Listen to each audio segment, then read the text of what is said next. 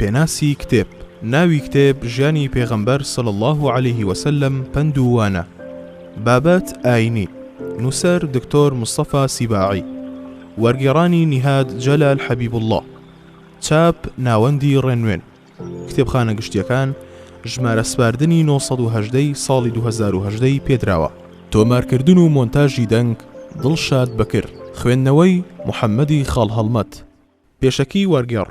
سوپاس و ستایش بۆ خوای گەورە. سەلات و سەلامی خوا لە پێغەمبەر و ئالوبەیتی. ڕزای خوا لە هاوڵانی پێشەوامان محەممەد صلی الله عليه وسلم. ڕەحمەتی خوا لە شوێنکەوتوانی ڕێبازەکەی هەتا ڕۆژی دوایی.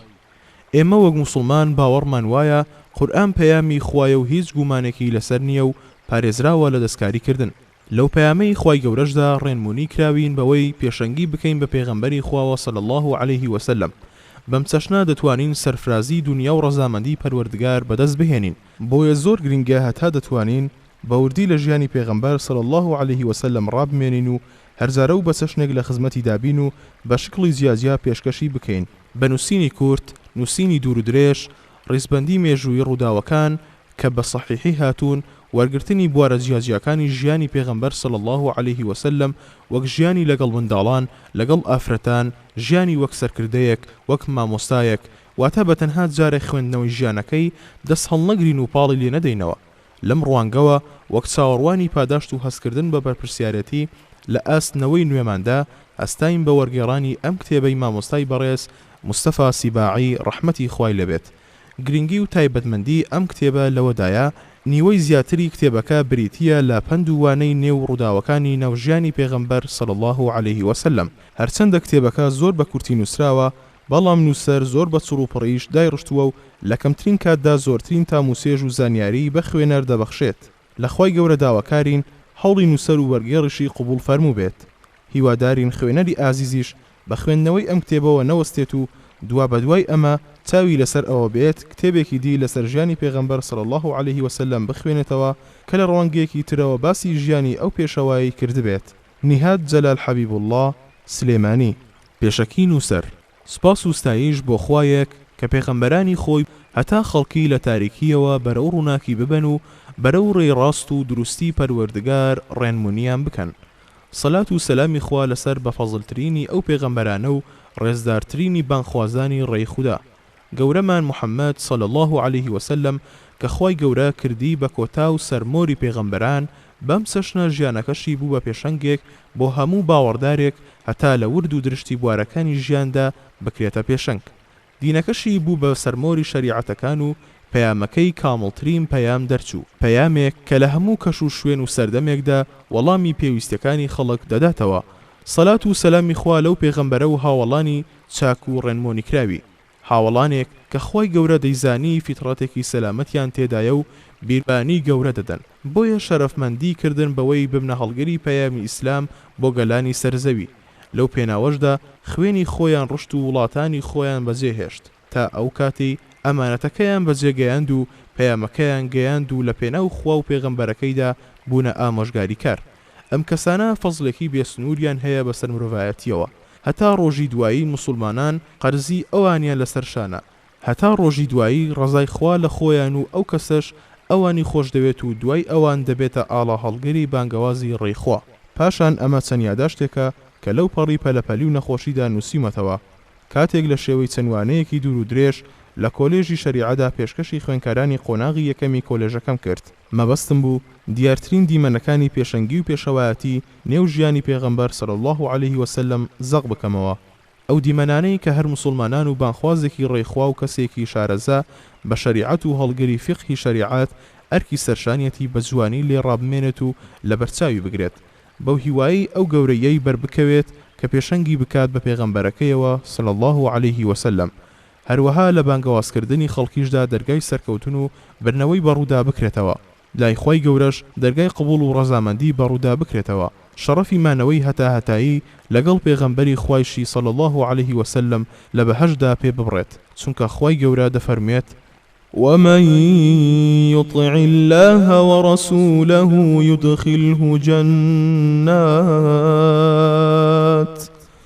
يدخله جنات تجري من تحتها الأنهار خالدين فيها وذلك الفوز العظيم. وهر کەسێک بە فەرمانی خوا و پەیامبەرەکەی بکا و گوێڕایەڵیان بێت، خوا دەیخاتە ناو چەند باخ و باخاتێکەوە کە ئاو ڕووبار بە بەریاندا دەچێت و بە هەتاهەتایی شتیایدا ئەمێننەوە. ئەوەشە سەرکەوتن و بەختیاری گەورە و مەزن. توێژینەوەکەشم بەم چەشنە داڕشتووە. ئەلیف پێشەکی کە دوو باس لە خۆ دەگرێت. یەکەمیان تایبەتمەندی ژیاننامەی پێغەمبەر صلی الله عليه وسلم و سوودی خوێندنەوەی. دووەم سەرچاوە و مەرجەعە سەحیحەکانی ژیاننامەی پێغەمبەر صلی الله عليه وسلم. با فقه و تێگەیشتن لە ژیاننامەی پێغەمبەر صلی الله عليه وسلم کە دە بەش لە خۆ دەگرێت. بەشی یەکەم ژیانی پێغەمبەر صلی الله عليه وسلم پێش پێغەمبەرایەتی. بەشی دووەم ژیانی پێغەمبەر صلی الله عليه وسلم دوای پێغەمبەرایەتی هەتا کۆچی حەبەشە. بەشی سێیەم ژیانی پێغەمبەر صلی الله عليه وسلم دوای کۆچی حەبەشە هەتا کۆچی مەدینە. کۆچی پێغەمبەر صلی الله عليه وسلم هەتا سەقامگیربوونی لە مەدینە. بەشی پێنجەم جەنگ و غەزاکانی لە غەزای بەدرەوە هەتا فەتحی مەکە. بەشی شەشەم بڵاوبوونەوەی ئیسلام لە نیمچە دوورگەی عەرەبی پاشان فەتحی مەکە. بەشی حەوتەم ژیانی پێغەمبەر صلی الله عليه وسلم دوای فەتحی مەکە هەتا کاتی وەفاتی. بەشی هەشتەم تایبەتمەندیەکانی تەشریعی ئیسلامی لە مەدینە. بەشی نۆیەم ڕۆشتی پێغەمبەر صلی الله عليه وسلم و درۆ و ناڕاستیەکانی ڕۆژهەڵاتناسان و موژدەبەران.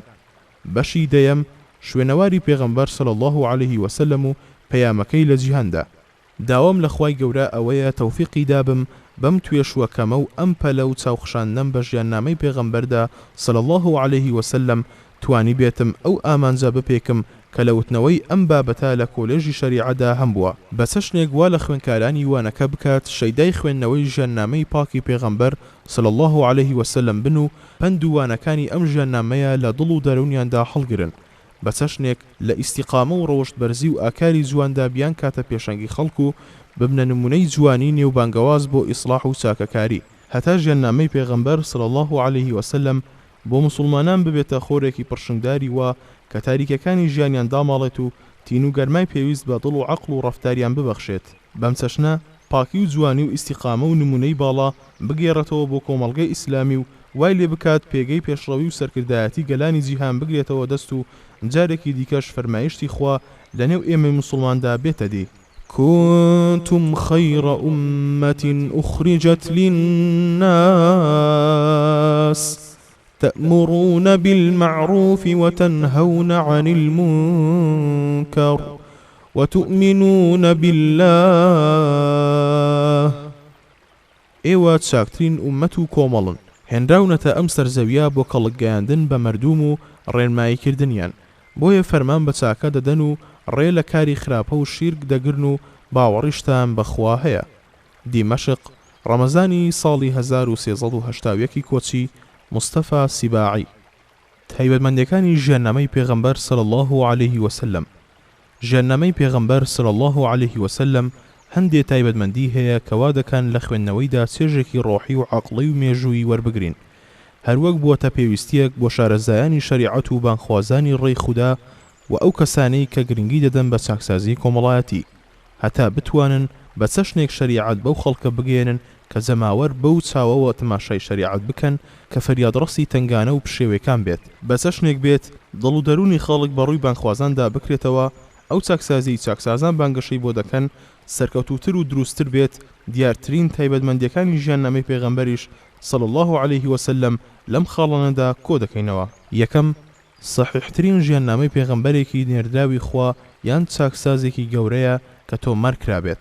ژیانی پێغەمبەر صلی الله عليه وسلم بە صحیحترین و چەسپاوترین شێوە گەیشتۆتە دەستمان. وەک دواتر لە باسی سەرچاوەکانی ژیاننامەی پێغەمبەردا صلی الله عليه وسلم دەیبینین. بە چەشنێک هیچ دەرفەتێکی گومان لەسەر ڕووداوە گەورە و دیارەکانی ناو ئەو ژیاننامەیە ناهێڵێتەوە. ئەوەش ئاسانکاریمان بۆ دەکات بە ئاسانی ئەو زیادەکاریانە بناسینەوە کە کەسانی نەزان بە حەزی خۆیان زیادەکاریان کردووە بۆ ڕوودا و یان موعجیزە و بەسەرهاتێکی ژیانی پێغەمبەر صلی الله عليه وسلم. کەسانێک کە ویستویانە ئەو سنووری گەورەی و پیرۆزی پەیامە و جوانی ژیاننامەی پێغەمبەر صلی الله عليه وسلم تێبپەڕێنن کە خوای گەورە بڕیاری داوە بۆ پێغەمبەرەکەی و بە حەز و ویستی خۆیان زیادەی پێوە بلکێنن. صحیحی ژیاننامەی پێغەمبەر صلی الله عليه وسلم بەو چەشنەی گومانێک لە خۆ نەگرێت لە ژیاننامەی هیچ یەک لە پێغەمبەرانی پێشودا نییە. بۆ نمونە ڕووداوە صحیحەکانی ژیاننامەی پێغەمبەر موسا تێکەڵ بە ناڕاستی کراون، چونکە جوولەکەکان ساختەکاریان تێدا کردووە. ناشتوانین بۆ وەرگرتنی ڕاستیەکانی ژیاننامەی پێغەمبەر موسا پشت ببەستین بەو تەوراتەی ئێستا. دەبینین چەندین ڕەخنەگری ڕۆژئاوایی گومانیان لەسەر سیفرەکانی تەورات خستۆتە ڕوو. هەندێکیان گەشتوونەتە ئەو بڕوایی هەندێ لە سیفرەکانی تەورات لە سەردەمی موسا و ساڵانی دوای وەفاتی موساشدا ماوەیەکی زۆر دوای وەفاتی پێغەمبەر موسا نووسراونەتەوە و نووسەرەکەشیان نەناسراوە. دەیتەنها ئەمە بەسە بۆ گومان خستنە سەر دروستی تۆماری ژیاننامەی پێغەمبەر موسا لە تەوراتدا. مسلمانیش بەم هۆکارەیە کە ناتوانێت بڕوا بە دروستی ژیاننامەی پێغەمبەر موسا بکات مەگەر تەنها ئەوەی لە قورئانی پیرۆز و سونەتی صحیحدا هاتووە. بۆ ژیاننامەی پێغەمبەر عیساش بە هەمان شێوە ئەو ئینجیلانەی بەڕەسمی لە کڵێسا مەسیحیەکاندا دانیان پێدانراوە بە سەدان ساڵ دوای پێغەمبەر عیسا نووسراونەتەوە و بێ هیچ ڕێکارێکی زانستی لە نێو سەدان ئینجیلی بەربڵاوی بەردەستی مەسیحیەکانی ئەو سەردەمەدا ئەو ئینجیلانە هەڵبژێردران. هەروەها ئەو ئینجیلانە بەڕێکارێکی زانستی وا نەدراونەتە پاڵ نووسەرەکانیان کە ببنە جێی دڵنیایی، بەڵکو سەنەدێکی نەپسراویان نییە بیانگەێنێتەوە بە نووسەرەکانیان. بەڵکو هەندێک لە ڕخنەگرە ڕۆژئاواییەکان ناکۆکی و ڕازیاییان هەیە لەسەر ناوی هەندێک لە نووسەرەکان و یەکدەنگ نین لەسەر ئەوەی ئایا ناویان چی بووە و لە چ سەردەمێکدا ژیاون. ئەگەر ئەمە حاڵی ژیاننامەی ئەو پێغەمبەرانە بێت کە ئەینەکەیان لە جیهاندا بەربڵاون، ئەوە گومانەکە بۆ ژیاننامەی ڕێبەرانی ئەو ئاین و فەلسەفانە زۆر زیاترە کە شوێنکەوتەکانیان لە جیهاندا بە ملیۆنەها کەس ئەژمار دەکرێن، وەک بوزا و کۆنفۆشیۆس، چونکە ئەو گێڕانەوانەی شوێنکەوتەکانیان سەبارەت بە ژیاننامەی ڕێبەر و پێشەوەکانیان دەیانگێڕنەوە لە ڕوانگەی توێژینەوەی زانستیەوە هیچ بنەمایەکی وایە نییە کە بە هەند وەربگیرن، بەڵکو قسەی سەرزمانی نێوخودی کاهینەکانە و نەوە دوایەوە بەڕێ ئەفسانە و خوڕافیەتیان بۆ زیاد کردووە کە هیچ عەقڵێکی ڕۆشن و ئازادی دوور لە دەمانگیری نێو ئەو ئاینانەش ئەو شتانەی پێڕەوا نییە. بەم سەشنە دەبینین ڕاستترین و چەسپاوترین ژیاننامە کە بە متەواتیری هاتبێت ژیاننامەی محەممەد پێغەمبەری خوایە صلی الله عليه وسلم.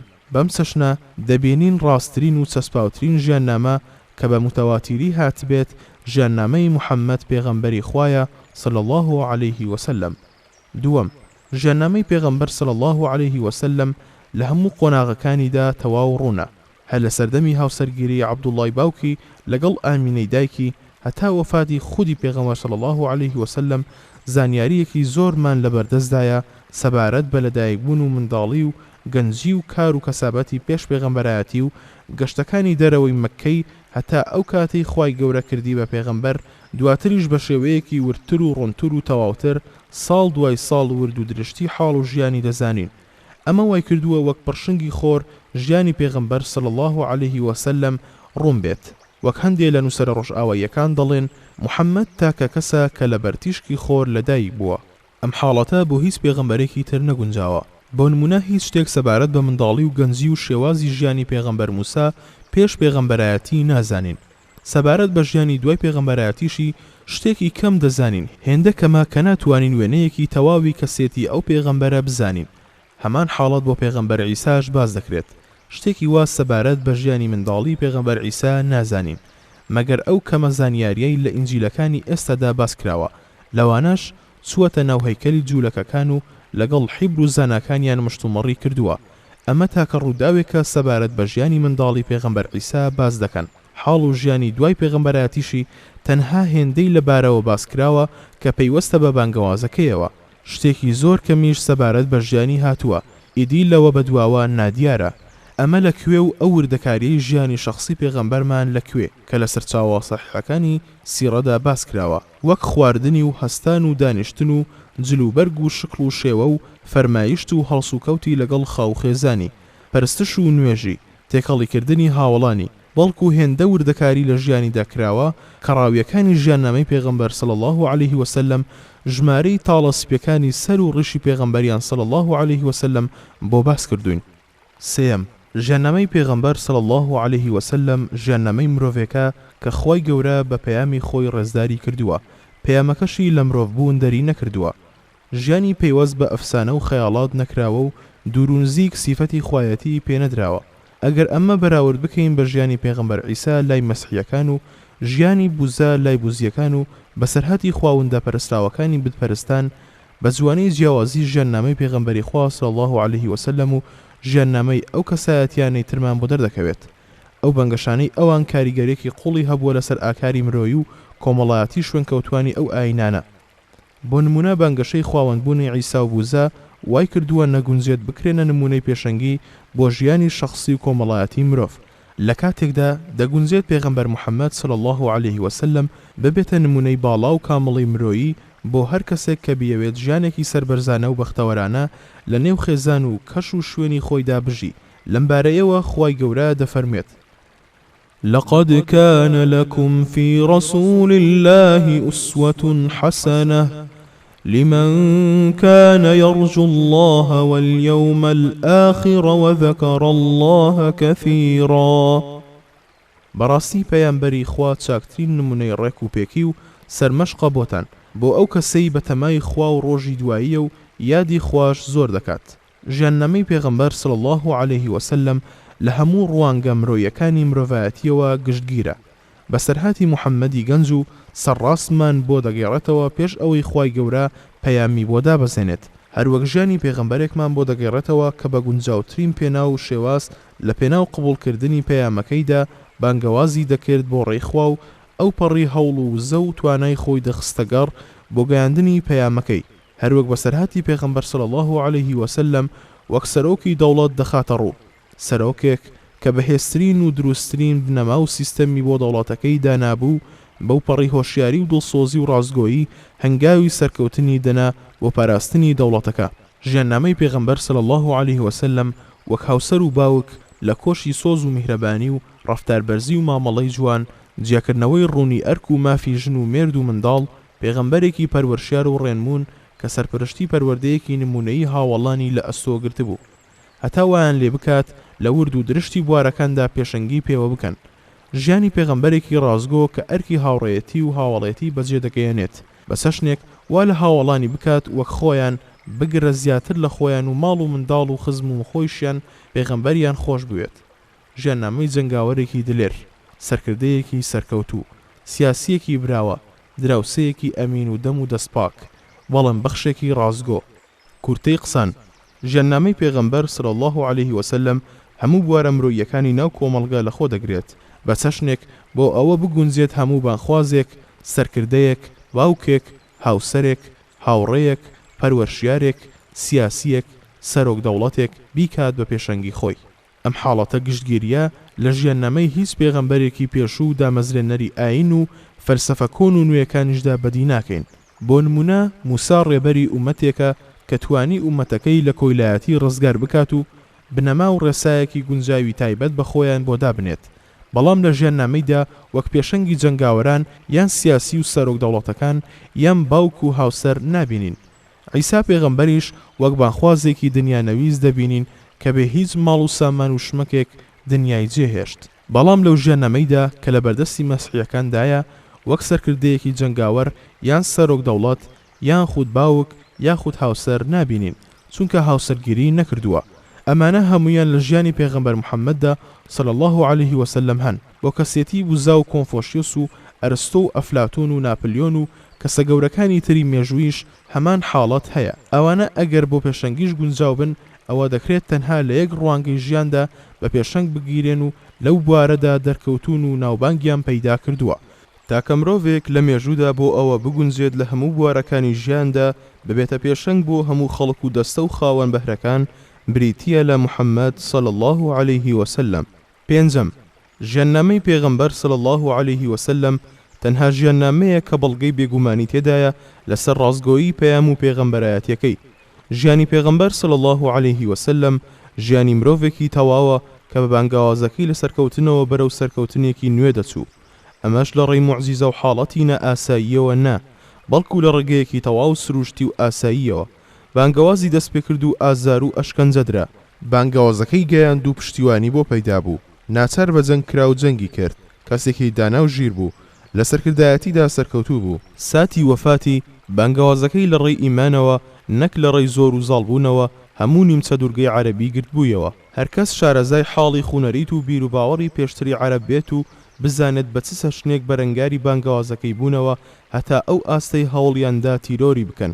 هاوکوفی نێوان سوپا و کەرەستەی بەردەستی پێغەمبەر صلی الله علیه وسلم و نەیارەکانی لە هەر جەنگێک و سەرکەوتنی بەسەر نەیارەکانیدا ماوەی کورتی پەیامەکەی هەتا کاتی وەفاتی کە 23 ساڵ بوو. هەرکەس ئەمانە لە بەرچاو بگرێت و ئاگداری ئەم وردەکاریانە بێت دڵنیا دەبێتەوە کە محەممەد بەڕاستی پێغەمبەری خوددا بوو. هەرگیز ناگونجێت خوای گەورە پشتگیریەکی ناوازە و تایبەتی مێژووی لەو چەشنەی کەسێک بکات کە درۆ بەدەم خواوە بکات. بۆیە ژیانی پێغەمبەر صلی الله علیه وسلم لە ڕێگەیەکی تەواو عەقڵیەوە ڕاستی پەیامەکەی پێغەمبەرمان صلی الله علیه وسلم بۆ دەسەلمێنێت. معجزەکانی پێغەمبەر صلی الله علیه وسلم بنەڕەتی یەکەم و هۆکاری سەرەکی باوەڕهێنانی عەرەب نەبوو بە بانگەوازەکەی پێغەمبەر صلی الله علیه وسلم، بەڵکو نابینین بێباوەڕم کوڕەکان لەسەر معجزەیەکی باوەڕیان پێهێنا بێت، بەڵکو معجزە مادیەکان بەڵگەیەک بوون بۆ ئەوانەی دەیان بینی. ئەو مسلمانانەش کە پێغەمبەریان صلی الله علیه وسلم نەبینیوە و معجزەکانیان بەدی نەکردووە لەبەر ئەو بەڵگە عەقڵیە یەکلاییانە باوەڕیان پێهێناوە کە ڕاستی بانگەوازی پێغەمبەرایەتیەکەی دەسەلمێنن.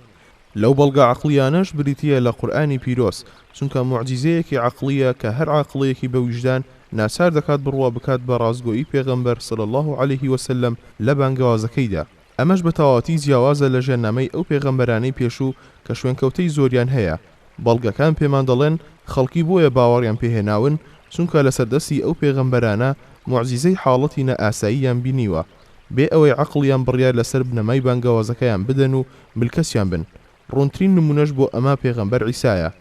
خۆی گەورە لە قورئانی پیرۆزدا بۆمان باس دەکات کە پاڵپشتی یەکەم بۆ قەناعەت پێکردنی جوولەکە سەبارەت بە ڕازگۆیی پەیامەکەی پێغەمبەر عیسا بریتی بووە لە چاکردنەوەی نابینا و بەڵەک و چاکردنەوەی نەخۆش و زیندووکردنەوەی مردووەکان و هەواڵدان بە خواردنی خەڵک و ئەو شتانی لە ماڵەوە دەیشارنەوە. هەموو ئەمانەش بە مۆڵەتی خوای گەورە بوو.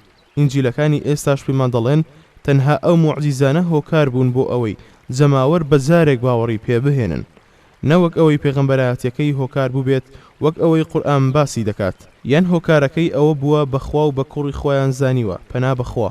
مەسیحیەت دوای پێغەمبەر مەسیح بەهۆی باس و خواسی معجیزە و حاڵەتە نەئاساییەکانەوە بڵاو بوویەوە. سیفری ئەعمال الڕەسوولیش چاکترین بەڵگەیە لەو بارەیەوە. ئیتر دروستە ئەو مەسیحیەتەی کە شوێنکەوتەکانی باوەڕیان پێهێناوە بە ئاینی معجیزە و حاڵەتە نەئاساییەکان ناوزەت بکەین نەک بە ئاینی قەناعەت پێهێنانی عەقڵی. لێرەوە جیاوازی ژیاننامەی پێغەمبەرمان صلی الله علیه وسلم بۆ دەردەکەوێت کە کەسێک لە ڕێی بینینی معجیزەیەکی نەئاساییەوە باوەڕی پێنەهێناوە. خوای گەورە کە بە معجیزەی نەئاسایی پێغەمبەری خوای صلی الله علیه وسلم ڕێزدار کرد، تەنها وەک ڕێزگرتنی پێغەمبەر صلی الله علیه وسلم و دەمکوتکردنی نەیارە خۆ بەزلزانەکانی بوو. هەر کەسیش بە وردی لە قورئان ڕابمێنێت ئەوە بۆ دەردەکەوێت کە بۆ قەناعەت پێهێنان پشتی بەستووە بە محاکەمەی عەقڵی و بینینی هەستپێکراوی گەورەی سەنعەتی خوا. کاتێک دەزانین پێغەمبەر صلی الله علیه وسلم نەخوێندەوار بووە و قورئانی پیرۆزی هێناوە، ئەمە بەڵگەیەکی تەواو ڕوونە لەسەر ڕازگۆیی پەیامەکەی. خوای گەورە لە سوورەتی عنکەبوتدا دەفەرموێت وقالوا لولا أنزل عليه آيات من ربه قل إنما الآيات عند الله وإنما أنا نذير مبين أولم يكفهم أنا أنزلنا عليك الكتاب يتلى عليهم إن في ذلك لرحمة وذكرى لقوم يؤمنون. وتيان جابۆ ڕاستی خۆی بۆ لەلایەن پەروەردگاریەوە چەند بەڵگەیەکی بۆدا نەبەزێنرا. تۆش پێیان بڵێ هەموو ئەو بەڵگە و نیشانانە هەر لای خوان و بەدەستی ئەون. من هیچ شتێکم بەدەست نییە و من هەر بێدارکەرەوە و ترسێنەرێکی ئاشکرام. مەگەر ئەوانە داوای بەڵگە ئەکەن ئەوەیان بەس نییە کە ئێمە قورئانمان بۆ ناردوویت و تابیکەنە بەڵگە بۆ ڕاستی تۆ. بەڕاستی لە قورئانەدا بەزەی و ئامۆژگاری هەیە. بۆ هەر قەوم و هۆزێ بیان هەوێ باوەڕ بێنن. کاتێک قوڕەی ژوازیان نەدەهێنا و چەشنی ئومەتانی پێشوو بەردەوام داوای موعجیزەیان دەکرد لە پێغەمبەری خوا صلی الله عليه وسلم، خوای گەورە فەرمانی کرد بە پێغەمبەرەکەی بەم چەشنە وەڵامیان بداتەوە: سبحان ربي هل كنت إلا بشرا رسولا. گوێ بگرە بزانە لە سوورەتی ئیسراءدا چی دەفەرموێت: وقالوا لن نؤمن لك حتى تفجر لنا من الأرض ينبوعا أو تكون لك جنة من نخيل وعنب فتفجر الأنهار خلالها تفجيرا أو تسقط السماء كما زعمت علينا كسفا أو تأتي بالله والملائكة قبيلا أو يكون لك بيت من زخرف أو ترقى في السماء ولن نؤمن لرقيك حتى تنزل علينا كتابا نقرأه قل سبحان ربي هل كنت إلا بشرا رسولا. مشریکە خۆ بەزلزانەکانی مەکە دوای ئەوەی کە لە بربەرەکانێکردن لەگەڵ قورئاندا بێئومێد بوون و پەکیان کەوت گوتیان هەرگیز ئێمە بڕوات پێ ناکەین ئەی محەممەد تا لەو زەویە وشکەی مەکەدا کانی یاخود ئاوێکمان بۆ هەڵ نەخوڵێنیت و ئاوەکەیشی هەمیشە بەردەوام بێت، یاخود باخێکی پڕ لە خوورما و ترێت هەبێ و جۆگە و چۆمە ئاو و ڕووباری زۆر و فراوان لە ناویە هەڵقوڵێت و بە بندارەکانیدا بە خوڕەم بڕوات، یاخود پارچە پارچەی ئەم ئاسمانەمان بەسەردا بخەیت، هەروەکو خۆت خەیاڵت دەکرد و دەترساندین و هەڕەشەت لێ دەکردین و پێت دەگوتین ئەگەر بڕوا نەهێنن خوددا سزاتان دەدات، یاخود خوای گەورە فریشتەکانی هەردوو بێنە پێش چاومان ڕووبەڕوومان بکەیت و بیان بێنین، یا ماڵ و کۆشکێکی گەورەت لە زێڕ هەبێ و نەخشێنرابێت ویان لە پێش چاوماندا بەرەو ئاسمان سەرکەویت و هێشتا بەوەش هەر باوەڕت پێ ناکەین، هەتا لەگەڵ خۆتدا نامەیەکمان بە زمانی خۆمان بۆ دێنی و بیخوێنینەوە و دام بە پێغەمبەرایەتی تۆدا بێنین، بڵێ پاک و خاوێنی و بێگەردی هەر بۆ پەروەردگارمە لەوەی کە ئێوە پێشنیاری لەسەر دەکەن، بۆچی من سیم تا ئەوانە داوای شتێکم لێ بکەن، مەگەر من تەنها پێغەمبەرێک نیم و لە گروی ئادەمی زاد نیم. بەم سەشنە قورئانی پیرۆز ڕوون و ڕاشکاوانە بڕیا لەسەر ئەوە دەدات کە محەممەد مرۆڤێکی پێغەمبەرە و لە بانگەوازی پەیامەکەیدا پشت نابەستێت بە موعجیزە و حاڵەتی نەئاسایی، بەڵکو عەقڵ و دڵەکان دەدوێنێت. فمن يريد الله أن يهديه يشرح صدره للإسلام. اینجا ئەو کەسە کە خوا بیەوێ ڕێنمایی بکات بۆ دینی ئیسلام دڵ و سنگی فراوان و گوشاد دەکات بۆ ئیسلام. سەرچاوەکانی ژیاننامەی پێغەمبەری خوا صلی الله عليه وسلم. ئەو سەرچاوە سەرەکیانەی بۆ ژیاننامەی پێغەمبەر صلی الله عليه وسلم پشتیان پێدەبەسترێت لە چوار سەرچاوەدا خۆیان دەبیننەوە. یەکەم، قورئانی پیرۆز. قورئانی پیرۆز سەرچاوەیەکی بنەڕەتیە کە لایەن و دیمەنەکانی ژیاننامەی پێغەمبەری خوای صلی الله عليه وسلم لێ وەردەگرین.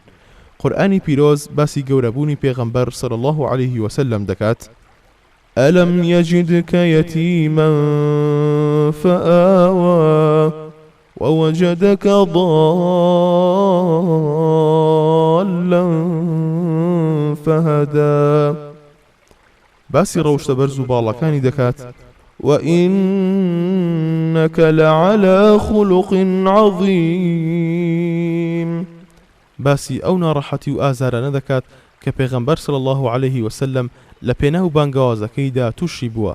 باسی ئەو تۆمەتانە دەکات کە مشریکەکان دایاندایە پاڵ پێغەمبەرمان صلی الله عليه وسلم لە پێناو بەرگرتن بە دینی خوددا، وەک تۆمەتی جادوو شێتی. قورئانی پیرۆز کۆچی پێغەمبەر و گرنگترین جەنگەکانی پاش هیجرەتیش دەخاتە ڕوو. باسی جەنگی بەدر و ئوحود و ئەحزاب و سوڵحی حودەیبیە و فەتحی مەککە و غەزای حونەینی کردووە. هەندێ موعجیزەی وەک موعجیزەی ئیسرا و میعراجیشی باس کردووە. بە شێوەیەکی گشتی قورئانی پیرۆز باسی زۆری ڕووداوەکانی ناو ژیاننامەی پێغەمبەری خوای کردووە صلی الله عليه وسلم. بەو پێی قورئانی پیرۆز جێمەتمانەترین کتێبی سەر ڕووی زەویە و بە متەواتیر چەسپاوە و مرۆڤی ژیر بیر لەوە ناکاتەوە گومان بکات لە دەقەکانی و ڕاستی و چەسپاندنی مێژووی قورئان لەم ڕوانگەوە ئەم ڕووداوانەی ژەننامەی پێغەمبەر صلی الله عليه وسلم کە لە قورئانی پیرۆز دەهاتوون بە مطلقی قورئان ڕاستترین سەرچاوەی ژەننامەی پێغەمبەری خوایە صلی الله عليه وسلم. بەڵام پێویستە تێبینی ئەوە بکەین کە قورئانی پیرۆز وردەکاری ڕووداوەکانی ژەننامەی پێغەمبەری خوای صلی الله عليه وسلم نەخستۆتە ڕوو، بەڵکو بە شێوەیەکی گشتی باسی کردووە. کاتێک باسی جەنگێک دەکات هۆکارەکانی و ژمارەی موسڵمانان و بێباوەڕان و ژمارەی کوژرا و دیلەکانی مشریکەکان باز ناکات، بەڵکو قسە لەسەر پند و وانەکانی جەنگەکە دەکات. قورئانی پیرۆز بۆ بەسەرهاتی پێغەمبەران و گەلانی پێشوش هەمان شێوازی باسکردنی گرتوۆتە بەر، بۆیە ناتوانین بۆ وەرگرتنی وێنەیەکی تەواوی ژیانی پێغەمبەر صلی الله عليه وسلم تەنها دەست بەو دەقانەی قورئانی پیرۆزەوە بگرین کە پەیوەستن بە ژێرنامەی پێغەمبەری خواوە صلی الله عليه وسلم. دووەم، سنەتی صحیح. سنەتی صحیحی پێغەمبەر صلی الله عليه وسلم ئەوەیە کە لەو کتێبانی پێشەوانی فەرمودەدا هاتووە کە دەنراوە بەڕاستیاندا و لە جیهانی ئیسلامیدا متمانەیان پێکراوە.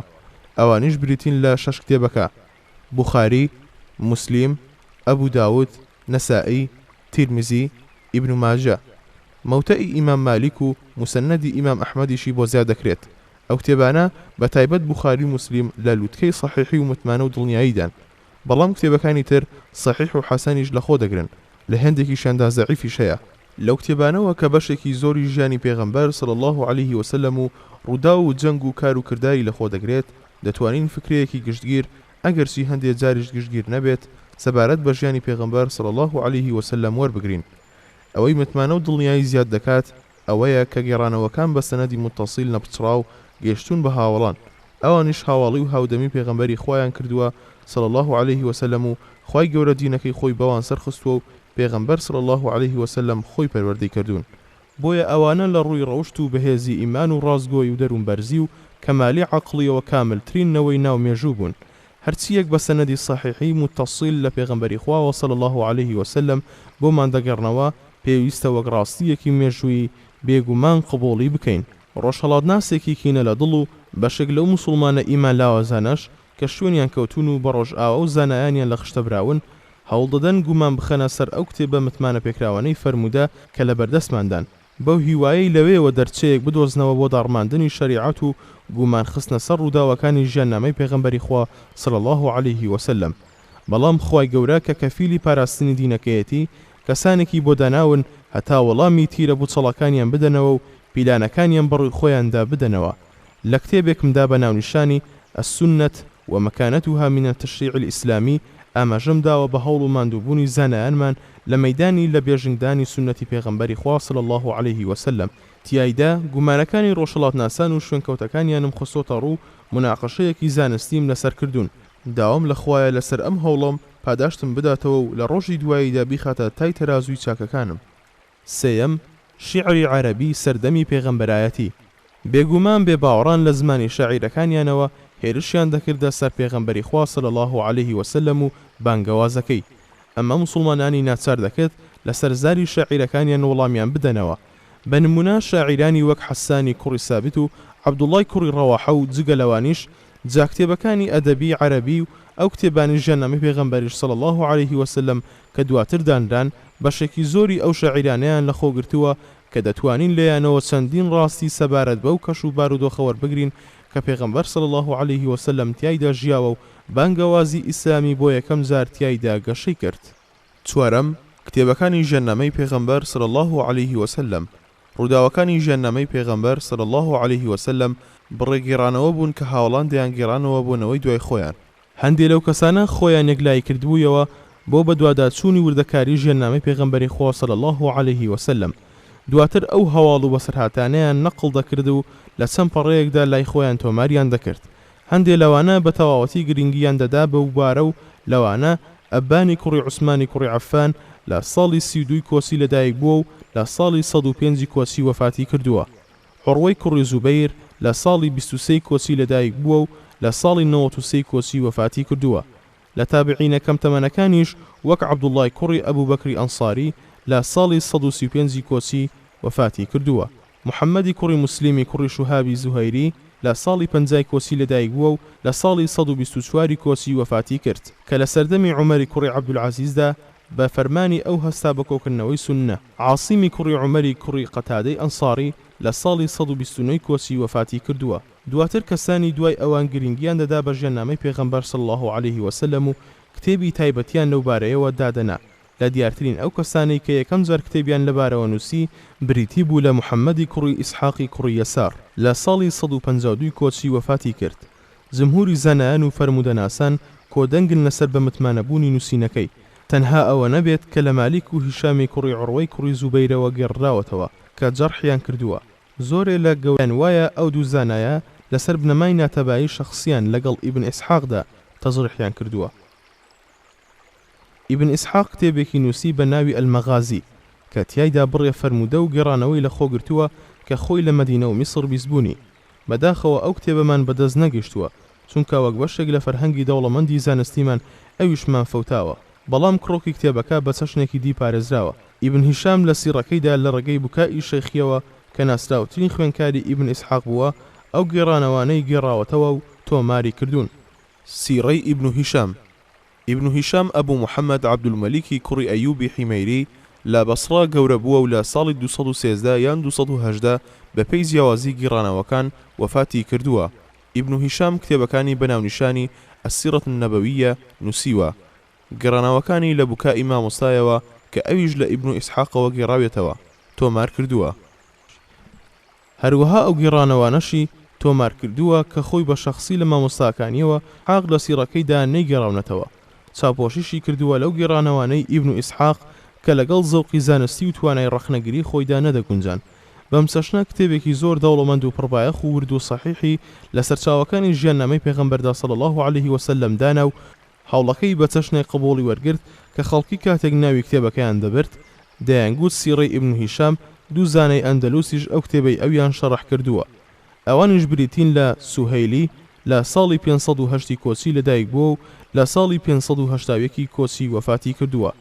خەشەنی لە ساڵی 535 کۆچی لەدایک بووە و لە ساڵی 604 کۆچی وەفاتی کردووە. طبقاتی ئیبن سعد. محەممەدی کوڕی سعدی کوڕی منیعی زوهری لە ساڵی 168 کۆچی لە بەسڕە لەدایک بووە و لە ساڵی 230 کۆچی لە بەغداد وەفاتی کردووە. ئەم کەسە نووسەری محەممەدی کوڕی عومەری واقیدی مێژونووسی ناوداری بواری مەغازی و سیرە بووە. ئیبن سعد لەم کتێبەیدا دوای ئەوەی باسی ژیاننامەی پێغەمبەری خوای صلی الله عليه وسلم کردووە ناوی هاوڵان و تابعینەکانی هێناوە بە پەیچین و هۆز و شوێنەکانیان. ئەم کتێبەشی یەکێکە لە بەمتمانەترین سەرچاوە یەکەمەکانی ژیاننامەی پێغەمبەر صلی الله عليه وسلم و لە هەموویان ورتر باسی هاوڵان و تابعینەکانی تۆمار کردووە. مێژووی تەبەڕی. ئەبوو جەعفەر محەممەد کوڕی جەرەیری تەبەڕی لە ساڵی 224 کۆچی لەدایک بووە و لە ساڵی 310 کۆچی وەفاتی کردووە. پێشەوەی فەقیهی فەرمودەناس خاوەنی مەسەبێکی فقهی بوو کە مەسەبەکەی زۆر بڵاو نەبوویەوە.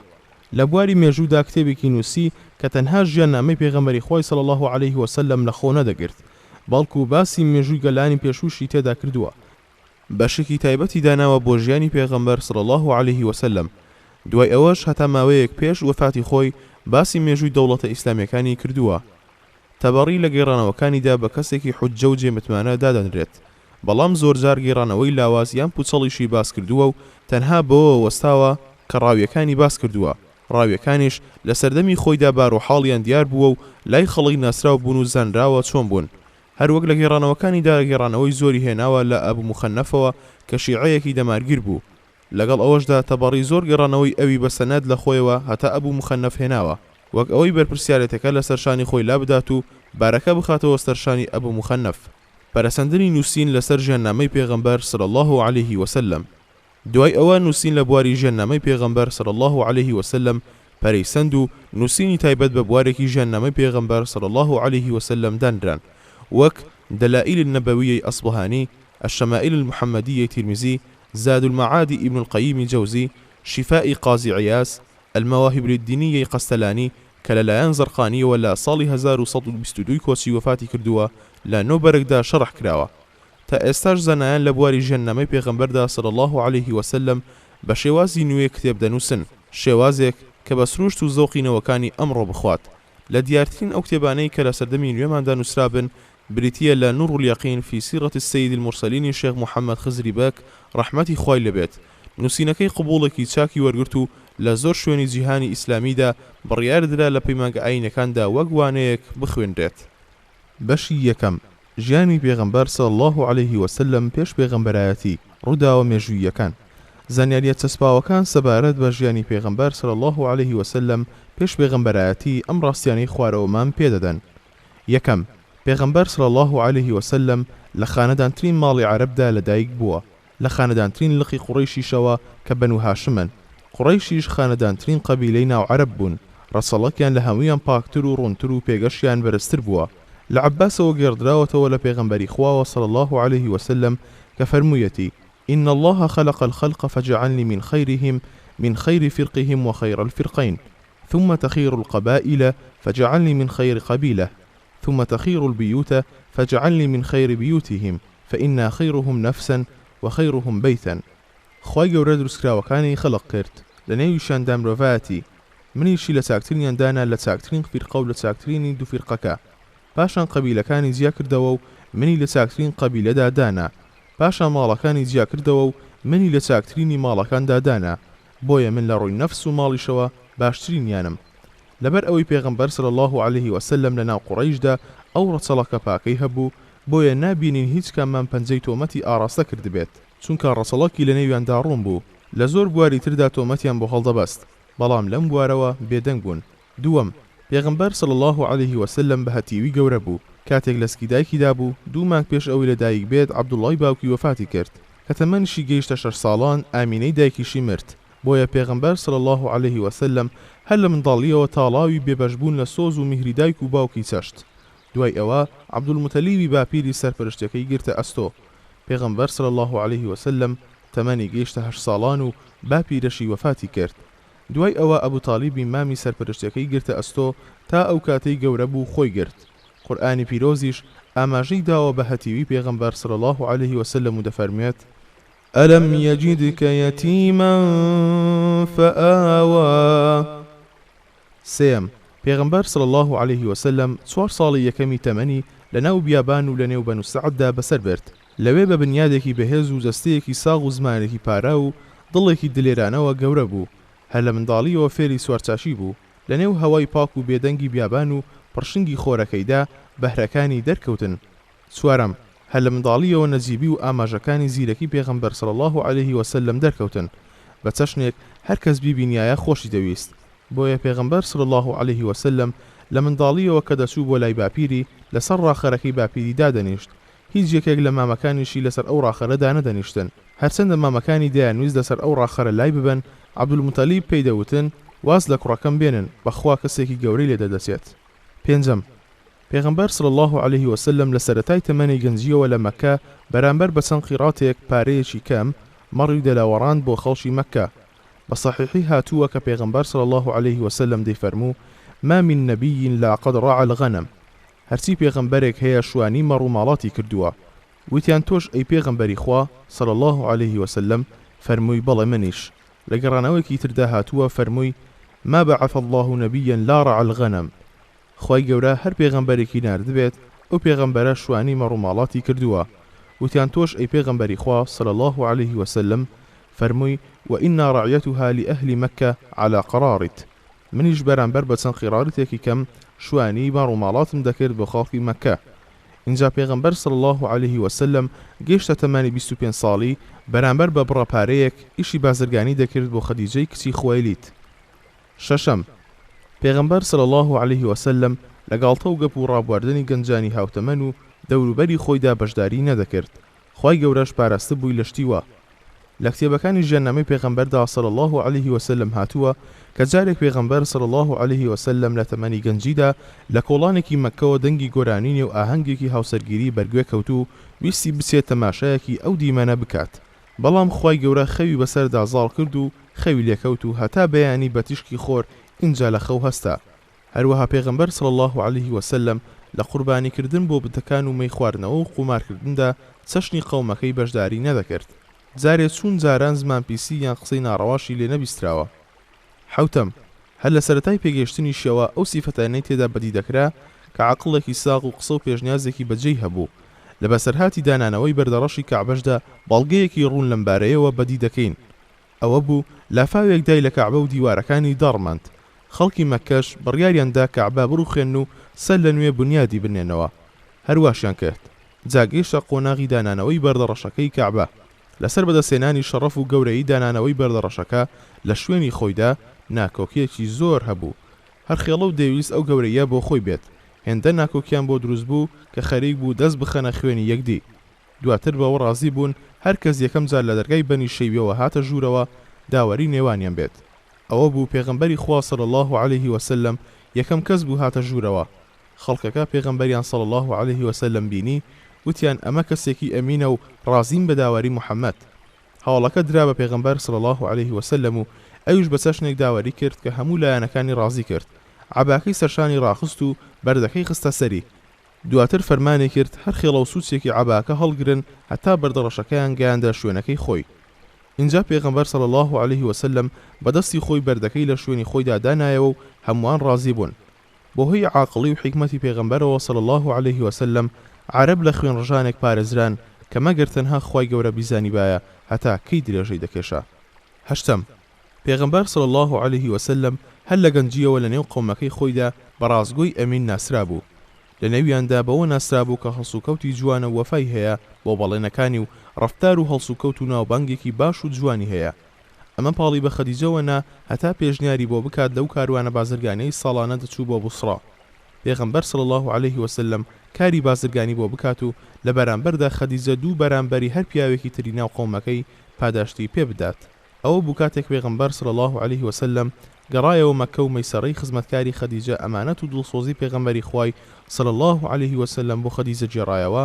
لە مامەڵە و بازرگانیەکەشدا قازانجێکی زۆری کردبوو. دوو بەرامبەری ئەو پشکەی بۆی داینابوو پاداشتی پێیدا. دواتر ئەم سیفەتانەی پێغەمبەر صلی الله عليه وسلم وایان لە خەدیجە کرد بیر لە هاوسەرگیری بکاتەوە لەگەڵ پێغەمبەر صلی الله عليه وسلم. ئەویش ڕازی بوو لە کاتێکدا خەدیجە 15 ساڵ لە تەمەنی ئەو زیاتر بوو. چاکترین شایەتی بۆ ڕەوشبەرزی پێغەمبەر صلی الله عليه وسلم پێش پێغەمبەرایەتی وتەکەی خەدیجەیە کە کاتێک پێغەمبەر صلی الله عليه وسلم لە ئەشکەوتی حیڕادا وحی بۆ دابەزی و بە شڵەژاوی گەڕایەوە خەدیجە پێیوت كلا والله ما يخزيك الله أبدا إنك لتصل الرحم وتحمل الكل وتكسب المعدوم وتقري الضيف وتعين على النوائب الحق. ناس سوێن بەخوا هەرگیز خوای گەورە سەرشۆڕت ناکە و پشتت بەرنادات. تۆ پەیوەندی خزمایەتی بەجێ دەگەیەنیت و پاڵپشتی بێدەرەتانانی و دەستگرۆی نەبوانیت. میوانداری میوانان دەکەیت و پاڵپشت و دڵدارەوەی بارشێواوانیت. نوێم، پێغەمبەر صلی الله عليه وسلم دوو جار چووەتە دەرەوەی مەکە. یەکەم جار کاتێک تەمەنی 12 ساڵان بوو لەگەڵ ئەبوو تالیبی مامیدا ڕۆیشت. دووەم جاریش کاتێک تەمەنی 25 ساڵان بوو بە سەمانی خەدیجەوە بۆ ئیشی بازرگانی ڕۆیشت. هەردوو گەشتەکەشی بۆ شاری بوسڕا بوو لە شام. لە هەردووکیاندا گوێی لە قسەکانی بازرگانان دەگرت و شوێنەواری ئەو ناوچانەی دەبینی کە پیایاندا تێپەڕ دەبوو. چاوی لەو نەریتانە دەبوو کە دانیشتوانی ئەو ناوچانە پەیڕەویان دەکرد. دەیەم، چەند ساڵێک پێش پێغەمبەرایەتی خوای گەورە حەزێکی لای پێغەمبەر صلی الله عليه وسلم دروست کرد بۆ ئەوەی بچێت بۆ ئەشکەوتی حیڕا. ئەم ئەشکەوتە دەکەوێتە شاخێکی نزیک مەککە لەبەری باکووری ڕۆژ ئاوەی شارەکەوە. لەوێ ماوەی مانگێک کە مانگی ڕەمەزان بوو لەو ئەشکەوتە دەمایەوە و بیری لە دەسەڵات و گەورەی خوای گەورە دەکردەوە. چەند ساڵێک لەسەر ئەم حاڵەتە بەردەوام بوو هەتا ئەو کاتەی وحی بۆ هات و قورئانی پیرۆزی بۆ دابەزی. پندووانە توێژەر لە لێکۆڵینەوەی ئەم ڕووداوانەی پێشووەوە دەتوانێت ئەم پندووانە و ئەنجامانە هەڵێنجێت.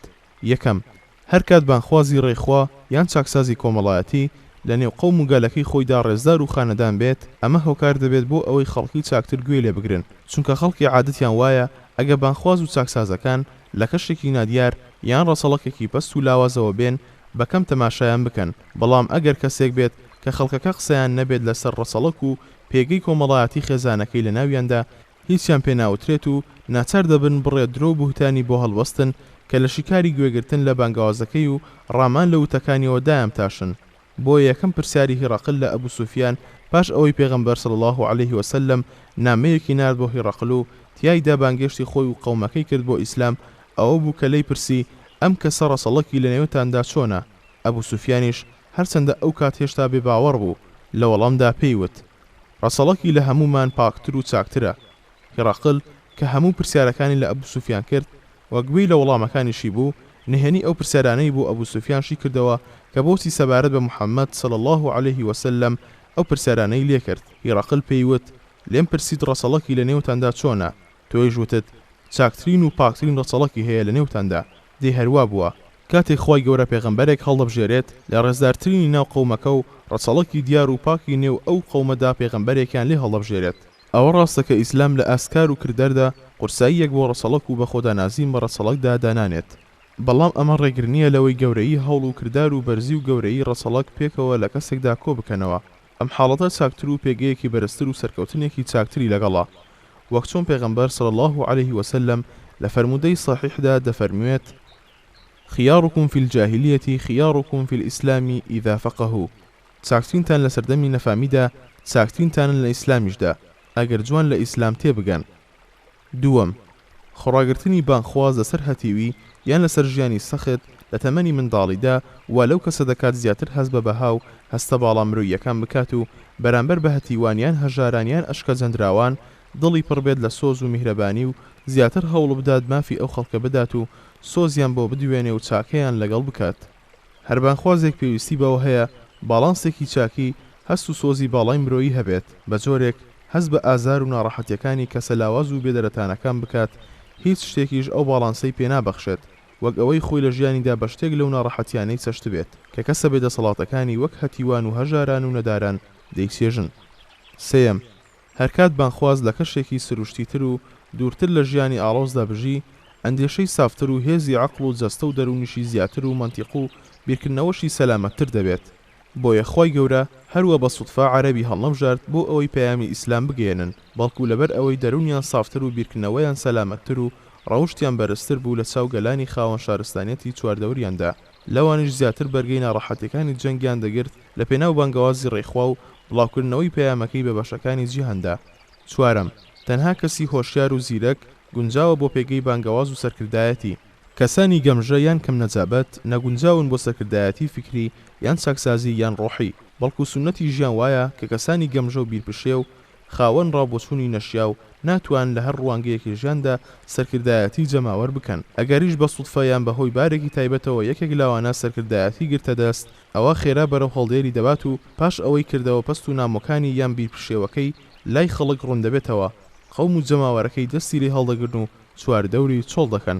پێنجەم، پێویستە بانخواز لە بژێوی خۆیدا پشت ببەستێت بە هەوڵی شخصی خۆی یان سەرچاوەیەکی شەریفانەی دوور لە زەلیلی و پەستی و داواکردن. بانخوازانی ڕازگۆ خۆیان لەوە دوور دەگرن لەسەر بەخشش و خێر و خێراتی خەڵک بژین، جا ئەگەر بە داواکردن و سوالکردن خۆیان زەلیل بکەن، ئیتر لە نێو دەرونی ئەو خەڵکەدا چ ڕێز و گەورەیەکیان دەمێنێت، بە داواکردنەکەش لە بەرچاو و ڕاشکاوانەش نەبێت. جا ئەگەر کەسێک بانگەشەی بانگەواز و ڕێنمونی خەڵک بکات و بە جۆرەها فرت و فێڵ لە پارە و سامانی خەڵک بکێشێتەوە بۆ خۆی، دڵنیان خۆی لە دەرونی خۆیدا بە هاو گەورەیەکی ئەو تۆی نامێنێتەوە، تجای ئەوەی لە دڵ و دەرونی چواردەور و دەرو دراوسەکەیدا. کەسێک بە پەستی ڕازی بێت چۆن دەتوانێت خەڵک بۆ ڕەوشبەرزی بانگێشت بکات و بەرە ڕووی سەرکەشان و گەندەڵکاران بوەستێتەوە و دژ بە خراپە و گەندەڵی بجەنگێت و ڕۆحی سەربەرزی و گەورەی و خۆڕاگەری لە نێو ئومەتدا زیندوو بکاتەوە. شەشەم، پێچەسباوی و خۆپاراستنی بانگخواز هەر لە تەمەنی گەنجیەوە و بەڕێکردنی ژیانێکی ڕاست و دروست وای لێ دەکات لە بانگەوازی ڕێخوا و چاکسازی ڕەوشتی و دژایەتی خراپەکاریدا سەرکەوتووتر بێت، چونکە ئیتر نابێت کەسێکتانە لە ئاکاری شخصی ئەو کەسە بدات لە قۆناغی پێش بانگەوازەکەیدا. زۆرجار خەڵکێک دەبینین کە بانگەوازی چاکسازی دەکەن، بە تایبەت چاکسازی لە بواری ڕەوشدا، هۆکارێکی گەورە کەوا دەکات خەڵکی نەچن بەدەمیەوە ڕابردوویەکی پیس و ناشرین و ڕەوشتی نادروستی بووە لە پێشتردا، بەڵکو ئەو ڕابردووە خراپە وا دەکات گومان بکرێت لە ڕازگۆیی ئەو جۆرە بانخوازانە و تۆمەتی ئەویان بدرێتە پاڵ، گوایە لە پشت بانخوازی چاکسازیەوە نیەتی تایبەتیان هەیە و خۆیان بەوە پەردەپۆش دەکەن، یان تۆمەتی ئەویان دەدەنە پاڵ کە هەتا توانیان سێژیان وەرگرت و ئارەزوەکانیان تێرکردن. اینجا کە ئێستا گەیشتونەتە تەمەنێک کە بێهیوابوون لەوەی وەک جاران لێ بخڕن و پارە و سامان کۆ بکەنە و ناوبانگ پەیدا بکەن، اینجا خویان داوەتە ئەم بەنگەشانە. بەڵام بانخوازێک کە هەر لە گەنجیەوە بەڕێکی هێناوێتی هەتا ماوە سەری بەرزە و نەیارانی چاکسازی ناتوان دوور و نزیک بەڕابردوەکەی بشکێن و ڕابردووی لا ڕێبووی بکەنە هۆکاری ناوزڕاندنی و بانکێشکردنی خەڵک بۆ لاقرتێ و گاڵتە پێکردن و شکاندنی. بەڵێ ڕاستە خی گەورە تەوبەی پوخت و ڕاستگۆیانەی تەوبەکار وەردەگرێت و بە چاکەکانی ئەمڕۆی خراپەکانی دوێنەی دەسڕێتەوە. بەڵام ئەمە شتێکە پێویست ناکات بانخوازێک کە چاوەڕێی سەرکەوتنی بانگەوازەکەیەتی خۆی لێ بدات. ئەگەر پێشتر ناوبانگێکی چاکی هەبوو بێت و ژیانێکی دروستی بەڕێکرد بێت ئەمەی توش نابێت. حوتەم ئەزمموی گەشتکردن و تێکەڵیکردنی جەماوەر و ئاگداربوون لەبار و ژیان و کێشەکانی خەڵک لەلایەن بانگخوازەوە کاریگەریەکی گەورەی هەیە لە سەرکەوتنی بانگەوازەکەیدا. ئەو کەسانی تەنها لە کتێب و نووسینەکانیانەوە تێکەڵی خەڵک دەبن و لە بوارەکانی تردا تێکەڵی جەماوەر نین، خەڵکانێکن لە بانگەوازی چاکسازیدا تێکشکاون و خەڵکی گوێیان لێ ناگرن و ناسم بەدەم بانگەوازەکانیانەوە، چونکە دەبینن ئەو کەسە ئاگدار نییە بە حاڵ و ژیان و کێشەکانیان. بۆیە هەرکەس بیەوێت حاڵی خەڵکە دیندارەکە چاک بکات، پێویستە لە مزگەوت و کۆڕ و کۆبوونەوەکانیاندا بژی. هەرکەسیش بیەوێت حاڵی کرێکار و جوتیار باش بکات، پێویستە لە گوند و کارگەکانیاندا بژیت و لە ماڵەکانیاندا نانیان لەگەڵدا بخوات و لە کۆبوونەوەکانیاندا قسەیان بۆ بکات. هەرکەس بیەوێت مامەڵەی ئابووری نێوان خەڵک چاک بکات، پێویستە تێکەڵی بازاڕ و بازرگانی و کارگە و نادی و کۆڕ و کۆبوونەوەکانیان بێت. هەرکەس بیەوێت بارودۆخی سیاسی خەڵک چاک بکات، پێویستە تێکەڵ بە کەسە سیاسیەکان بێت و شارەزای ڕێکخستنەکانیان بێت و گوێ لە گوتارەکانیان بگرێت و بەرنامە و پرۆگرامی حیزبەکانیان بخوێنێتەوە. دواتر شارەزای ئەو کەش و بارودۆخە بێت کە تیایدا دەژین. ئاگداری ئەو ڕۆشنبیریە بێت کە وەریان گرتووە. ئەو ئاڕاستەیە بزانێت کە هەنگاوی بۆ دەنێن، بۆ ئەوەی بزانێت چۆن دەیان دوێنێت، بە چەشنێک بیان دوێنێت کە لە دەستی ڕانەکەن، چۆن بە چەشنێک هەنگاوی چاکسازیان لەگەڵ بنێت کە لە بەڕقێکی نەفسی و پاڵنەرێکی عاتفی نەکەونە دژایەتی کردنی. بە هەمان شێوە بانگخواز پێویستە لە ئەزمموی ژیانی و شارەزابوونی لە بارودۆخ و کاروباری خەڵکەوە فێری ئەوە ببێت فەرمایشتی خۆی گەورە بەجێ بگێنێت: ادع إلى سبيل ربك بالحكمة والموعظة الحسنة. چەند ئەسەرێکی جوانە کە دەڵێت خەڵکی بدوێنن بە پێی عەقڵیان، مەگەر دەتانەوێ خۆ پێغەمبەرەکەی بەدرۆ بخرێنەوە. هەشتم، پێویستە بانگخوازی ڕێخوا جارجارە کاتی تایبەتی هەبێت کە خۆی بەتەنها خەڵوت بکات، تیایدا ڕۆحی ببەستێتەوە بەخوای گەورە و دەرونی خۆی لە ژەنگ و ژاری ڕەوشتە بەستەکان و ژیانی ئاڵۆزی چواردەوری پاک ڕابگرێت. ئەو جۆرە خەڵوەتانە وای لێ دەکەن ئەگەر لە چاکەیەکدا کەم تەرخەمی نوان دەبێت، یان لە ئاراستە و ڕێیەکدا شکستی خوارد بێت، یان دەستبەرداری ڕێ حکمت و دانایی بوو بێت، یان لە ڕێو مەنهەجێکدا هەڵەیەکی کرد بێت، یان هێندە لەگەڵ خەڵکدا مشت و مڕ و بگرە و بەردەی بوو بێت کە وای لێ کرد بێت یادی خودا و دواڕۆژ و بەهەشت و دۆزەخ و مردن و ناڕەحەتیەکانی بیر برد بێتەوە. لەو خەڵوەتەدا لەسەر ئەو شتانە لێپیچینەوەیەکی خۆی بکات. هەر بۆیە شەو نوێژ بۆ پێغەمبەر صلی الله علیه وسلم واجب بوو، بۆ غەیری ئەو بە سونەت دانرا یەکەم کەسانێک پێویستە زۆر سوور بن لەسەر سونەتی شەو نوێژ، بانخوازانی ڕێخوا و شەریعەت و بەهەشتەکەی خوان. خەڵوت و شەو هەستان و پەرستشی درەنگانی شەو تام و سێژێکی هەیە، تەنها کەسێک هەستی پێ دەکات کە خوای گەورە ڕێزداری کردووە بەجێی دەگەیەنێت. ئیبراهیمی کوڕی ئەدهەم ڕەحمەتی خوای لێبێت سەبارەت بە شەو نوێژ و پەرستشەکانی شەو دەیگوت: ئێمە لە نێو سێژێکداین، ئەگەر پادشاکان پێیان بزانی باە لەسەر ئەم سێژە جەنگیان لەگەڵ دەکردین. هێندەمان بەسە کە خوای گەورە پێغەمبەر صلی الله علیه وسلم دەدوێنێت و دەفەرموێت: يا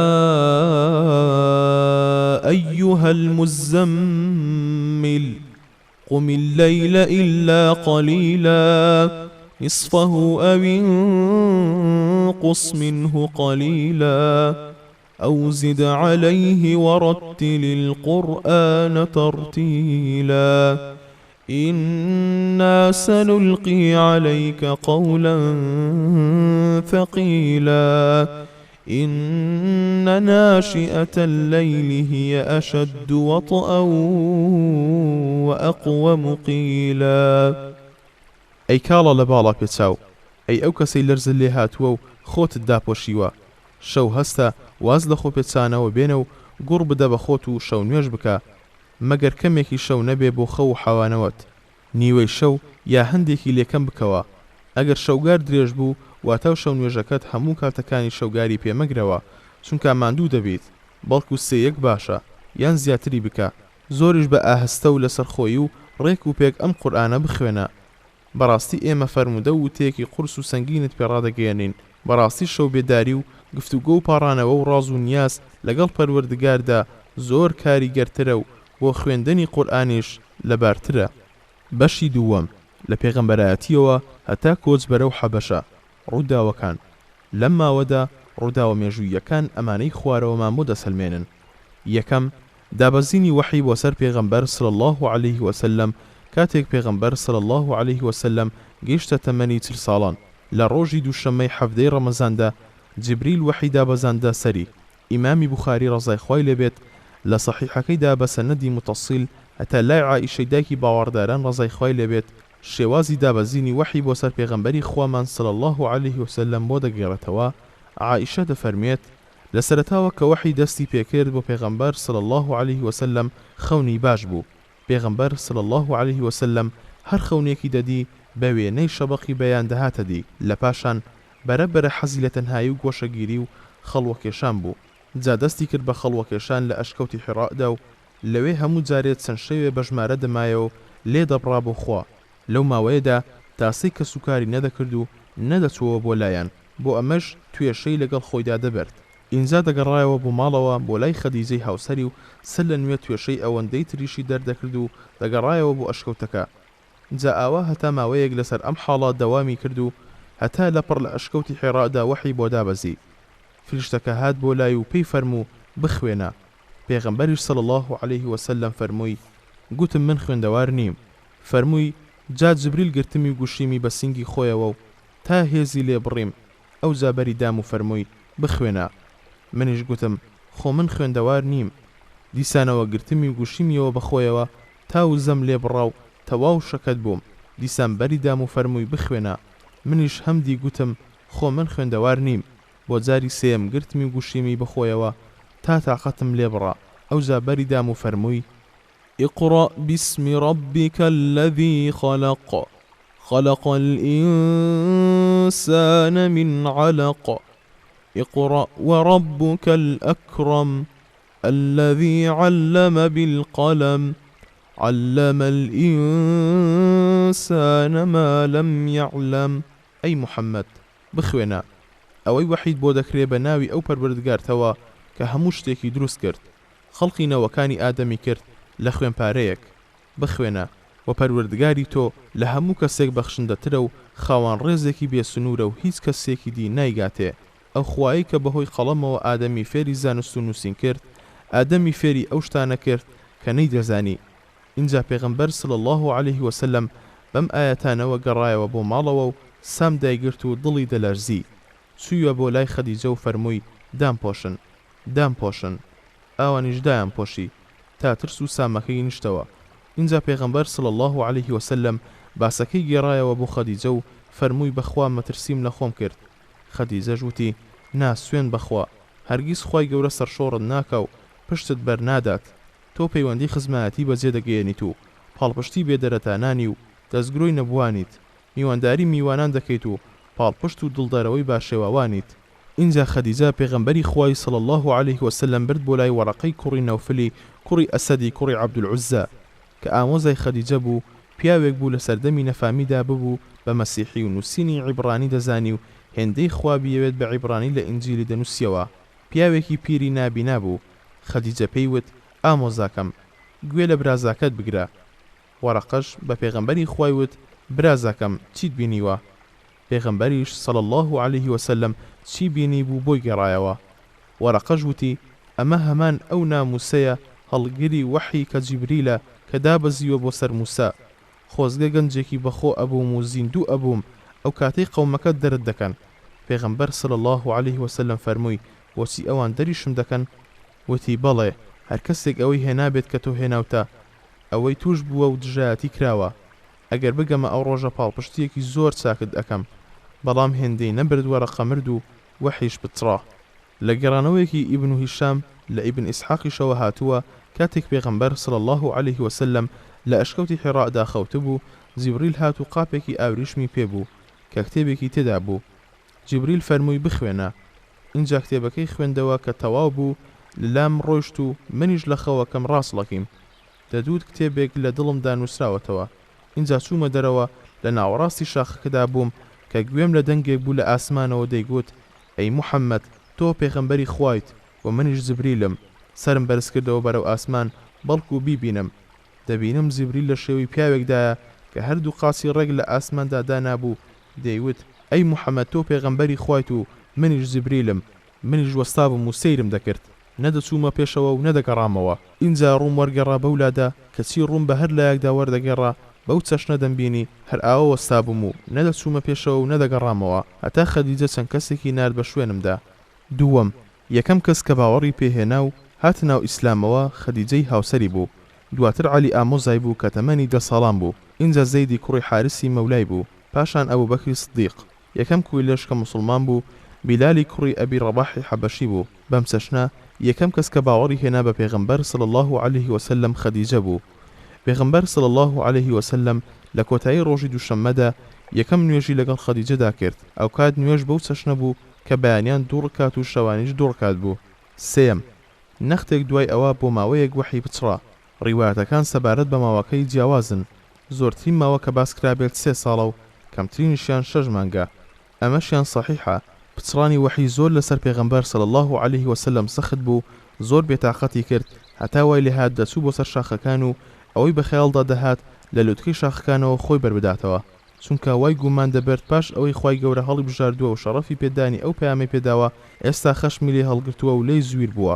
دوای ئەوە هەمدی وحی دەستی پێکردەوە، هەروەک چۆن ئیمامی بوخاری لە صحیحەکەیدا لە جابری کوڕی عەبدوڵڵای ئەنساری لە پێغەمبەری خواوە صلی الله عليه وسلم دەگێڕێتەوە فەرمووی: بين أنا أمشي إذا سمعت صوتا من السماء فرفعت بصري فإذا الملك الذي جاءني بحراء جالس على كرسي بين السماء والأرض فربعت منه فرجعت فقلت: زملوني زملوني، فأنزل الله تعالى: يا أيها المدثر قم فأنذر، إلى قوله: والرجز فاهجر، فحمي الوحي وتتابع. ئەوا بەڕێوە دەچووم کە لە پڕ دەنگێکم بەرگوێکەوت لە ئاسمانەوە دەهات کە سرم هەڵبڕی ڕوانیم ئەو فریشتەی لە ئەشکەوتی حیڕا داهات بۆ لام لەسەر کورسیەک لە بینی ئاسمان و زەویدا دانیشتووە. منیش لەوە تۆقیم و گەڕامەوە بۆ ماڵەوە و گوتم: دامپۆشن دامپۆشن. ئەوجا خوای گەورە ئەم ئاەتەیدا بەزەندە خوارەوە: يا أيها المدثر قم فأنذر وربك فكبر وثيابك فطهر والرجز فاهجر. ئەی ئەوەی جلی خەوت بەخۆوە پێشاوەتەوە، هەستە لە ناو نوێنەکەت خەڵکی بێباوەڕ بێدار بکەرەوە و بترسێنە لە سزای خودا و پەروەردگاری خۆت بە گەورە بگرە و بەرگ و کاڵات خاوێن بکەوە، لە هەموو گوناه و جۆرەکارێکی ناپوخت و ناپەسند گەڕێ. ئیتر لەوە بەدوا وحی بە گەرمی دەهات و پەیتا پەیتا بەرەو دوا دەهاتە خوارەوە. چوارەم، دوای ئەوە پێغەمبەر صلی الله عليه وسلم دەستی کرد بە بانگێشتی ئەو کەسانەی جێی متمانە بوون بۆ ناو ئیسلام و ماوەی 3 ساڵی تەواو بەردەوام بوو هەتا ژمارەیەک ژن و پیاوی خاوەن ڕاوبڕیار و دەروون ساغ موسڵمان بوون. پێنجەم، دوای ئەوەی ژمارەی موسڵمان بووان گەیشتە نزیکەی 30 کەس، خوای گەورە فەرمانی کرد بە پێغەمبەرەکەی هەتا بانگەوازەکەی ئاشکرا ڕابگەیەنێت. لەم بارەیەشەوە خوای گەورە دەفەرموێت: فاصدع بما تؤمر وأعرض عن المشركين. ئەوەی فەرمانت پێکراوە بەجێ بگەێنە و واز بێنە لە بێباوەڕان و گوێیان پێمەدە. شەشەم، بە مەش قۆناغی ئازاردانی موسڵمانان و پێغەمبەر صلی الله عليه وسلم دەستی پێکرد. بێباوەڕان دەترسان و لەسەریان سەخت بوو پێغەمبەر صلی الله عليه وسلم گەورەکانیان بە کاڵفان بزانێت و ڕەخنە لە خواوەندەکانیان بگرێت و ئاینێکی نوێیان بۆ بهێنێت کە بانگەشەی یەکخوا پەرستی بکات. پەرستنی خوایە کە چاوەکان ناتوان بیبین و بەڵام ئەو خوایە ئەوان دەبینێت، خوایەکی زانا و میهرەبان و چاکەکار بەرامبەر بە بەندەکانی. حوتەم، لەو ماوەیەدا پێغەمبەر صلی الله عليه وسلم لە ماڵی ئەرقەمی کوڕی ئەبی ئەرقەمدا کە ئەویش موسڵمان بوو بەنهێنی لەگەڵ موسڵماناندا کۆ دەبوویەوە. پێغەمبەر صلی الله عليه وسلم ئەو ئاەتانەی بەسەردا دەخوێننەوە کە لە قورئانی پیرۆزدا بۆی دابەزیون، ئەو حکم و ڕێنمایانەی فێر دەکردن کە ئەو کات بۆی دابەزی بوون. هەشتەم، ئەو کات پێغەمبەر صلی الله عليه وسلم فەرمانی پێکرا پەیامەکە بە عاشیرەت و نزیکەکانی ڕابگەێنێت. ئەویش سوویە سەرکێوی سەفا و یەک خێڵەکانی قوڕیشی بان کرد و بانگێشتی کردن بۆ ئیسلام و واسێنان لە بتپەرستی، هانی دەدان بۆ بەهەشت و بە ئاگای دەهێنانەوە لە دۆزەخ.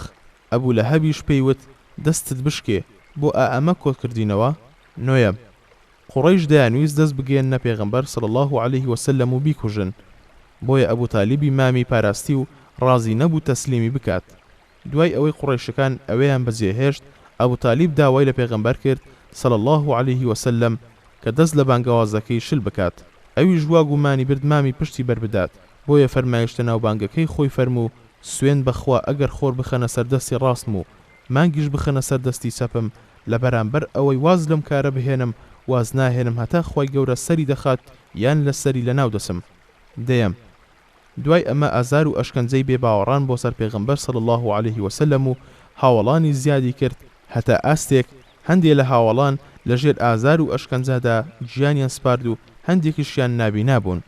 یانزەیەم کاتێک قوڕیشەکان بینیان باوەڕداران سوورن لەسەر بیر و باوەڕەکەیان و دەستی لێ هەڵناگرن بڕیاریاندا لەگەڵ پێغەمبەر صلی الله عليه وسلم دانوستان بکەن ئامادە بن پێغەمبەر صلی الله عليه وسلم چەندە پارە و سامانی بوێت پێی بدەن و یان ببێتە پاشا و سەرگەورەیان بەرامبەر واسێنانی لە پەیامەکە، بەڵام پێغەمبەر صلی الله عليه وسلم بە هیچ کام لەمانە ڕازی نەبوو.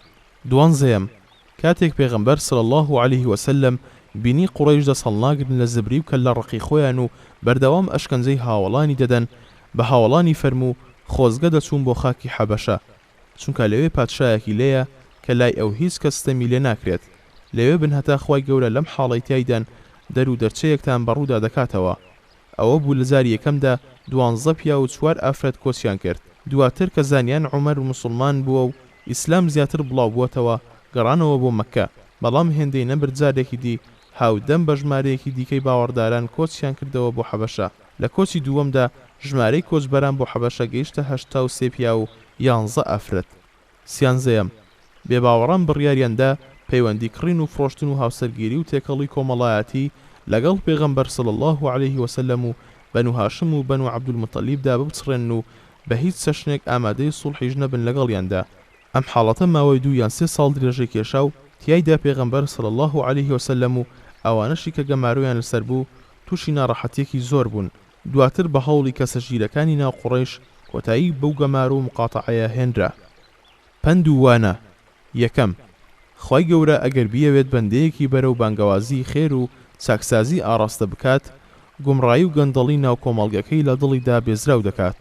دووەم پێغەمبەر صلی الله عليه وسلم چاوەڕوانی پێغەمبەرایەتی نەبوو، خەونیشی پێوە نەدەبینی، بەڵکو لە پێناو پاکردنەوە و ئامادەکاریەکی ڕۆحی بۆ وەرگرتنی ئەرکی پێغەمبەرایەتی خی گەورە ئیلهامی ئەوەی پێبەخشی خەڵوت بکێشێت بۆ پەرستش.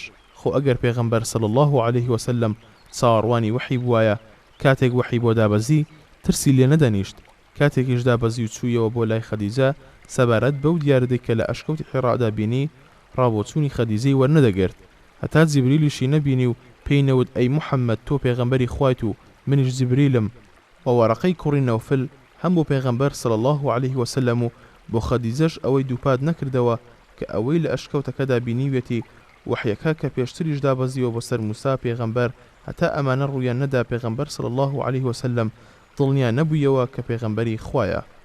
سێیەم بانگەوازی چاکسازی ئەگەر لای بیر و باوەڕ و عەقڵیەتی جەماوەر نامۆ بوو ئەوە پێویستە بانخواز ئاشکرای نەکات کە ئەو کاتی ژمارەیەک باوەڕی پێبهێن و ئامادە بن لە پێناو بانگەوازەکەدا ئەوەی هیانە بیکەنە قوربانی بانگەوازەکە. تەنانەت ئەگەر پێشەوەی بانگەوازەکە تووشی ناڕەحەتیەکیش بوو شوێنکەوتەکانی کە باوەڕیان بە بانگەوازەکە هێناوە هەستن بە ئەرکی بانگەواز، بەمەش بانگەوازەکە زامنی بەردەوامی وەردەگرێت. چوارەم پێغەمبەر صلی الله عليه وسلم کتوبڕ شتێکی بۆ عەرەب هێنا کە لەسەری ڕانەهات بوون.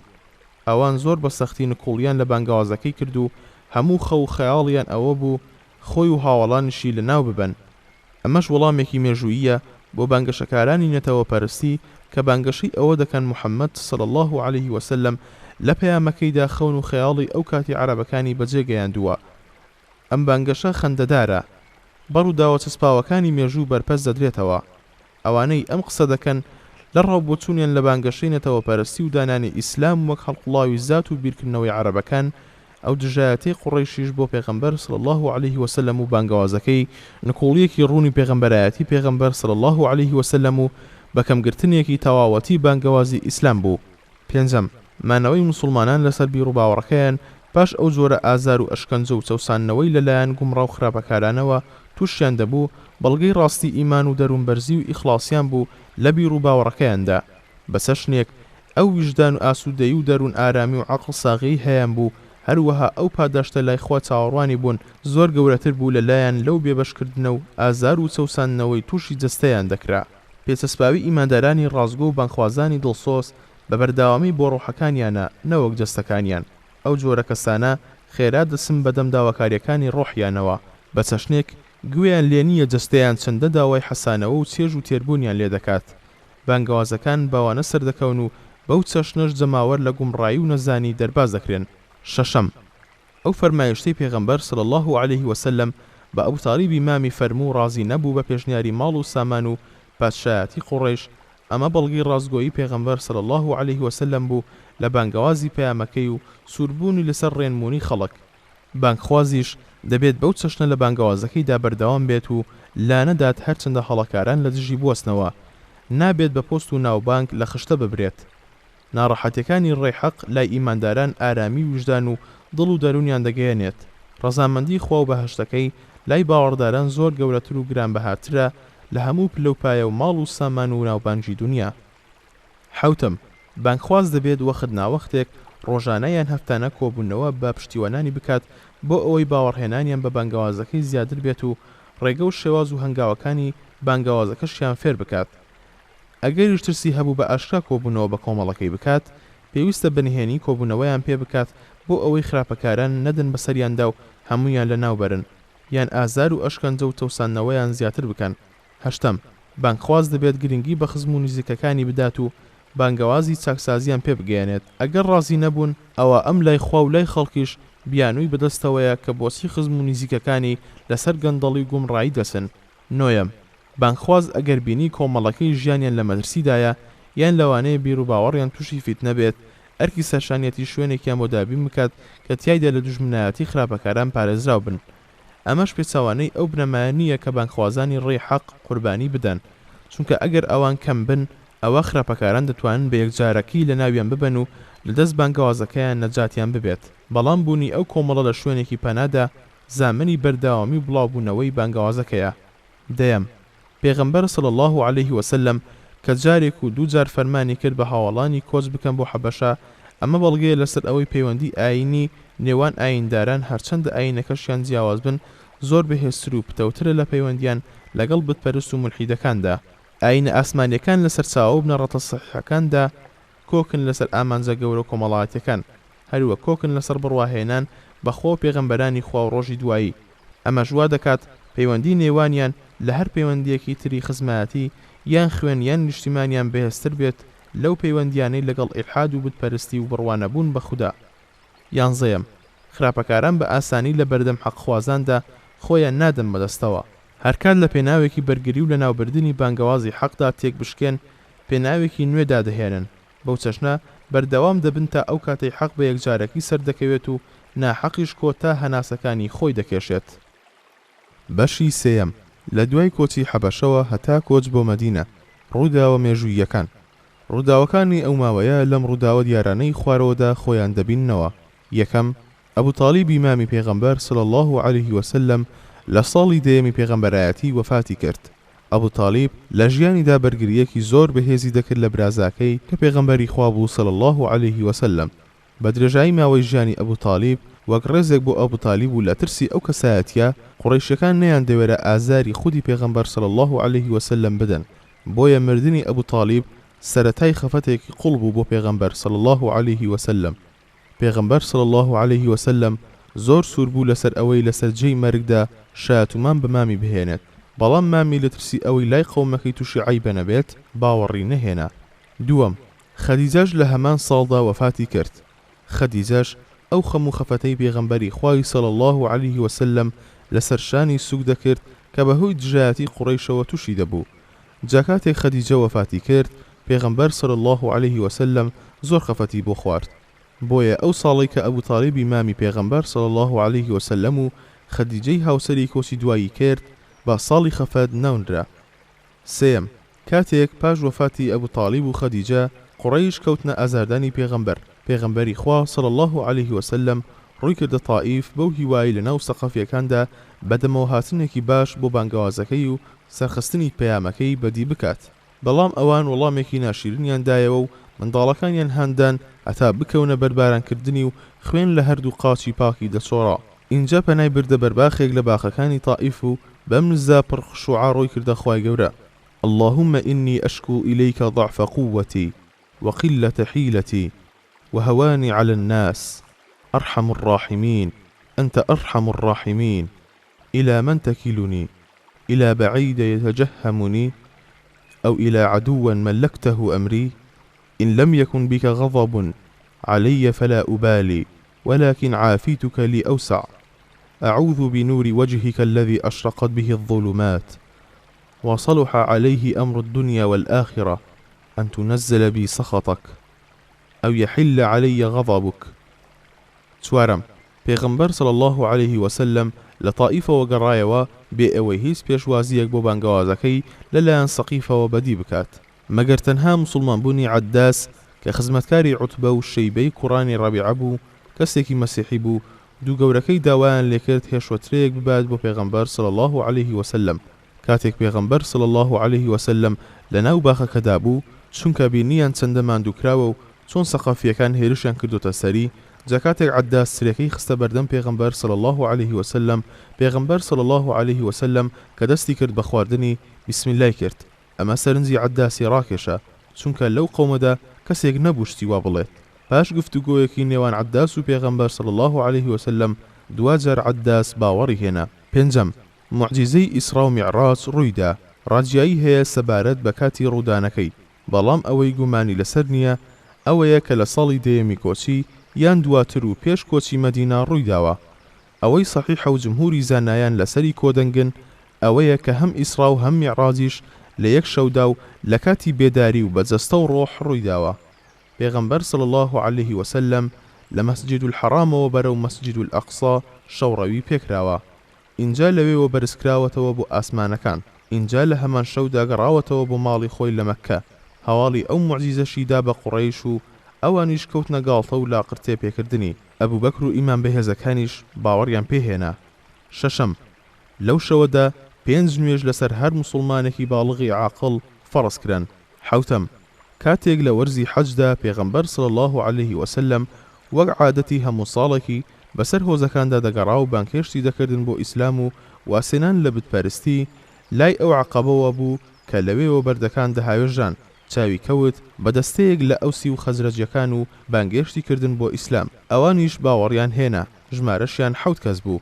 اینجا گەڕانەوە بۆ مەدینە و دیداریان لەگەڵ پێغەمبەر صلی الله عليه وسلم و موسڵمانبوونی خۆیان بۆ قەومەکەیان گێڕایەوە.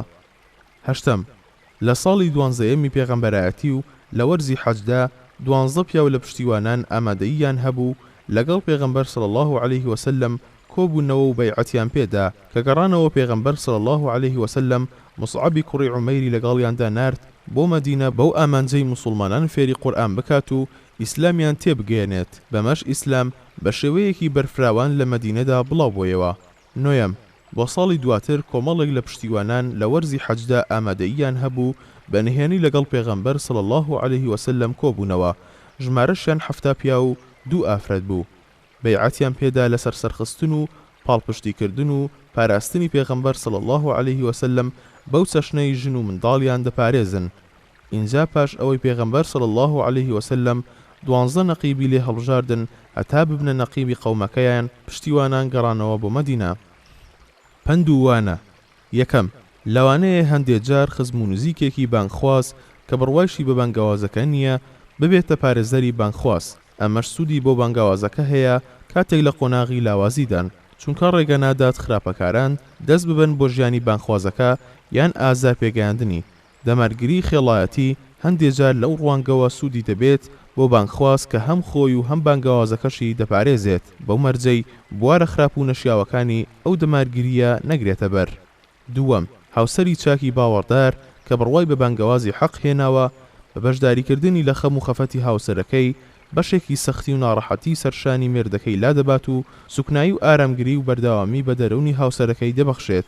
ئەمەش کاریگەری دەبێت لە سەرکەوتنی بانگەوازەکەدا.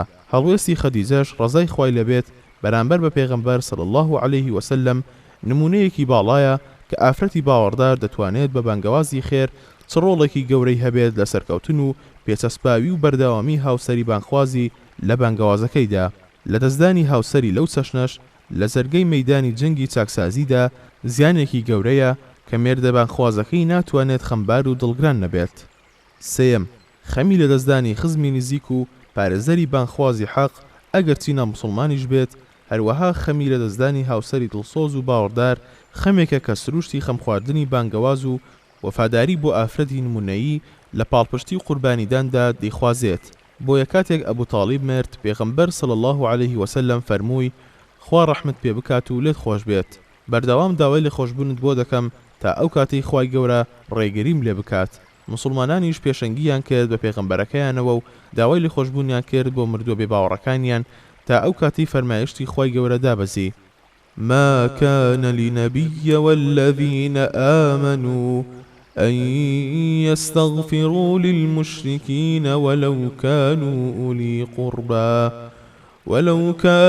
أولي قربى من بعد ما تبين لهم أنهم أصحاب الجحيم. نەبە پێغەمبەر ڕێدراوە داوای لێبوردن بۆ هاوبەشدانەران بکات، نەبە باوەڕدارانیش ئەگەرچی خزمی نزیکیشان بێت، بە تایبەتی پاش ئەوە بۆیان دەرکەوتووە کە دۆزەخین و بۆ کوفر کار دەکەن. بەم سەشنە پێغەمبەر صلی الله عليه وسلم دەستی هەڵگرت لە نزاکردن بۆ ئەبوو تاڵیب و مسلمانانیش دەستیان هەڵگرت لە نزاکردن بۆ مردووە بێباوەڕەکانیان. هەروەها پێغەمبەر صلی الله عليه وسلم بە درێژایی ژیانی باسی فەزڵ و گەورەی خەدیجەی دەکرد و سۆزی خۆی لەبارەوە دەنواند و لەگەڵ هاوڕەکانی خەدیجەدا چاکەی دەنواند. تەنانەت عائیشە غیرەی دەکرد بەرامبەری لە کاتێکدا خەدیجە وەفاتیشی کردبوو، چونکە هێندە دەیبیست پێغەمبەر صلی الله عليه وسلم بەشان و باڵیدا هەڵدەدا. بوخاری لە عائیشەوە ڕیوایەتی کردووە و دەیفەرموو هێندەی غیرم بەرامبەر بە خەدیجە هەبوو، هێندە غیرم بەرامبەر بە هیچ خێزانێکی تری پێغەمبەر صلی الله عليه وسلم نەبوو لە کاتێکدا خەدیجەشم نەدیبوو. بەڵام پێغەمبەر صلی الله عليه وسلم زۆر باسی دەکرد جار هەبوو کە مەڕێکی سەردەبڕی پاش پارچە پارچەکردنی بەشی لێدەنارد بۆ هاوڕەکانی خەدیجە. منیش پێم دەوت دەڵی لە دنیادا ئافرەت نییە خەدیجە نەبێت. ئەویش دەیفەرموو خەدیجە ئاوا و ئاوا بوو، منداڵم لەو هەبوو. چوارەم پاش ئەوەی خەڵکی مەککە پشتیان کرد لە پێغەمبەر صلی الله عليه وسلم و ئەویش ڕووی کردە تائیف، ئەمە بەڵگەیە لەسەر بڕیار یەکلایی ناو ناخی پێغەمبەر صلی الله عليه وسلم بۆ درێژەدان بە بانگەوازەکەی و بێهیوانەبوون لە بەدەمەوە هاتنی خەڵکی بۆ پەیامەکە و گەڕان بە دوای مەیدانێکی نوێدا بۆ بانگەوازەکەی پاش ئەوەی لە مەیدانی یەکەمدا بربەستی خرایە بەردەم. هەروەک هەڵوێستی سەقیف لە هەندانی منداڵ و هەرزەکارەکانیان دژ بە پێغەمبەر صلی الله عليه وسلم. بەڵگەی ئەوەیە سروشتی خراپ لە هەر کوێ بێت هەر یەک شتە، ئەویش پشتبەستنە بە گەمژە و نەفامەکان بۆ ئازاردانی بانخوازانی خێر و چاکە. خوێنچۆڕان لە قاچەکانی پێغەمبەریش صلی الله عليه وسلم لە کاتێکدا پێغەمبەری خوا صلی الله عليه وسلم خۆشەویستی خوددایە، گەورەترین نمونەیە بۆ بانخواز هەتا لە پێناو خوددادا بەرگەی ئازار و چەوساندنەوە بگرێت. نزا لە یادنەچووەکەی پێغەمبەریش صلی الله عليه وسلم لە باخەکەدا بەڵگەی ڕازگۆیی پێغەمبەرە صلی الله عليه وسلم لە بانگەوازەکەی و بڕیاردانی لەسەر بەرداوامبوونی لەسەری، هەرچەندە سەختی و ناڕەحەتیشی بێتەڕێ، چونکە ئەو تەنها ڕەزامەندی خوای مەبەستە و ڕەزامەندی سەرکردە و سەرزلەکانی لاگرین نییە. ڕەزامەندی جەماوەر و زۆرینەی خەڵک مەبەز نییە. ئەگەر تۆ لێم زویر و تووڕە نەبیت هیچ باکم نییە. هەروەک تیایدا دەردەکەوێت کە بانگخواز دەبێت کاتێک تووشی ناڕەحەتی بوو داوای هێز لە خوددا بکات و پەنا بباتەوە بەرخوا و پشت بەو ببەستێت. هەروەها بانگخواز تەنها ترسێک هەیبێت، ترسان بێت لە خەشم و تووڕەیی خوددا، نەوەک خەشم و تووڕەیی هیچ کەسێکی دی. پێنجەم لە موعجیزەی ئیسرا و میعراجدا چەندین نهێنی هەیە، لێرەدا تەنها ئاماژە بە سێ دانیان دەکەین. یەکەم تیایدا مەسەلەی مەسجید الئەقسا و دەوروبەری فەڵەستین بەستراوەتەوە بە جیهانی ئیسلامیەوە، چونکە دوای پێغەمبەرایەتی پێغەمبەر صلی الله عليه وسلم مەکە ببوو بە مەڵبەندی کۆبوونەوەی جیهانی ئیسلامی و یەکبوونی ئامانجەکانی. بەرگریکردن لە فەڵەستینیش بەرگریکردنە لە خودی ئیسلام و پێویستە هەر مسلمانێک لە هەر کونجێکی جیهاندا بێ پێی هەستێت. کەمتەرخەمیش لەو مەسەلەیە و گوێنەدان بە هەوڵی ئازادکردنی کەمتەرخەمیە بەرامبەر بە ئیسلام و تاوانێکە کە خۆی گەورە لەسەر ئەوە سزای هەر کەسێکی باوەڕدار بەخوا و پێغەمبەرەکەی دەدات. دووەم هێمای بڵندی مسلمانە، ئاماژەیە بەوەی مسلمان دەبێت لەسەر و ئارەزوەکانی دنیاوە بێت و جیاواز لە خەڵکانی دی پێگەیەکی بەرز و ئامانجێکی باڵای هەبێت و هەمیشە و هەرکات لە کەش و هەوایەکی نمونەیی باڵادا بفرێت. سێم ئاماژەیە بە شوێنی دەرچوون بۆ گەردون و شوێنی جێهێشتنی هێزی ڕاکێشانی زەوی. پێغەمبەرمان صلی الله عليه وسلم لە ڕووداوی ئیسرا و میعراجدا یەکەم ڕێبەری چوونە نێوگەردوون بووە لە مێژووی هەموو جیهاندا. چوونە ناوگەردوون و گەڕانەوە بۆ سەرزەوی بە سەلامەتیش شتێکی گونجاوە، چونکە لەو سەردەمەدا بۆ پێغەمبەر صلی الله عليه وسلم بە موعجیزە ڕوویداوە. دەکرێت خەڵکیش لە ڕێی بیر و زانستەوە بگەنە ئاستی چوونە ناوگەردوون و گەڕانەوەیان بە سەلامەتی. شەشەم، فەرزبوونی نوێژ لە شەوی ئیسرا و میعراجدا ئاماژەیە بەو حیکمەتەی کە لە پێناو نوێژدا دەنرا، وەک ئەوەی خوای گەورە بە بەندە باوەڕدارەکانی بفەرمێت ئەگەر میعراجی پێغەمبەرەکەتان بە ڕۆح و جەستە بۆ ئاسمان موعجیزە بوو، ئەوە با ڕۆژانەش ئێوە 5,000 ڕۆح و دڵتا میعراج بکات بۆ لام، عروجێکی ڕۆحی وە کە لەسەر و ئارەزوەکانتانەوە بن و گەورەی و توانایی تەنها منی پێ ببینن. ئەمە ژواتان لێ بکات بەرەو سەرکردایەتی سەر زەوی هەنگاو بنێن، نەک لە ڕێی زۆر و زاڵبوونەوە، بەڵکو لە ڕێی خێر و بڵندی و چاکەوە، لە ڕێی پاکی و خاوێنی و نوێژەوە. حوتەم، پێغەمبەر صلی الله عليه وسلم کە لە وەرزی حەجدا دەچوو بۆ لای هۆزەکان و پێشنیاری مسلمان بوونی بۆ دەکردن، ئەمە بەڵگەیە لەسەر ئەوەی نابێت بانخواز لە بانکێشکردنی خەڵک بۆ چاکەدا تەنها بە کۆڕ و کۆبوونەوەکانی و کەش و بارودۆخی ناوچەی خۆیەوە بوەستێت، بەڵکو بچێتە هەر شوێنێک کە خەڵکی تایدا کۆ دەبنەوە یان لەوانەیە تایدا کۆ ببنەوە. نابێت بەگوێ لێنەگرتنی یەکجار و دوو جاریش بێهیوا ببێت، لەوانەیە لەلایەکەوە کە بیر لێ نەکردوێتەوە چاوەڕوانی نەبووە. خوای گەورە پشتیوانانێک بنێرێت کە باوەڕ بهێنن بە بانگەوازە چاکە خوازیەکەی، لەوانەیە ئەو کەمینەی لە هەندێ بۆنەدا باوەڕی پێدەهێنن ڕۆڵ و پێگەیەکی گەورەیان هەبێت لە بڵاوکردنەوەی بانگەوازی حەق و چاکە و سەرخستنی یەکجارەکی بەسەر خراپە و هاریکارانیدا. ئیمانی حەوت کەس لە دەستەی یەکەمی موسڵمانبوانی پشتیوانان کە بۆ یەکەم جار بە خزمەت پێغەمبەر صلی الله عليه وسلم گەیشتن، بوویە هۆکار هەتا ئیسلام پەل بکێشێت بۆ ناو مەدینە و ڕەگدا بکتێت. ئەم پەلکێشانەش کاریگەری هەبوو لە بڵاوبوونەوەی ئیسلام و دەستگرتنی بەسەر مەدینەدا و ڕێخۆشکەری کرد بۆ ئەو باوەڕدارە چەوساوانەی لە مەککە بوون هەتا کۆچ بکەن بۆ مەدینە و لەوێ بنەداکتن و ببنە پەناگەیەکی بێخەمیش بۆ پێغەمبەر صلی الله عليه وسلم هەتا لەوێ دەوڵەتەکەی دابمەزرێنێت و بانگەوازەکەی پەخش بکات و لەوێوە هاوڵانی هەنگاو بنێن بۆ بەرەنگاربوونەوەی شیرک و بێباوەڕان لە ڕێی بڕێت جەنگ و غەزاوە کە دوجار سەرکەوتنی یەکجارەکی ئیمان و شکست هەمیشەیی شیرکی لێکەوتەوە. ڕزای خوا لە پشتیوانان، جا چ ئەوسی و چ خەزرەجیەکان، چ فەزڵێکی بێکۆتایان هەیە بەسەر ئیسلام و موسڵمانان و هەموو جیهاندا. ڕزای خوا لەو برا کۆچەریانەشیان کە پێش ئەوان موسڵمان بوون و لە پێناو ئیسلامدا ماڵ و سامان و نیشتیمانیشیان کردە قوربانی. خوای گەورە لە بەهەشدا هەمومان بگەێنێت پێیان. بەشی چوارەم، لە هیجرەتەوە هەتا سەقامگیربوونی پێغەمبەر صلی الله عليه وسلم لە مەدینە، ڕووداوە مێژوویەکان. یەکەم، قوڕەیشیەکان باوەیان زانی کە دەستەیەک لە خەڵکی یەسریب موسڵمان بوون، بۆیە ئازاری سەر موسڵمانانی مەککەیان زیاتر کرد. پێغەمبەریش صلی الله عليه وسلم فەرمانی کرد موسڵمانان بەرەو مەدینە هیجرەت بکەن.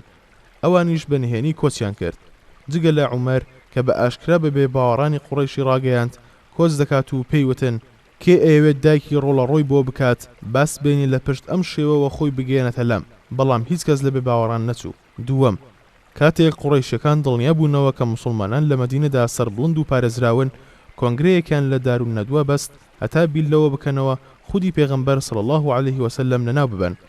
دوجار بڕیاریاندا هەر هۆزێک گەنجێکی بەتوانە و بەخۆ هەڵبژێرن و هەمویان پێکەوە بیکوژن. بەوەش خوێنەکەی دابەش دەبێت بەسەر هەموو هۆزەکاندا و بەنومەن نافیش ناتوانن لەگەڵ هەموو هۆزەکاندا بجەنگن، ناچار بە خوێنبایی ڕازی دەبن. بەو چەشنەش ئەو گەنجانەی ڕاستپێردابوون بەو ئەرکا شەوی هیجرەتی پێغەمبەر صلی الله عليه وسلم لەبەر دەرگای ماڵی پێغەمبەر صلی الله عليه وسلم کۆبوونەوە بۆ کوشتنی و چاوەڕوانی دەرچوونی بوون هەتا بیکوژن.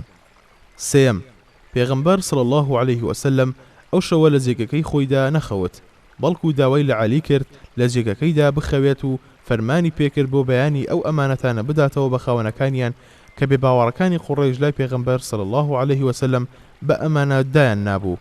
پێغەمبەر صلی الله عليه وسلم لە ماڵ دەرچوو بێ ئەوەی ئەو کەسانە ڕاستپێردابوون بە کوشتنی پێغەمبەر صلی الله عليه وسلم ببینن. اینجا ڕۆیشت بۆ ماڵی ئەبوو بەکر، ئەویش پێشتر دوو سواری بۆ خۆی و پێغەمبەر صلی الله عليه وسلم ئامادە کردبوو. هەردووشیان بڕیاری دەرچوونیاندا. ئەبوو بەکر عەبدوڵای کوڕی ئوڕەیقیتی دەیلی بەکرێگرت هەتا ڕێی مەدینەیان نیشان بدات و بەو مەرزەی لەو ڕێگە باوەوە نەیان بات کە هەمووان دەیانزانی، بەڵکو لە ڕێگەیەکی ترەوە بیان بات کە بێباوەڕانی قوڕەیش نەیزانن. لەو کاتەدا عەبدوڵڵا بێباوەڕ بوو. چوارەم، لە ڕۆژی پێنجشەممە لە یەکەم ڕۆژی مانگی ڕەبیع الئەوەلی ساڵی 53 لەدایکبوونیدا پێغەمبەر صلی الله عليه وسلم و ئەبوو بەکری هاوڵی لە مەککە دەرچوون. تەنها عەلی و بنەماڵەی ئەبوو بەکر ئاگاداری کۆچەکەیان بوون. عائیشە و ئەسمائی کچانی ئەبوو بەکر توێشوویان بۆ ئامادەکردن. ئەسمائیش پشتێنەکەی خۆی کرد بە دوو پارچەوە و دەمی قاپەکەی پێبەست. لەبەر ئەوە ئەسمائی کچی ئەبوو بەکر ناسابوو بە خاوەن دوو پشتێنەکە. اینجا پێغەمبەر صلی الله عليه وسلم و ئەبوو بەکر لەگەڵ ڕێنیشاندەرەکەیاندا لە ڕێی یەمەنەوە بەڕێکەوتن هەتا گەیشتنە ئەشکەوتی سەور و لەوێ 3 شەو مانەوە. عەبدوڵای کوڕی ئەبوو بەکر کە گەنجێکی زیرەک و بە سەلیقە و ورد بوو شەوانە لەلایەن دەمایەوە و دەم و بەیانیان دەچوویە نێو مەکە و وەک ئەوەی لەوێ خەوت بێت. هەرسی پیلان و هەواڵێکی قوڕیشی بیستایە بە جوانی وەریدەگرت و ئێوارە هەواڵەکەی بۆ دەهێنان. پێنجەم، قوڕیش کە زانیان پێغەمبەر صلی الله عليه وسلم ڕزگاری بووە دنیایان لێ هاتە یەک و لە ڕێگەباوەکەی مەککە بەرەو مەدینە بە دوای پێغەمبەردا صلی الله عليه وسلم گەڕان کە چی نەیان بینی. اینجا ڕێی یەمەنیان گرتە بەر و گەیشتنە بەردەم ئەشکەوتی سەور. یەکێکیان وتی لەوانەیە محەممەد و هاوڵەکەی لەم ئەشکەوتەدا بن. یەکێکی تریان وەڵامی دایەوە وتی دەمی ئەشکەوتەکە نابینیت چۆنە جاڵجاڵۆکە چنیوێتی و باڵندەش هێلانی تێدا کردووە. ئەمە بەڵگەی ئەوەیە ماوەیەکی زۆرە کەس نەچۆتە ناو ئەم ئەشکەوتەوە. ئەبوو بەکریش کە قاسی قوڕیشەکانی دەبینی لەو کاتەی لە بەردەم ئەشکەوتەکەدا وەستا بوون لە ترسی ژیانی پێغەمبەر صلی الله عليه وسلم ترس و شڵەژان دایگرت بوو دەیگوت ئەی پێغەمبەری خوا صلی الله عليه وسلم بەخوا ئەگەر یەکێکیان تەماشای بەرپەی خۆی بکات دەمان بینن. پێغەمبەری خوار صلی الله عليه وسلم دڵنیایی پێدەبەخشی و دەیفەرموو ئەی ئەبوو بەکر گومانت چییە بە دوو کەس کە سێیەمیان خودایە. شەشەم، قوڕیش هەواڵی نارد بۆ هەموو هۆزەکان و تەماعیان دەخستە بەردەمیان و دەیانوت هەرکەس پێغەمبەر صلی الله عليه وسلم و هاوڵەکەی بدۆزێتەوە یان بەدیلیان بگرێت یان بیان کوژێت لە بەرامبەردا بڕێکی زۆر سامانی پێدەدرێت. بڕێکی وا کە چاوچنۆکەکانی لە خشتە دەبێت. سوڕاقی کوڕی جوعشوم خۆی یەکلایی کردەوە و بەڵێنی دا بە دوایاندا بگەڕێت بەو هیوای خۆی تەنها خەڵاتەکە ببات. حوتەم، دوای ئەوەی پێغەمبەر صلی الله عليه وسلم و هاوڵەکەی نەدۆزرانەوە اینجا لەگەڵ ڕێنیشاندەرەکەیان لە ئەشکەوتەکە هاتنە دەرەوە و ڕێی کەناراویان گرتە بەر. کەناراوی دەریای سوور و ماوەیەکی زۆر ڕێیان کرد. اینجا سوڕاقە خۆی گەیاند پێیان کە نزیک بوویەوە لێیان خاچەکانی ئەسپەکەی چەقین بە ناو لمەکەدا و توانای ڕۆشتنی نەما. 3 جار هەوڵیدا ڕۆ پێغەمبەر صلی الله عليه وسلم بیخاتەوە ڕێ بەڵام نەیتوانی. ئەو کات دڵنیا بوویەوە کە ئەوەی ئەم بەدواوەیەتی پێغەمبەرێکی ڕەزدارە بۆیە داوای لە پێغەمبەر صلی الله عليه وسلم کرد بەڵێنی پێ بدات ئەگەر سەرکەوت شتێکی پێ ببەخشێت. ئەویش بەڵێنی بازنەکانی کیسڕای پێدا کە بیان کاتە دەستی. اینجا سوڕاقە گەڕایە بۆ مەکە و وای نیشاندا کە کەسی نەبینیوە. هەشتەم، پێغەمبەر صلی الله عليه وسلم و هاوڵەکەی لە ڕۆژی 12 مانگی ڕەبیع الأولدا گەیشتنە مەدینە.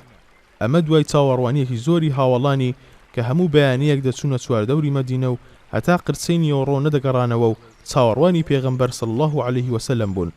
کاتێک پێغەمبەریان بینی صلی الله عليه وسلم زۆر خۆشحاڵ بوون و بەدەفلێدانەوە ئەم نەشیدەیان دەوتەوە طلع البدر علينا من ثنيات الوداع وجب الشكر علينا ما دعا لله داع أيها المبعوث فينا جئت بالأمر المطاع. نوێم، پێغەمبەر صلی الله عليه وسلم لە ڕێی مەدینەدا گەیشتە قوبا کە گوندێک بوو لە باشووری مەدینەوە 2 میل لێیەوە دوور بوو. لەوێ یەکەم مزگەوتی دروست کرد. ئەوەش یەکەم مزگەوت بوو لە ئیسلامدا دروست کرا. ماوەی 4 ڕۆژ لەوێ مایەوە. اینجا لە بەرەبەیانی ڕۆژی هەینی بەرەو مەدینە ڕۆیشت و بۆ نوێژی هەینی گەیشتە ناو بەنی سالمی کوڕی عەوف و لەوێ مزگەوتێکی بنیاد ناو. لەوێ یەکەم هەینی لە ئیسلامدا ئەنجام درا. یەکەم وتار لە ئیسلامدا لەوێ پێشکەش کرا. اینجا بەرەو مەدینە ڕۆیشت. کە گەیشتە مەدینە یەکەم ئیشێک دوای گەیشتنی ئەنجامیدا ئەوە بوو کە شوێنی مۆڵ خواردنی وشترەکەی هەڵبژارد هەتا ئەو شوێنە بکرێت بە مزگەوت. زەویەکەش مڵکی 2 منداڵی هەتیوی پشتیوانان بوو. پێغەمبەر صلی الله عليه وسلم پێشنیاری بۆ کردن پارەکە وەربگرن. ئەوانی ژووتیان ئەی پێغەمبەر صلی الله عليه وسلم ئێمە بە دیاری دەیبەخشین بە تۆ. ئەویش ڕازی نەبوو بە 10 دیناری زێر لێی کڕین. پارەکەشی لە ماڵ و سامانی ئەبوو بەکر بەخشی. اینجا موسڵمانانی ڕاست بارد لە بنیادنانی مزگەوتەکەدا بەشداری بکەن. خێرا مسلمانان هاتن بەدەمیەوە و خودی پێغەمبەریش صلی الله عليه وسلم لەگەڵیاندا خشتی دەگواستەوە هەتا بنیادنانی مزگەوتەکە تەواو بوو. دیوارەکانی لە خشت و سەقفەکەشی لە گەڵای دارخورما و پایەکانیشی لە قەدی دارخورما پێکاتبوو. دەیەم، اینجا برایەتی خستە نێوان کۆچەران و پشتیوانانەوە. بۆ هەر هاوڵێکی پشتیوانی برایەکی کۆچەری دانا. جا هاوڵە پشتیوانەکە برا کۆچەریەکەی لەگەڵ خۆی دەبردەوە بۆ ماڵەوە و پێشنیاری بۆ دەکرد هەموو شتێکی ماڵەکەی لەگەڵدا دابەش بکات. یانزەیەم، اینجا پێغەمبەر صلی الله عليه وسلم نووسراوێکی لە نێوان کۆچەران و پشتیواناندا نووسی و تیایدا ڕێکەوتنی لەگەڵ جوولەکەکاندا کرد و لەسەر ئاین و سامانی خۆیان هێشتنیەوە. ئیبن هیشام لە سیرەکەیدا بە دوور و درێژی باسی ئەو نووسراوەی کردووە. نووسراوەکە ئەو بنەمایانەی لە خۆگرت بوو کە یەکەم دەوڵەتی لە ئیسلامدا لەسەر دامەزرا. بنەمای مرۆیی و دادوەری کۆمەڵایەتی و لێبوردەی ئاینی و هاریکاری لەسەر بنەمای بەرژەوەندی کۆمەڵگا لە خۆگرت بوو. پێویستە هەر خوێنکارێک بگەڕێتەوە سەر ئەو نووسراوە و بە جوانی لی تێبگات و دەست بە بنەماکانی ناو نووسراوەکەوە بگرێت. ئێمەش لێرەدا ئەو بنەما گشتیانە باز دەکەین کە ئەو بەڵگەنامە هەمیشە مێژوویە لە خۆی دەگرتن. یەکەم، یەکبوونی ئومەتی مسلمانان بەبێ دووبارەکی نێوانیان. دووەم، یەکسانبوونی ئەندامانی ئومەت لە ماف و ڕێزدا. سێیەم، بەدەمەوەبوونی ئومەت بۆ یەکدی، دوو لەستەم و تاوان و دوژمنکاری. چوارەم، بەشداری ئومەت لە داڕشتنی پەیوەندیەکان لەگەڵ دوژمنانی ئومەتدا بە چەشنێکە هەموو مسلمانان دەگرێتەوە بەبێ جیاوازی. پێنجەم، بنیادنانی کۆمەڵگا لەسەر نوێترین و ڕاستترین و بەهێزترین سیستەم. شەشەم، بەرەنگاربوونەوەی ئەوانەی لە بازنەی دەوڵەت و سیستەمی گشتی دەوڵەت دەردەچن و ڕێگریکردن لە سەرخستنیان. حوتەم، پاراستنی هەر کەسێک کە بیەوێت لەسەر بنەمای ئاشتی و هاریکاری لەگەڵ مسلماناندا بژی و ڕێنەدان بەستەم لێکردن و سنوور بەزاندنیان. هەشتەم، نامسلمانەکان دین و ماڵ و سامانی خۆیان هەیە و ناچار ناکرێن ئاینی مسلمانان وەربگرن و ماڵ و سامانیان لێ ناسەندرێت. نۆیەم، نامسلمانەکان ئەرکی سەرشانیانە وەک بەشداربوونی مسلمانان لە خەرجیەکانی دەوڵەتدا بەشدار بن. دەیەم، نامسلمانەکان لەسەریانە بۆ نەهێشتنی مەترسی سەر قەوارەی دەوڵەت دژ بە هەر دوژمنکاریەک هاوکاری مسلمانان بکەن. یانزەیەم، لەسەریانە تا کاتێک دەوڵەت لە حاڵەتی جەنگدا بێت لە خەرجیەکانی جەنگدا بەشدار بن. دوانزەیەم، ئەرکی دەوڵەتە ستەملێکراویان سەر بخات وەک چۆن پشتیوانی هەر مسلمانێک دەکات کە ستەمی لێ بکرێت. سیانزەیەم، مسلمانان و نامسلمانەکانیش لەسەریانە ڕێگیری بکەن لە پاراستنی دوژمنانی دەوڵەت و پشتیوانیان. چواردەیەم، ئەگە بەرژەوەندی ئومەت لە ڕێکەوتندا بێت لەسەر مسلمان و نامسلمانیان پێویستە بە ڕێکەوتن ڕازی بن. پانزەیەم، هیچ کەسێک تاوانی کەسێکی تر هەڵ ناگرێت، تاوانباریش تاوانی خۆی و خاوخێزانی لەسەر شانە. شانزەیەم، ئازادی ئاڵگۆڕ لە ناو دەوڵەت و دەرەوەی دەوڵەتدا پەیوەستە بە پاراستنی دەوڵەتەوە. هەفتەیەم، هەر تاوانبار و ستەمکارێک هیچ بەناو پاراستنێکی بۆ نییە. هەژدەیەم، کۆمەڵگە لەسەر بنەمای هاوکاری لە تەقوا و چاکەدا دامەزرا بوو، نەک لەسەر بنەمای تاوان و دوژمنکاری. نۆزدەیەم، دوو هێز ئەو بنەمایانە دەپارێزن، هێزێکی معنەوی کە بریتیە لە باوەڕبوونی گەل بەخوا و چاودێری و ئاگداربوونی خوا بۆ کەسی چاکەکار، هێزێکی مادی کە بریتیە لە سەرکردایەتی دەوڵەت، ئەویش خۆی لە محەممەددا صلی الله عليه وسلم دەبینیەوە. پند و وانە. یەکەم، باوەڕدار ئەگەر لە هێزی خۆی بێخەم بێت ترسی لە کار و کرداری نییە، بەڵکو بە ئاشکرا دەیکات و باکی نییە بە دوژمنانی بانگەوازەکەی، مادەم دڵنیایە سەر دەکەوێت بەسەریاندا وەک چۆن عومەری کوڕی خەتاب کاتێک کۆچی کرد وای کرد. ئەمە بەڵگەشە لەسەر ئەوەی هەڵوێستی بەهێز دوژمنانی خوددا دەترسێنێت و ترس و بیم دەخاتە دەرونیانەوە. بێگومان ئەگەر بیانویستایە کۆ ببنەوە لەسەر کوشتنی عومەر دەیانتوانی پێکەوە بیکوژن، بەڵام هەڵوێستی دلێرانەی عومەر ترسی خست بوویە دڵی هەر کامێکیانەوە. هەر کامیان دەترسا ئەگەر بەرەنگاری بێتەوە دایکی ڕۆڵە ڕۆی بۆ بکات. خراپەکاران زۆر چاویان لە ژیانیانە و سوورن لەسەر پاراستنی و مانەوەیان لە ژیاندا. دووەم، کاتێک خراپەکاران بێهیوا دەبن لە وەستاندنی بانگەوازی حەق و چاکسازی، کاتێک مسلمانان لە دەستیان دەرباز دەبن و دوور لە دەستی دوژمنکاری ئەوان دەمێننەوە، دوازار پەنا دەبەنە بەرکوشتنی بانگخوازی چاکساز، چونکە پێیان وایە ئەگەر ئەو بکوژن ئەوە لە دەستی نەجاتیان دەبێت و بانگەوازەکەشی لەناو دەبن. ئەم بیرکردنەوەی خراپەکاران و دوژمنانی چاکسازی لە هەموو سەردەمێکدا هەیە، ئێمەش لە ژیانماندا دیمەنی لەو چەشنەمان دیوە. سێم، سەربازی ڕازگۆی دڵسۆز بۆ بانگەوازی چاکسازی ژیانی خۆی دەخاتە مەترسیەوە بۆ پاراستنی سەرکردەکەی، چونکە پاراستنی سەرکردە سەلامەتی بانگەوازەکەیە. لە ناوچوونی سەرکردەش لاوازبوون و داڕوخانی بانگەوازەکەیە. ئەوەی عەلی ڕەزای خوای لێبێت لە شەوی هیجرەتدا ئەنجامیدا و لە شوێن خەوەکەی پێغەمبەردا صلی الله عليه وسلم مایەوە قوربانیدان بوو بە ژیانی خۆی لە پێناومانەوەی پێغەمبەر صلی الله عليه وسلم لە ژیانیدا، چونکە ئەگەر زۆر بوو وەک تۆڵەسەندنەوەیەک شمشێری گەنجانی قوڕەیش بەسەر سەری عەلیدا بکەوێت. بەڵام عەلی بێباک بوو لەوە تەنها هێندەی بەس بوو پێغەمبەر صلی الله عليه وسلم کە پێغەمبەر ئومەت و سەرکردەی بانگەوازەکە بوو پارێزراو بێت. چوارەم، بێباوەڕان لەگەڵ ئەوەی دوژمنایەتیان لەگەڵ پێغەمبەر صلی الله عليه وسلم دەکرد و بڕیاریان دابوو بیکوژن کەچی ئەمانەتەکانی خۆیان لای ئەو دانابوو.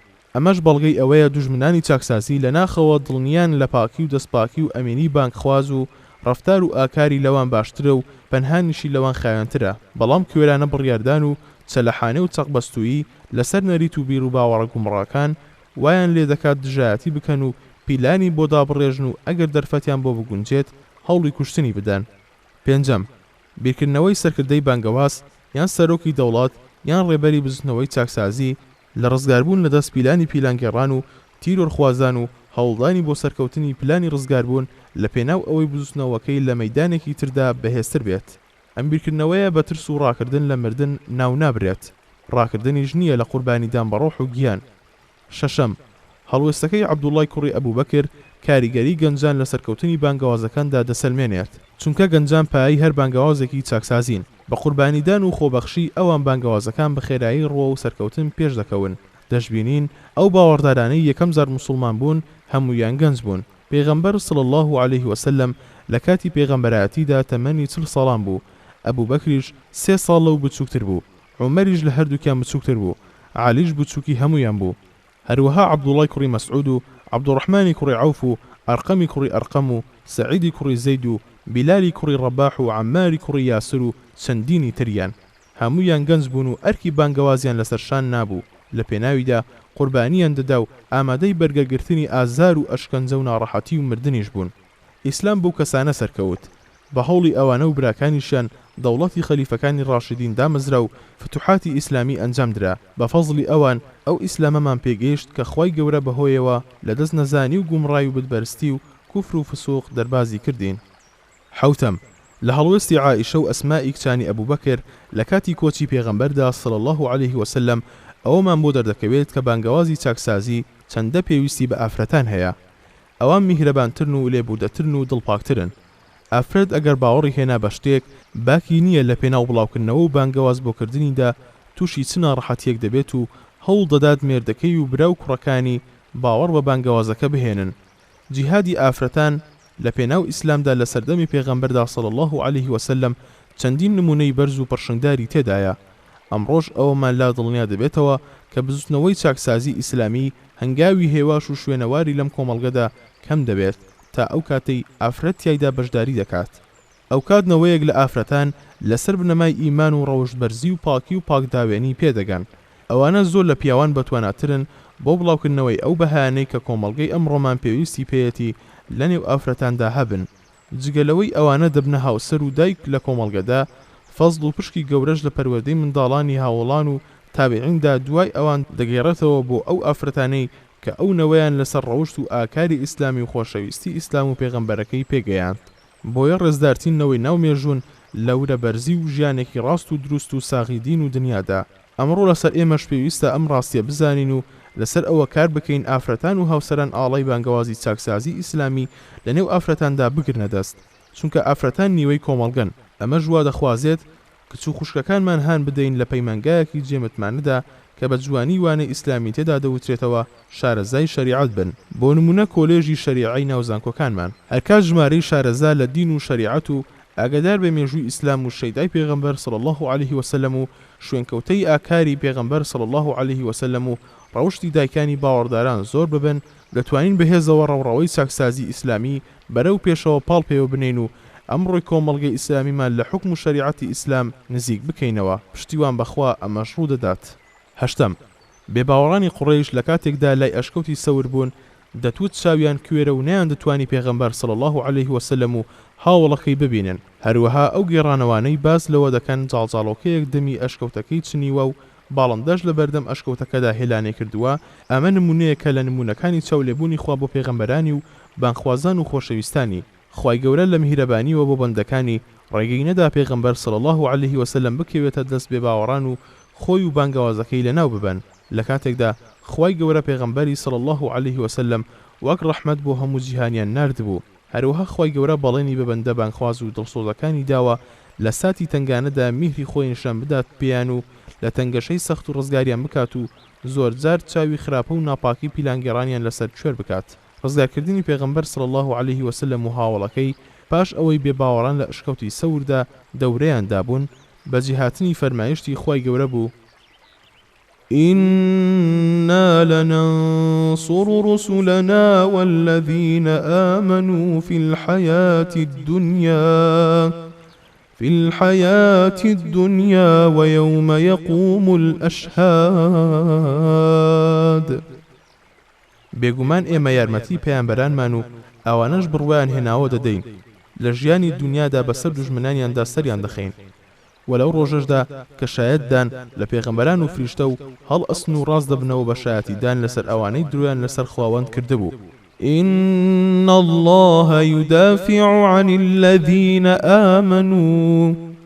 نوێم ترسی ئەبوو بەکر لەنا ئۆشکەوتەکەدا لەوەی بێباوەڕان بیان بینن نمونەیەکە بۆ ئەربازی ڕازگۆی بانگەواز هەتا لەو کاتی مەترسی تووشی سەرکردە دەم و دەستپاکەکەی دەبێت.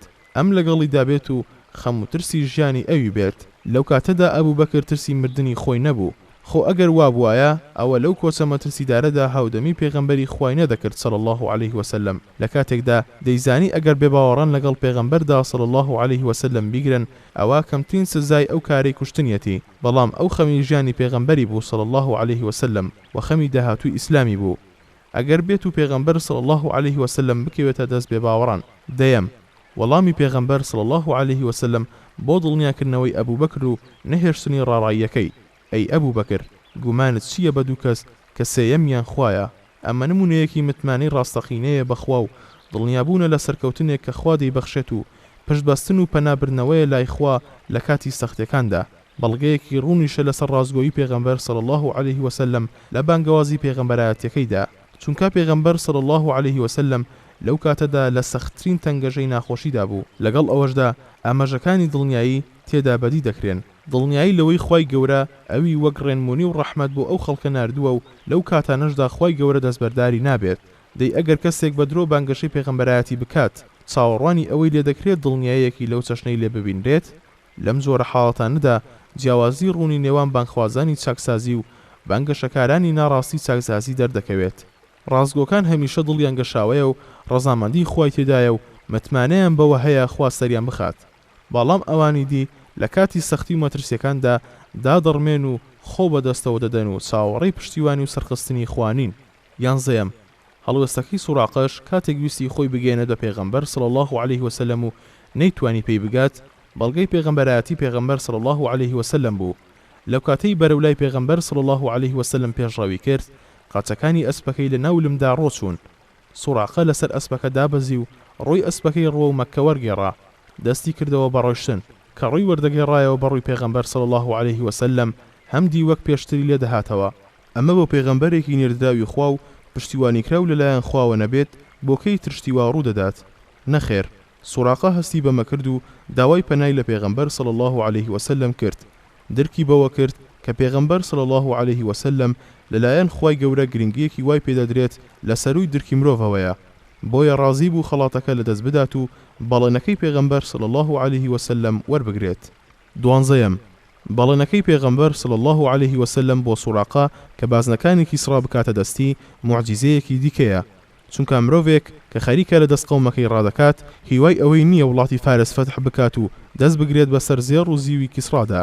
ئەمە مەگەر بۆ پێغەمبەرێکی نێردراوی خوا بەڵێنەکەی پێغەمبەر صلی الله عليه وسلم دواتر هاتە دی و سوراقە لە سەردەمی عومەری کوڕی خەتابدا کە لە نێو دەستکەوتەکاندا بازنەکانی کیسرای بینی داوای لە عومەری کوڕی خەتاب کرد بەڵێنەکەی پێغەمبەر صلی الله عليه وسلم بەجێ بگێنێت. عومەریش بە بەرچاوی هاوڵانەوە بازنەکانی کردە دەستی سوراقە و فەرمووی سوپاس بۆ ئەو خودایی بازنەکانی لە دەست کیسرادا ماڵی و کردیە دەستەکانی سوراقەی کوڕی زوعشومی ئەعرابی. بەو چەشنە لەو هیجرەتەدا موعجیزە دوای موعجیزە دەرکەوتن بۆ ئەوەی ئیمانی باوەڕداران زیاتر بێت و ئەوانەشی کە دوودڵ بوون یان نکوڵیان دەکرد دڵنیا ببنەوە کە ئەمە پێغەمبەرێکە و لەلایەن پەروەردگاری جیهانیانەوە نێردراوە. سیانزەیەم دڵخۆشی باوەڕدارانی نیشتەجێی یەسریب لە پشتیوانان و کۆچەران بە هاتنی پێغەمبەر صلی الله عليه وسلم و گەیشتنی بە سەلامەتی دڵخۆشیەک بوو کە ئافرەتان و منداڵانیشی لە نێو ماڵەکانیان هێنایە دەرەوە. وای کرد پیاوان واز دە ئیش و کاریان بهێنن. هەڵوێستی جوولەکەکانی مەدینەش باڕووکەش بەشداریکردن بوو لەو خۆشحاڵی دەربڕینەدا، بەڵام لە ناخەوە دڵتەنگ بوون بەوەی دوژمنێکی نوێی ڕێبەرایەتیان بۆ پەیدا بووە. خۆشحاڵی باوەڕداران بەگەیشتنی پێغەمبەرەکەیان صلی الله عليه وسلم جێی سەرسوڕمان نەبوو، چونکە ئەو بوو بە فەرمانی خوای گەورە لە ڕێی پەیامی ڕاست و سەربڵندانەی خوای گەورە و لە تاریکیەوە بەرەو ڕووناکی ڕزگاری کردن. هەڵوێستی جوولەکەش شتێکی نامۆ نەبوو، چونکە ئەوان ناسرا بوون بە ماستاوچێتی و دووڕۆیی بۆ کۆمەڵگەیەک کە دەسەڵاتیان بەسەریدا نییە و زبری و ڕق و کینەی ڕەش بەرامبەر بە کەسێک کە ڕێبەرایەتی گەلانیان لەدەست دەسەنێت و ناهێڵت بە ناوی قەرزەوە سامانی ئەو گەلانە ببەن و بە ناوی ڕاوێژ و ئامۆژگاریەوە خۆیانیان بڕژن. هەتا ئەم ڕۆژ جوولەکەکان ڕقیان لە کەسێکە کە گەلان لە دەست دەسڕۆیی ئەوان ڕزگار دەکات و ڕقەکەیان پیلان و دواتر ئەگەر بۆیان بگونجێت بە تیرۆر کۆتایی پێدێنن. ئەوە سروشت و عادەتیانە. دوای ئەوەش کە پێغەمبەر صلی الله عليه وسلم لە مەدینە سەقامگیر بوو، هەرچەندە بەڵێن نامەیەکی ڕێککەوتن لەسەر هاریکاری و پێکەوە ژیانی ئاشتیانە لە نێوانیاندا هەبوو، کەچی هەمان شتیان بەرامبەر بە پێغەمبەر صلی الله عليه وسلم کرد. جوولەکەکان گەلێکن هەمیشە و هەرکات ئاگری جەنگ هەڵدەگیرسێنن. كلما أوقدوا نارا للحرب أطفأها الله. هەرکات ئاگرێک هەڵ ئەکەن بۆ جەنگ خوای گەورە دەیکوژێنێتەوە. چواردەیەم لە ڕووداوەکانی کۆچ بۆ مەدینە ئەومان بۆ دەردەکەوێت کە پێغەمبەر صلی الله عليه وسلم لە هەر شوێنێک مابێتەوە یەکەم ئیش کردبێتی دروستکردنی مزگەوتێک بوو هەتا باوەڕداران تیایدا کۆ ببنەوە. کاتێک ماوەی 4 ڕۆژ لە قوبادا مایەوە لەوێ مزگەوتێکی دروست کرد. کاتێک لە نیوەی ڕێی نێوان قوبا و مەدینەدا کاتی نوێژی هەینی بوو، لەناو بەنی سالمی کوڕی عەوفدا لە نێوشیوی وادی ڕانونادا مزگەوتێکی بنیادنا کە گەیشتە مەدینەش یەکەم ئیش کە کردی دروستکردنی مزگەوتێک بوو تیایدا. ئەمە گرنگی مزگەوتمان پێنیشان دەدات لە ئیسلامدا. سەرجەم پەرستشەکانی ئیسلام بۆ پاکردنەوەی دەروون و پاکڕاگرتنی ڕەوشتەکان و بەهێزکردنی هاریکاری نێوان مسلمانان، نوێژی جەماعەت و جومعە و دوو جەژنەکەش دیمەنێکی بەهێزی کۆبوونەوەی مسلمانان و یەکدەنگی و یەکڕێزی و یەک ئامانزی و هاریکاری نێوانیانە لەسەر بنەمای چاکە و تەخوا. بێگومان مزگەوت پەیامێکی کۆمەڵایەتی و ڕۆحی زۆر گەورەیە لە ژیانی مسلماناندا. مزگەوتە کە ڕیزەکانیان یەک دەخات و دەرونیان پاک دەکاتەوە و دڵ و هۆشیان ڕادەسڵەکێنێت و کێشەکانیان چارەسەر دەکات و هێزی پێکەوە بوون و وابەستەیی نێوانیان بەدیار دەخات. مێژووی مزگەوت لە ئیسلامدا ئەوەی سلماندووە کە گەورە سوپا ئیسلامیەکان لەوێوە دەرچوون هەتا ڕێنمونی خوا بەسەر زەویدا پەخش بکەن. لەوێوە تیشکی ڕووناکی و ڕێنمونی بۆ مسلمانان و نامسلمانانیش سەری هەڵداوە. تۆوی شارستانیەتی ئیسلامی لەوێوە چەکەرەی کردووە و گەشەی سندووە. ئەبوو بەکر و عومەر و عوسمان و عەلی و خالید و سەعد و ئەبوو عوبەیدە و هاوچەشنەکانیان و کەسانی گەورەی ناو مێژووی ئیسلامی هەموویان خوێنکاری ئەو خوێندنگە محەممەدیە بوون کە مەڵبەندەکەی مزگەوتەکەی پێغەمبەر صلی الله عليه وسلم بوو. تایبەتمەندیەکی تری مزگەوت لە ئیسلامدا ئەوەیە کە هەموو هەفتەیەک لەوێوە لەسەر زمانی وتاربێژەکەی وتەی حەق بە دەنگی بەرز بۆ نکوڵی لە خراپە یان فەرمان بە چاکە یان بانگەواز بۆ کاری خەیر و چاک یان هەستان لە خەوی بێ ئاگایی یان بانگەواز بۆ کۆبوونەوە یان ناڕەزایی لە دەستەمکارێک یان هۆشیاریدان بە کەسی سەرکەش و ستەمکار پەخش دەکرێت. لە سەردەمی منداڵیەوە بینیمان چۆن مزگەوتەکان بوونە ناوەندی دەرکەوتنی بزوتنەوە نیشتیمانیەکان دژ بە داگیرکاری و سەهیۆنیەت پەنایان دەبردە بەر مزگەوتەکان. ئەگەر ئەمڕۆ دەبینین مزگەوتەکان بە ئەرکی گەورەی خۆیان هەڵناستن، بابەتەکە تەنها تاوانی هەندێ وتاربێژە کە وەک کارمەندی خۆفڕۆش یان نەزانی بێ ئاگا لەوێن. ئەگەر ڕۆژێک بانخوازێکی مکوڕ لەسەر حەق و شارەزا بە شەریعەت و دڵسۆز بۆ خۆ و پێغەمبەرەکەی و ئامۆژگاری کەری پێشەوا و زەماوەری مسلمانان بچنەوە سەر ئەو مینبەرانە، مزگەوت لە کۆمەڵگەی ئیسلامیماندا لە نێو دامەزراوە کۆمەڵاتیەکانماندا پێگەی بڵندی خۆی بۆ دەگێڕێتەوە. اینجا لە مزگەوتەوە کار دەکرێت بۆ پەروەردەی پیاوان و دەرچوانی پاڵەوانان و نەهێشتنی گەندەڵی و دژایەتی خراپە و بەنیادنانی کۆمەڵگە لەسەر بنەمای تەقوا و ڕەزامەندی خوددا. هیوامان هەیە پشتیوان بەخوا بە دەرکەوتنی ئەم دەستە گەنجە پاکە ئیماندارەی کە ڕۆشنبیریان وەرگرتووە لەسەر ئاینی خوا و ڕەوشتی پێغەمبەریان صلی الله عليه وسلم کە چوونە سەر مینبەرەکان ئەم حاڵەتە ببیننەوە. 15. پێغەمبەر صلی الله عليه وسلم کە برایەتی خستە نێوان کۆچەران و پشتیوانانەوە ئەمە بەهێزترین دیمەنی دادپەروەری دامەزراوەی مرۆیی و ڕەوشتی ئیسلامە. کۆچەران خەڵکانێک بوون کە لە پێناو خوددادا ماڵ و مڵک و خاکی خۆیان بەجێهێشت بوو، پەنایان هێنابوو بۆ مەدینە و لە ماڵ و مڵکی دنیادا هیچ شتێکیان نەبوو. پشتیوانانیش بەهۆی کشتوکاڵ و ماڵ و سامان و پیشەسازیانەوە خەڵکانێکی دەوڵەمەند بوون، بۆیە هەر کەسەیان برایەکی لەگەڵ خۆی بردەوە بۆ ماڵی خۆیان و سامانی دنیای لەگەڵدا دابەش کرد و ئەگەر خانووەکەی بەشیمانەوەی هەردووکیانی بکردایە دەیبردەوە ماڵی خۆی، ئەگەر پێویستی پێ نەبووایە نیوەی سامانی خۆی پێدەبەخشی. دەی لە دنیادا چ دادپەروەریەکی کۆمەڵایەتی دەگاتە ئاستی ئەمبرایەتیە.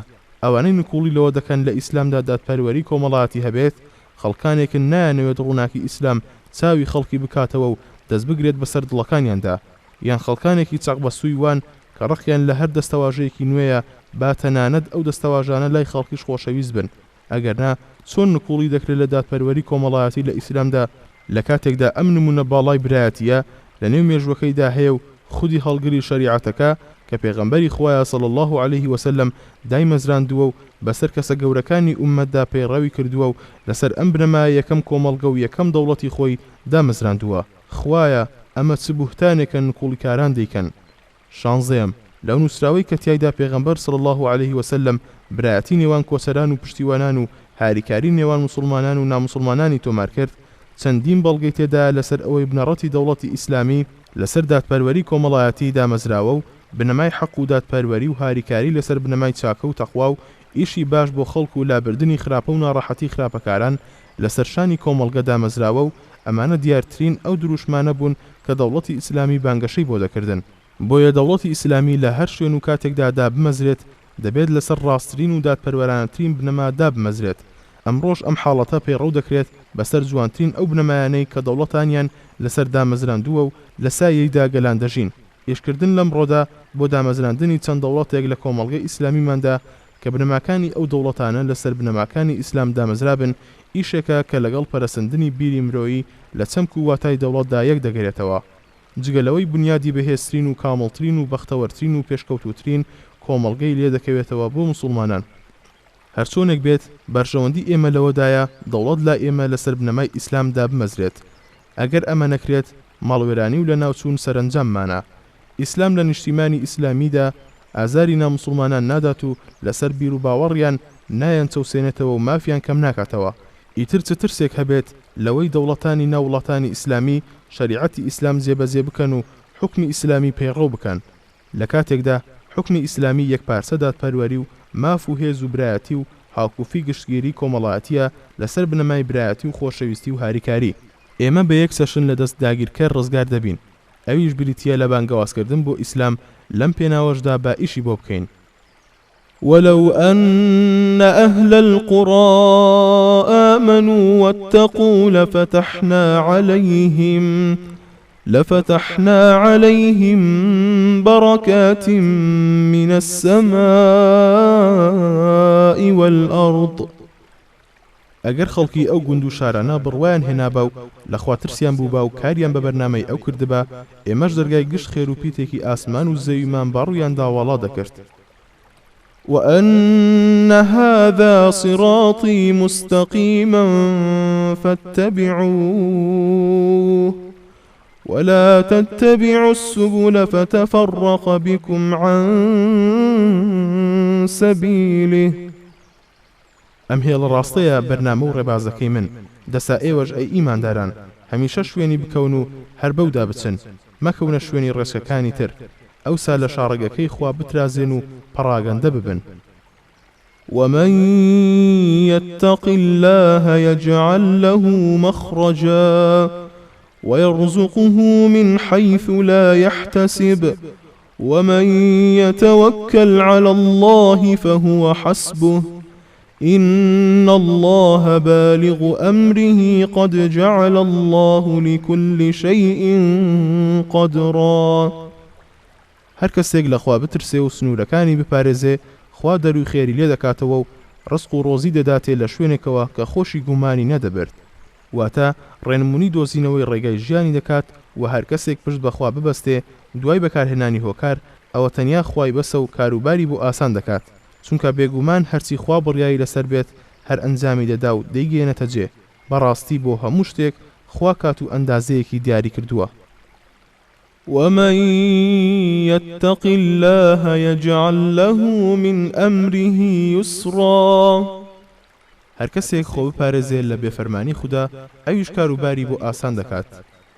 ومن يتق الله يكفر عنه سيئاته ويعظم له أجرا هەر کەسێک لە خوا بترسێ و کار بە تاعەتی خوددا بکات خوش لە گوناحەکانی پاکی ئەکاتەوە و چاوپۆشی لێ دەکات و پاداشتێکی فرە گەورەی پێدەبەخشێت. بەشی پێنجەم جەنگەکانی پێغەمبەر صلی الله عليه وسلم ڕووداوە مێژوویەکان.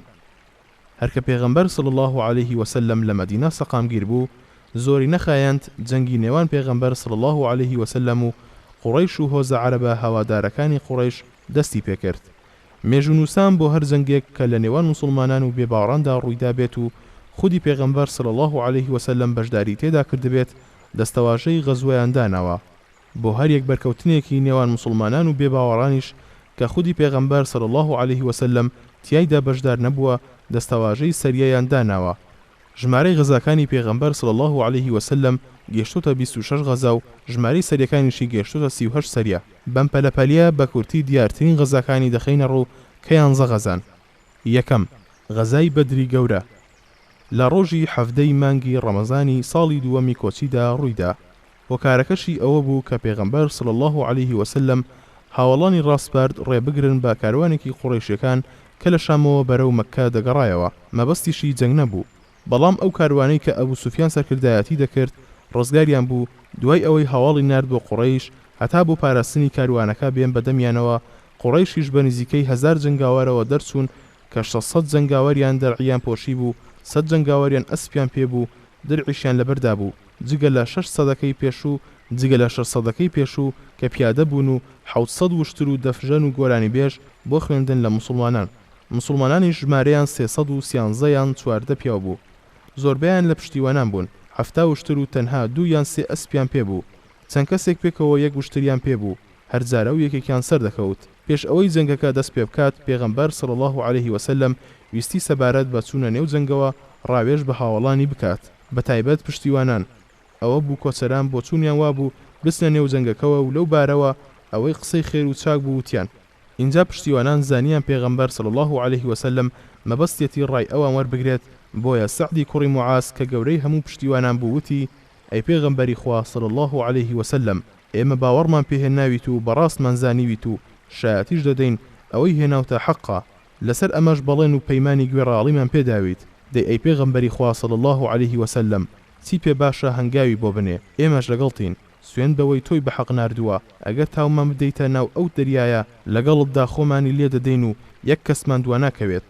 پێمان ناخۆش نییە سبەینێر بەرەنگاری دوژمنانمان ببینەوە، ئێمەش لە کاتی جەنگدا خۆڕاگرین و لە کاتی گەیشتن بە دوژمندا ڕازگۆین. لەوانەیە خوای گەورە لە ئێمەوە هەڵوێستێکت پێ نیشان بدات کە چاوەکانت پێی فێنک ببنەوە، دەی لەسەر بەرەکەتی خوا فەرمانمان پێ بکە. اینجا بڕێ قسەی تری کرد و پێغەمبەریش صلی الله عليه وسلم پێی دڵخۆش بوو. اینجا فەرمووی لەسەر بەرەکەتی خوا بەڕێ بکەون و دڵخۆش بن، چونکە خوای گەورە بەڵێنی یەکێک لەم دوانەی پێداوم، یان کاروانەکە یان نەفیر سوپاکە. اینجا پێغەمبەر صلی الله عليه وسلم بەڕێکەوت هەتا گەیشتە خواروی ئاوێک لە بەدر و لەوێ دابەزی.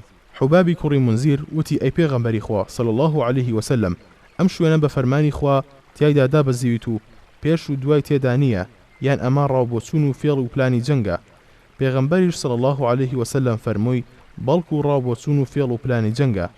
اینجا حوباب پێشنیاری کرد پێغەمبەر صلی الله عليه وسلم بچێت بۆ شوێنێکی گونجاوتر کە مسلمانان بتوانن ئاوی بەدر لە بێباوەڕەکان ببڕن. پێغەمبەر صلی الله عليه وسلم و هاوڵانی هەستان و چوونە ئەو شوێنەی حوباب ئاماژەی پێدا بوو، لەوێ سەقامگیر بوون. اینجا سەعدی کوڕی معاز پێشنیاری کرد لە پشت ڕیزی مسلمانانەوە عریشێک یاخود شێوە چادرێک بۆ پێغەمبەر صلی الله عليه وسلم دروست بکرێت. ئەگەر خوای گەورە سەری خستن ئەوە زۆر باشە، ئەگەری شکستیان خوات ئەوە بە پێغەمبەر صلی الله عليه وسلم سواری وشترێک بێت و خۆی بگەێنێتەوە بە هاوڵانی ناو مەدینە. سعد بە پێغەمبەری خوای صلی الله عليه وسلم وت: ئەی پێغەمبەری خوا صلی الله عليه وسلم، خەڵکێک دواکەوتون و نەهاتوون کە خۆشەویستی ئێمە بۆ تۆ لە خۆشەویستی ئەوان بۆت زیاتر نییە، ئەگەریش بیان زانیە جەنگ ڕوودەدات دوانە دەکەوتن. اینجا پێغەمبەر صلی الله عليه وسلم نزای خێری بۆ سەعد کرد و فەرمانی کرد عریشێکی بۆ دروست بکرێت. کاتێ هەردوو سوپا بەیەک گەیشتن، پێغەمبەر صلی الله عليه وسلم ڕیزەکانی مسلمانانی ڕێکدەخست و هانی دەدان لەسەر جەنگ و تاسەی شەهیدی لا زیاتر دەکردن و دەیفەرموو: والذي نفسي بيده لا يقاتلهم اليوم رجل فيقتل صابرا محتسبا مقبلا غير مدبر إلا أدخله الله الجنة. سوێن بەوەی گیانمی بەدەستە، هەر کەسێک ئەمڕۆ لەگەڵیاندا بجەنگێت و خۆڕاگرانە و لە چاوەڕوانی پاداشتی خوادا ڕۆ پێشڕەوی بکات و ڕووەر نەگێڕێت، بەو چەشنە بکوژێت، ئەوە بە دڵنیاییەوە خوای گەورە دەیخاتە بەهشتەوە. اینجا پێغەمبەر صلی الله عليه وسلم هاودەم بە ئەبوبەکر گەڕایەوە ناو عەریشەکەی و سەعدی کوڕی معازیش شمشێرەکەی هەڵگرت بوو پاسەوانی پێغەمبەری خوای دەکرد صلی الله عليه وسلم. اینجا پێغەمبەر صلی الله عليه وسلم کەوتە نزاکردن. بەشێکی نزاکەی ئەمە بوو: اللهم إني أنشدك عهدك ووعدك اللهم إن تهلك هذه العصابة لا تعبد في الأرض. خوايا داوات لێ دەکەم بەڵێن و پەیمانەکەت بەجێ بگەێنیت. خوايا ئەگەر ئەم تاقمە باوەڕدارە جەنگاوەرانە لەناو بچن، ئەوە ئیتر لەسەر زەویدا ناپەرسترێیت. پێغەمبەر صلی الله عليه وسلم درێژەی بە سوزەکانی دەدا هەتا ئەبوبەکر پێیوت: هێندە بەسە، دڵنیا بەخوای گەورە بەڵێنەکەت بۆ بەجێ دەگەێنێت. اینجا جەنگەکە گەرم بوو، بە سەرکەوتنی مسلمانان کۆتایی هات. نزیکەی 70 بێباوەڕ کوژران، لە نێویاندا بێباوەڕترین کەسیان کە ئەبوو جەهل بوو لەگەڵ هەندێک سەرکردەی تریان کوژران، نزیکەی 70 کەسیشیان بەدیلگیران. اینجا فەرمان کرا هەموو کوژراوەکان ئەسپەر دەکران. پاشان پێغەمبەر صلی الله عليه وسلم سەبارەت بە دیلەکان ڕاوێژی بە هاوڵانی کرد. عومەر پێشنیاری کرد بیان کوژن. ئەبوبەکر پێشنیاری کرد بە فیدیە یاخود وەرگرتنی بڕێک پارە لە بری هەر کەسێک ئازادیان بکەن. پێغەمبەر صلی الله عليه وسلم پێشنیارەکەی ئەبوبەکری پەسند کرد و لە بری بڕێک پارە دیلەکانی بێباوەڕانی ئازاد کرد. چەند ئاەتی قورئانی پیرۆز سەبارەت بە جەنگی بەدر دابەزین. خوای گەورە لە سوڕەتی ئالی عیمراندا دەفەرمێت: ولقد نصركم الله ببدر وأنتم أذلة فاتقوا الله لعلكم تشكرون إذ تقول للمؤمنين ألن يكفيكم أن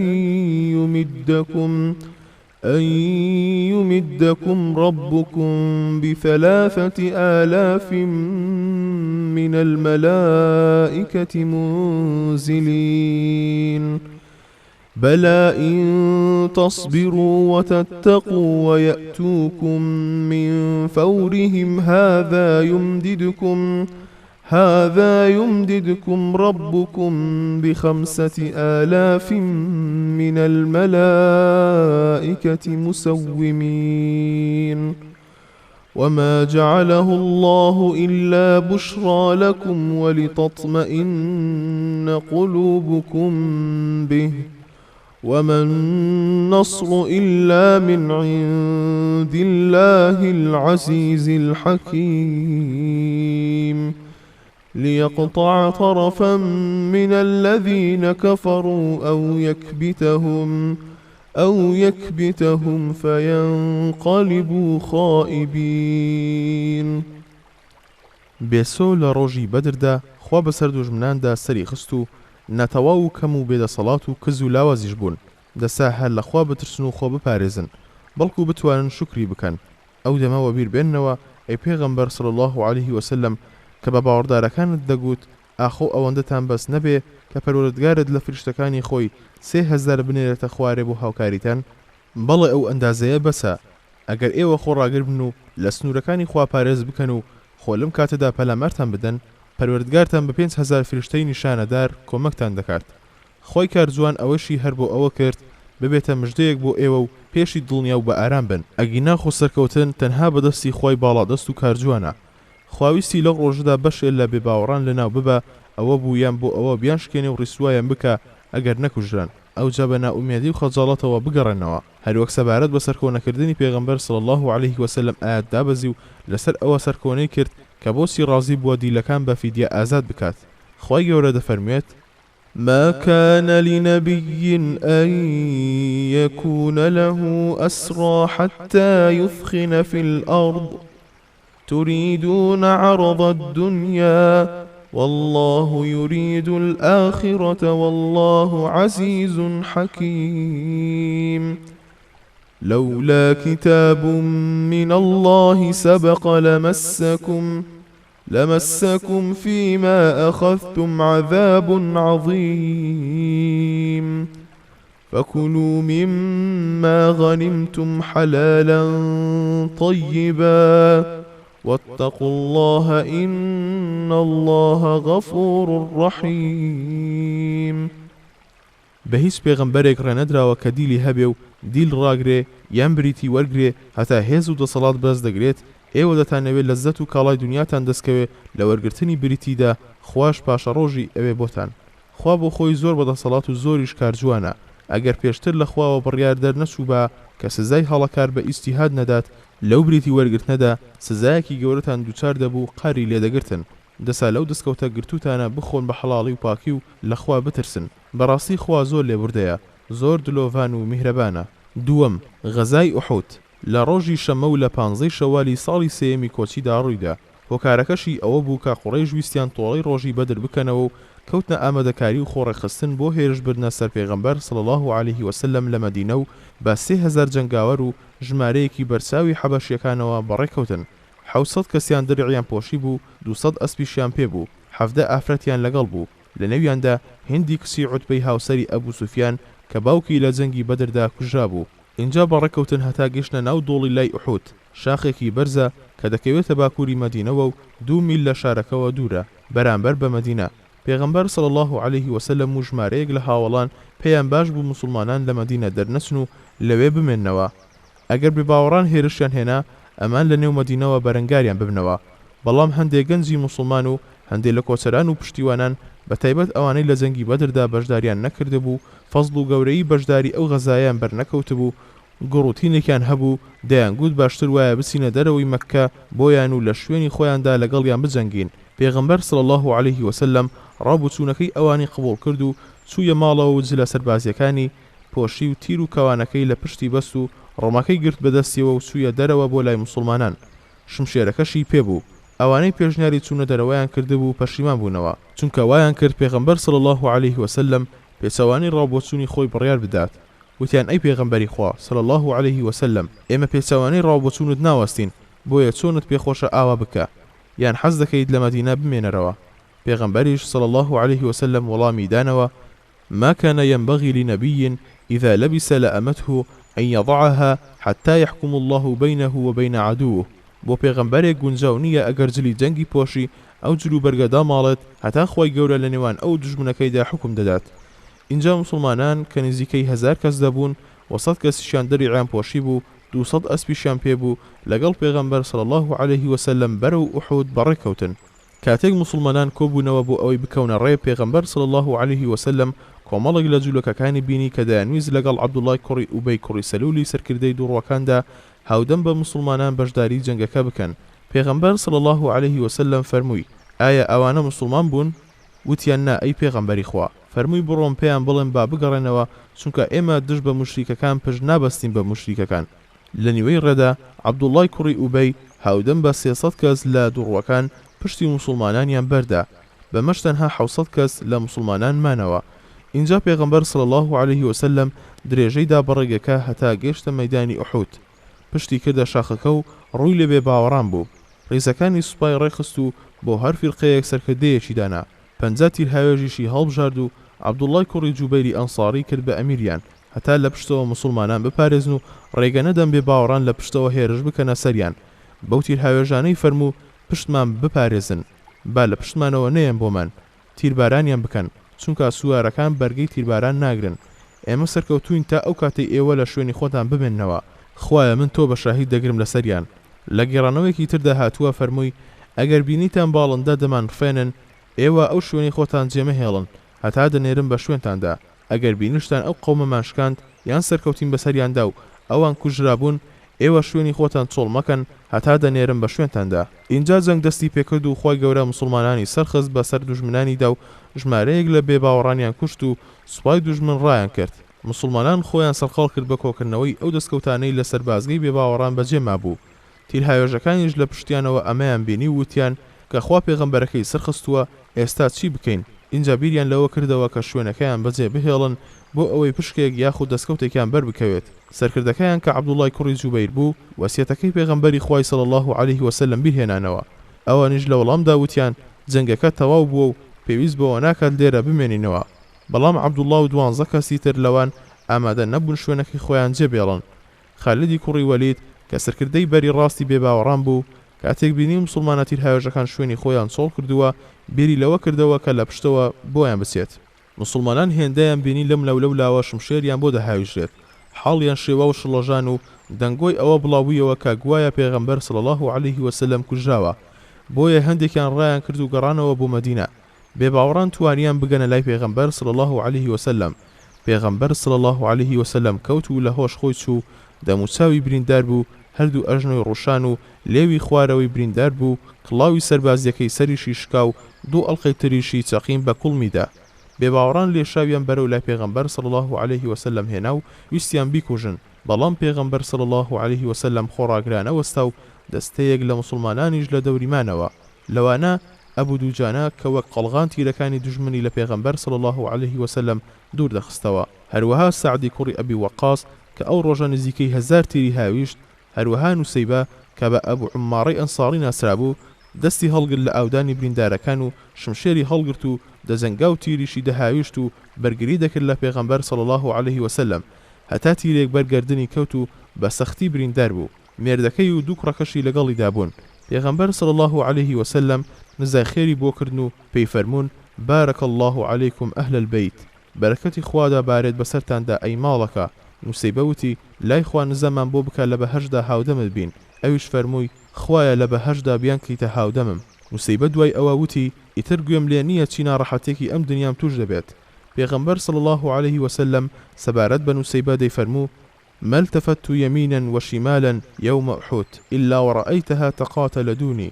ڕۆژی ئوحود بەڕاست و چەپمدا لەم دەکردەوە نوسەیبەم دەبینی لە دەورمدا جەنگی دەکرد. نوسەیبە ئەو ڕۆژە 12 جار بریندار بوو. هەندێک لە برینەکان تیر و هەندێکی تریان لە شمشێر بەرکەوتنەوە بوو. لە ساتەوەختی سەختی و ناڕەحەتی جەنگەکەدا ئوبەی کوڕی خەلەف هەوڵیدا خۆی بگەێنێت بە پێغەمبەر صلی الله عليه وسلم بۆ ئەوەی بیکوژێت. سوێندی خواردە بوو دەست لەو نیەتەی هەڵنەگرێت. پێغەمبەریش صلی الله عليه وسلم خەنجەری یەکێک لە هاوڵەکانی دەوری هەڵگرت و چەقاندی بەناو سکیدا و بەهۆیەوە ئوبەی مرد. ئوبەی تاکە کەس بوو کە پێغەمبەر صلی الله عليه وسلم لەناو هەموو جەنگەکانیدا بەدەستی خۆی کوشت بێتی. پاشان پێغەمبەر صلی الله عليه وسلم توانی هەستێتەوە و تەڵحەی کوڕی عوبەیدوڵڵا شەم بخاتە ژێرشانی. سەیرێکی بێباوەڕانی کرد و بینی هەندێکیان لەسەر شاخەکەن. کەسێکی نارد هەتا دایان بەزێنێت و فەرمووی ئەوان شیاوی ئەوە نین لەسەروی ئێمەوە بن، خوایە بێتەوە هیچ هێزێکمان نییە. بەو چەشنە جەنگەکە کۆتایی هات. ئەبوو سوفیان وەک بڵێی دڵی بێباوەڕان ئاوی خوارد بێتەوە و تۆڵێشکسی بەدریان کرد بێتەوە بە دەنگی بەرز دەیوت ئەمڕۆ لە بری ڕۆژی بەدر. لەو کەسانەی لەو جەنگەدا کوژران حەمزەی مامی پێغەمبەر صلی الله عليه وسلم بوو کە هیندی هاوسەری ئەبوو سوفیان تەرمەکەی شێواند و دڵی دەرهێنا و جووی هەستی بە تاڵیەک کرد و تفاندیەوە. پێغەمبەر صلی الله عليه وسلم بە بینینی تەرمی حەمزە زۆر دڵگران بوو. فەرمووی ئەگەر خوای گەورە لە مەیدانێکی تردا سرم بخات بەسەر قوڕەیشدا بە دڵنیاییەوە تەرمی 30 کەسیان دەشێوێنم. بەڵام خوای گەورە دوای ئەوە ڕێگری لێکرد لە ئەنجامدانی کاری لەو چەشنە. ژمارەی کوژراوانی مسلمانان لەو جەنگەدا گەیشتە نزیکەی 70 کەس و کوژراوانی بێباوەڕانیش 23 کەس بوون. خوای گەورە سەبارەت بەو غەزایە چەند ئاەتێکی دابەزاند کە تیایدا تیماری برینی باوەڕداران دەکات و هۆکاری شکستەکەیان پێ نیشان دەدات کە تووشیان بوو. لە سوڕەتی ئالی عیمڕاندا دەفەرمێت ولا تهنوا ولا تحزنوا وأنتم الأعلون إن كنتم مؤمنين إن يمسسكم قرح فقد مس القوم قرح مثله وتلك الأيام نداولها بين الناس وليعلم الله الذين آمنوا ويتخذ منكم شهداء والله لا يحب الظالمين وليمحص الله الذين آمنوا ويمحق الكافرين أم حسبتم أن تدخلوا الجنة ولما يعلم ولما يعلم الله الذين جاهدوا منكم ويعلم الصابرين. لجهاد سستو كزو بهز مبنو خفد مخون چونکە هەر ئێوەم بەرز و زاڵ دەرەنجامیش سەردەکەون ئەگەر باوەڕتان ببێ خۆ ئەگەر ئێوە برینداریتان توش بوو لە ئوحود بێگومان ئەو خەڵکە دوژمنەشتان واتە هاوبەشدانەرەکان وەک ئێوە بریندار بوون و تووشی هەمان زەم هاتن لە جەنگی بەدردا. ئێمە ڕۆژگاری سەرکەوتن و تێکشکان لە نێوان مردومدا دەستەودەستی پێ دەکەین بۆ ئەوە لە دنیادا خوا ئەو کەسانە دەربخە و بە خەڵکیان بناسێنێ باوەڕیان هێناوە و چەند شەهیدێکشتیان لێوەرگرێ و خوا خەڵکانی ستەمکاری خۆش ناوێ و تا ئەو موسڵمانان ڕاستانە لە بێژینگ بدا و کافرەکانیش لەناو ببات یاخۆت بفەوتێن. ئاخۆ ئێوە پێتان وایە هەروە بێتاقیکردنەوە بە کوشتار و جیهاد بە ئاسانی بچنە بەهەشتەوە کە هێشتا جیهادکاران و خۆڕاگرانتان لە گۆڕەپانی جەنگدا لای خوددا دەرنەکەوتون و تاقی نەبوونەتەوە. دوای ئەوە پاش چەند ئاەتێکی تر دەفەرمێت: ولقد صدقكم الله وعده إذ تحسونهم بإذنه حتى إذا فشلتم وتنازعتم في الأمر وعصيتم من بعد ما أراكم ما تحبون منكم من يريد الدنيا ومنكم من يريد الآخرة ثم صرفكم عنهم ليبتليكم ولقد عفا عنكم والله ذو فضل على المؤمنين إذ تصعدون ولا تلوون على أحد والرسول يدعوكم في أخراكم فأثابكم غما بغم لكي لا تحزنوا على ما فاتكم ولا ما أصابكم والله خبير بما تعملون. بێگومان خوا بەڵێنی بە ئێوە داوە و زێبەزێشی کرد ئەو حەلا کە بە فەرمانی خوا دژمنانتان دەکوشت و قەڵاچۆتان دەکردن هەتا ئەو کاتی ترسان و سست و لاواز بوون و بوو بە کێشەتان لەسەر هەندێ دەستکەوت. ئیتر پاش دیتنی سەرکەوتن و تاڵانەکە کە بەتەمای بوون لاتاندا هەبوو ماڵی دنیای دەویست هەشتان بوو پاداشت و خۆشی دواڕۆژی دەویست. لە پاشان خوا دەستی ئێوەی لەو جەنگە کۆتا کرد و یارمەتی خۆی لێگرتنەوە و تێکشکان بێ باوەڕانیش زاڵ بوون. خوا ئەوەی کرد هەتا تاقیتان بکاتەوە و دەرکەوێت چەند بە ئارامن لە کاتی تێشکان. لەگەڵ ئەوەشدا خوای دلۆڤان ئێوەی لەو هەڵە بەخشی و لێتان خۆش بوو. خوا خاوەنی فەزڵ و ڕێزە بۆ باوەڕداران ئەو حالە کە هەڵاتن و بڵاوەتان کرد و بەکێوەکەدا سەرکەوتن و لە ترسی دوژمناندا لاتاندا بەلای هیچ کەسێکدا نەکردەوە پەیامبەریش لە پشت سەرتانەوە هەر بانگی دەکردن. اینجا لەبەر ئەوە کە ئێوە خەم و خەفەتتان خستە دڵی پێغەمبەرەوە خوایش هەر بە خەم و خەفەت جەزایدانەوە تا بۆ ئەو دەستکەوتەی لە دەستان چوو و ئەو کوشتن و برینەشتان دووسارتان بوو لەوێ دڵگران نەبن. بێگومان بن کە خوا بەو کارانەی دیکات زانا و بە ئاگایە و پاداشتیشتان ئەداتەوە. سێەم غەزای بەنو نەزیر. ئەمانە بەشێک بوون لە جوولەکەکان کە لە مەدینە نیشتێزێ بوون و هاوپەیمانیان لەگەڵ خەزرەجیەکاندا هەبوو. وەک پێشتر وتمان لە نێوان ئەوان و موسڵماناندا پەیماننامەیەکی ئاشتی و هاریکاری هەبوو، بەڵام سروشتی خراپە و ناپاکی کە لە نێو جوولەکەدا ڕێشەی هەبوو نەیهێش دەست بەرداری هەڵۆشانەوەی ئەو پەیمانەیان بن. بۆیە کاتێک پێغەمبەر صلی الله عليه وسلم و هەندێک لە هاوڵانی لای بەنو نەزیر بوون و پێغەمبەر صلی الله عليه وسلم پاڵی دابوویەوە بە دیوارێکی ماڵەکانیانەوە پیلانیان دانا بۆ کوشتنی و بڕیاریاندا لە سەربانی ماڵەکەەوە بەردێک بدەن بەسەریدا. پێغەمبەر صلی الله عليه وسلم بە مەیزانی و خێرا هەستا وەک ئەوەی ئیشێکی گرنگی هەبێت ڕوە و مەدینە گەڕایەوە و هاوڵانیشی بە دوایدا ڕۆشتن. اینجا پێغەمبەر صلی الله عليه وسلم محەممەدی کوڕی موسەلەمەی نارد بۆ لای ئەو جوولەکانە و پێی فەرموون لە شارەکەم بچنە دەرەوە و لەوێ نیشتەجێ نەبن. ئێوە نێتی ئەو ناپاکیەتان هەبوو. دوای ئەوە پێغەمبەر صلی الله عليه وسلم ماوەی 10 ڕۆژ مۆڵەتی پێدان هەتا لە مەدینە بچنە دەرەوە. ئەوانش خۆیان ئامادە کرد دەربچن، بەڵام عەبدوڵای کوڕی ئوبەی سەرگەورەی دووڕوەکان هەواڵی نردبوویان و ڕێگری لێ دەکردن بچنە دەرەوە و بەڵێنی پێدان 2000 کەسی خۆی بنێرێت هەتا بەرگریان لێ بکات. ئەوانش بڕیارەکەیان گۆڕی و لە خەڵاکەیاندا سەنگەریان گرت و هەواڵیان نرد بۆ پێغەمبەر صلی الله عليه وسلم ئێمە لە ماڵ و حاڵی خۆمان دەرناچین و چیت پێ دەکرێت بیکە. پێغەمبەریش صلی الله عليه وسلم لەگەڵ هاوڵانیدا بەرەو ئەوێ ڕۆشت و علی کوڕی ئەبوو تاڵیب ئاڵا هەڵگر بوو. کاتێک جوولەکەکان موسڵمانانیان بینی کەوتنە تیرباران و بەربارانکردنیان. ئەو هێزە هاوکاریەش کە سەرگەورەی دووڕوەکان بەڵێنی پێدابوون نەگەشت پێیان. پێغەمبەر صلی الله عليه وسلم گەماروویدان و ئەوانیش ماوەیەک خۆیان ڕاگرت.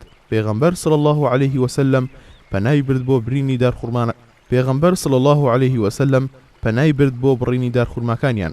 جا ئەو کاتوتیان ئامادەین لە شارەکەت بچینە دەرەوە. پێغەمبەر صلی الله عليه وسلم مەرزی لەسەر دانان چەک لەگەڵ خۆیان نەبن، تەنها باری وشترێکیان بۆ هەیە لە ماڵ و سامانیان لەگەڵ خۆیان بیبن. خوێنشیان پارێزراو دەبێت و یەک دڵۆپی لێ ناڕژێت. کاتێک ویسیان بچنە دەرەوە هەرچیان پێ بڕایە دەیان برد.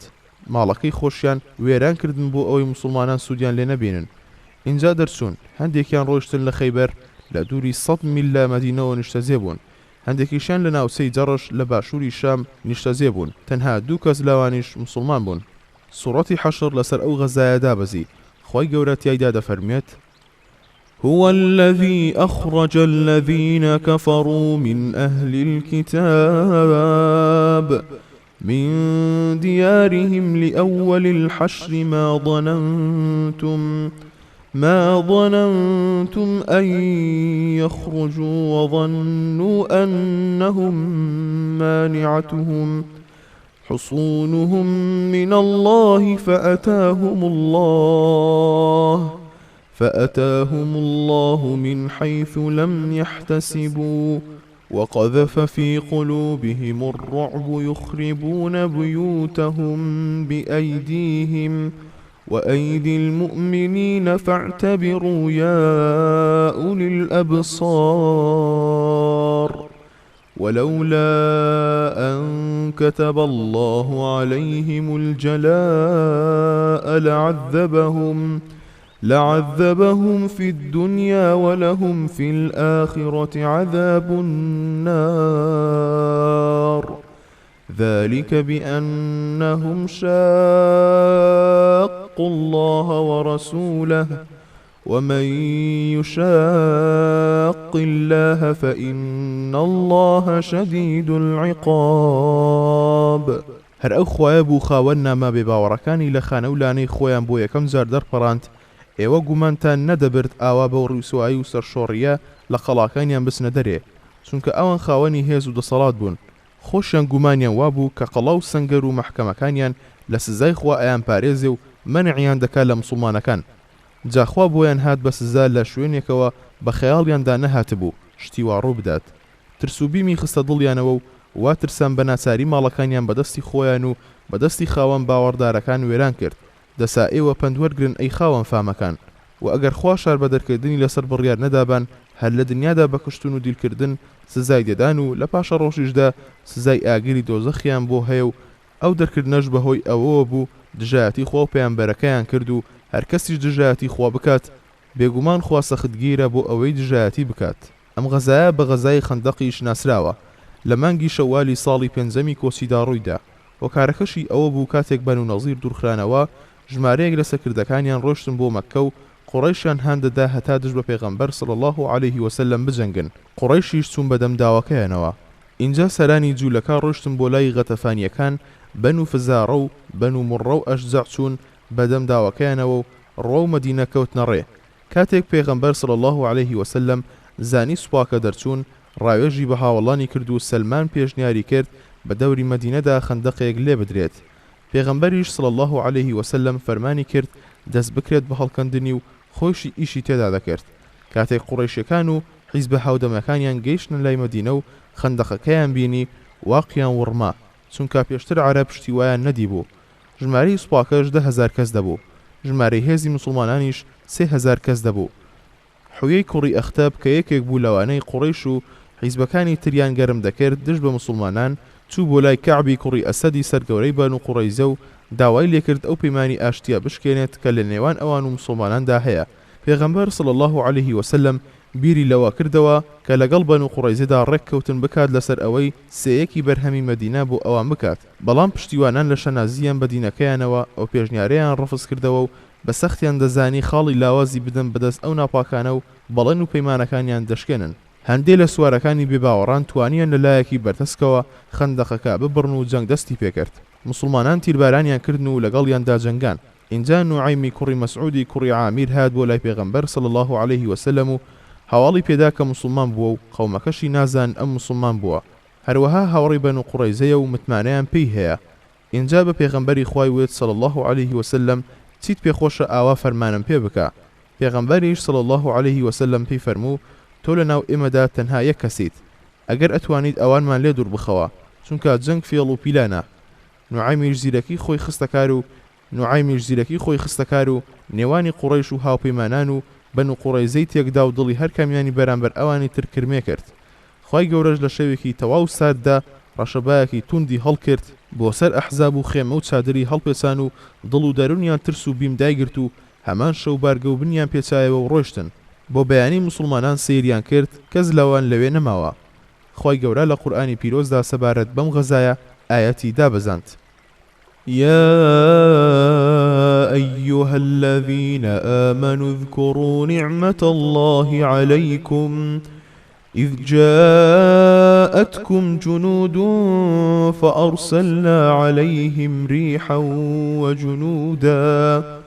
ريحا وجنودا لم تروها وكان الله بما تعملون بصيرا إذ جاءوكم من فوقكم ومن أسفل منكم وإذ زاغت الأبصار وبلغت القلوب الحناجر وتظنون بالله الظنونا هنالك ابتلي المؤمنون وزلزلوا زلزالا شديدا. ئەیگەری خاوەن باوەڕ، بەردەوام یادی نیعمەت و بەخششی خوا بکەنەوە بەسەرتانەوە. ئەو دەما کە لەشکرێکی فرە گەورە هاتە سەرتان، ئەوسا ئێمەش لەو کاتە زۆر ترسناکەدا بایەکی زۆر توند و ساردمان ناردە سەریان، هاوڕێ لەگەڵ کۆمەڵە سەربازی فریشتەدا کە ئێوە نەتاندیتن و خوا هەموو کات بینایە بەو کار و کردەوەیەی ئێوە ئەنجامی دەدەن. دوژمن لە لای سەر و لە لای خواروتانەوە بۆتان هاتن. ئیتر گشت چاوێک کلااو مۆڵق بوو لە ڕوانینی باری ئاسایی خۆی و هەموو دڵێکیش لە ترسادا گەیشتە گەروی و ئێوەش گومانی زۆری جۆرا و جۆرتان بەخودا دەبێت. لەو جێگە و شوێنەدا باوەڕدارەکان کەوتنە ژێر تاقیکردنەوە و تەکانێکی زۆر سەختیان خوارد و کەوتنە چرکە چرک و زۆر بەتوندی حاڵیان تێکچ و کەوتنە وەزعێکی ناهەموارەوە. اینجا هەڵوێستی دووڕوەکان و پشتبەردانی مسلمانان و پاشەکشەیان لەو جەنگەکەدا باز دەکات. اینجا لە وەسفی باوەڕداراندا دەفەرمێت: ولما رأى المؤمنون الأحزاب قالوا هذا ما وعدنا الله ورسوله وصدق الله ورسوله وما زادهم إلا إيمانا وتسليما. من المؤمنين رجال صدقوا ما عاهدوا الله عليه فمنهم من قضى نحبه ومنهم من ينتظر وما بدلوا تبديلا ليجزي الله الصادقين بصدقهم ويعذب المنافقين إن شاء أو يتوب عليهم إن الله كان غفورا رحيما. ورد الله الذين كفروا بغيظهم لم ينالوا خيرا وكفى الله المؤمنين القتال وكان الله قويا عزيزا. باوەڕداران ئەو هەموو لەشکر و دەسەڵاتی حیزبەکانیان چاو کرد گوتیان ئەمە هەر ئەو بەڵێ نەبوو کە خۆ و پەیامبەرەکەی پێیان داین، خۆ و پەیامبەرەکەی ڕاستیان فەرموو. ئەو ڕووداوە کە بەو جۆرە پێشهات باوەڕدارەکان پتر باوەڕ و ملکەتیان زیادی کرد. لەناو ئەو باوەڕدارانشدا پیاوانی وایان هەبوو ئەو پەیمانی بەخوایان دابوو ڕاستیان لەگەڵ کرد و زۆر بە باشی پابەندیشی بوون پێیەوە. اینجا بوشیان نەزر و پەیمانی خۆی بردە سەر و جەنگاوەرانە جەنگی کرد تا شەهید کرا. هەشیان بوو هەردەم چاوەڕوانی شەهیدی بوو لە ڕێی خوددادا و بە هیچ جۆرەکیش کلا نەبوو پەیمانی خۆی نەگۆڕی بۆ ئەوەی لە ئەنجامدا خوا پاداشتی ڕازگۆیان بداتەوە بەهۆی ڕازگۆییان هەر حەزیش بکە ئازاری دوڕوەکان بدا و هەیەنە تەوبەیان لێوەردەگرێ. گەر پەشیمان بوونەوە چونکە بەڕاستی خوا هەموو کات لێبوردەیە زۆریش بە بەزەیی و دلۆڤانە بێبڕواکانیش کە هاتبوونە دەوروبەری مەدینە بۆ سەرکوتکردنی موسڵمانەکان خوا دای بە پۆزەیاندا و بە دڵی پڕ لە ڕقوقینەوە گێڕاینەوە و هیچ بەهرەیەکیشیان دەست نەکەوت و وێڕای ئەوەش لە گۆڕۆپانی جەنگدا خوا موسڵمانەکانی پاراست و بێنیازی کردن لە جەنگی شەڕفرۆشان دیارە کە خوا هەمیشە بەهێزە بۆ تۆڵەوەرگرتن لە دوژمن زۆریش زاڵ و بەدەسەڵاتە. پێنجەم غەزای بەنو قوڕەیزە. ئەم غەزایە لە ساڵی پێنجەمی کۆچی و لە دوای غەزابی ئەحزاب ڕوویدا.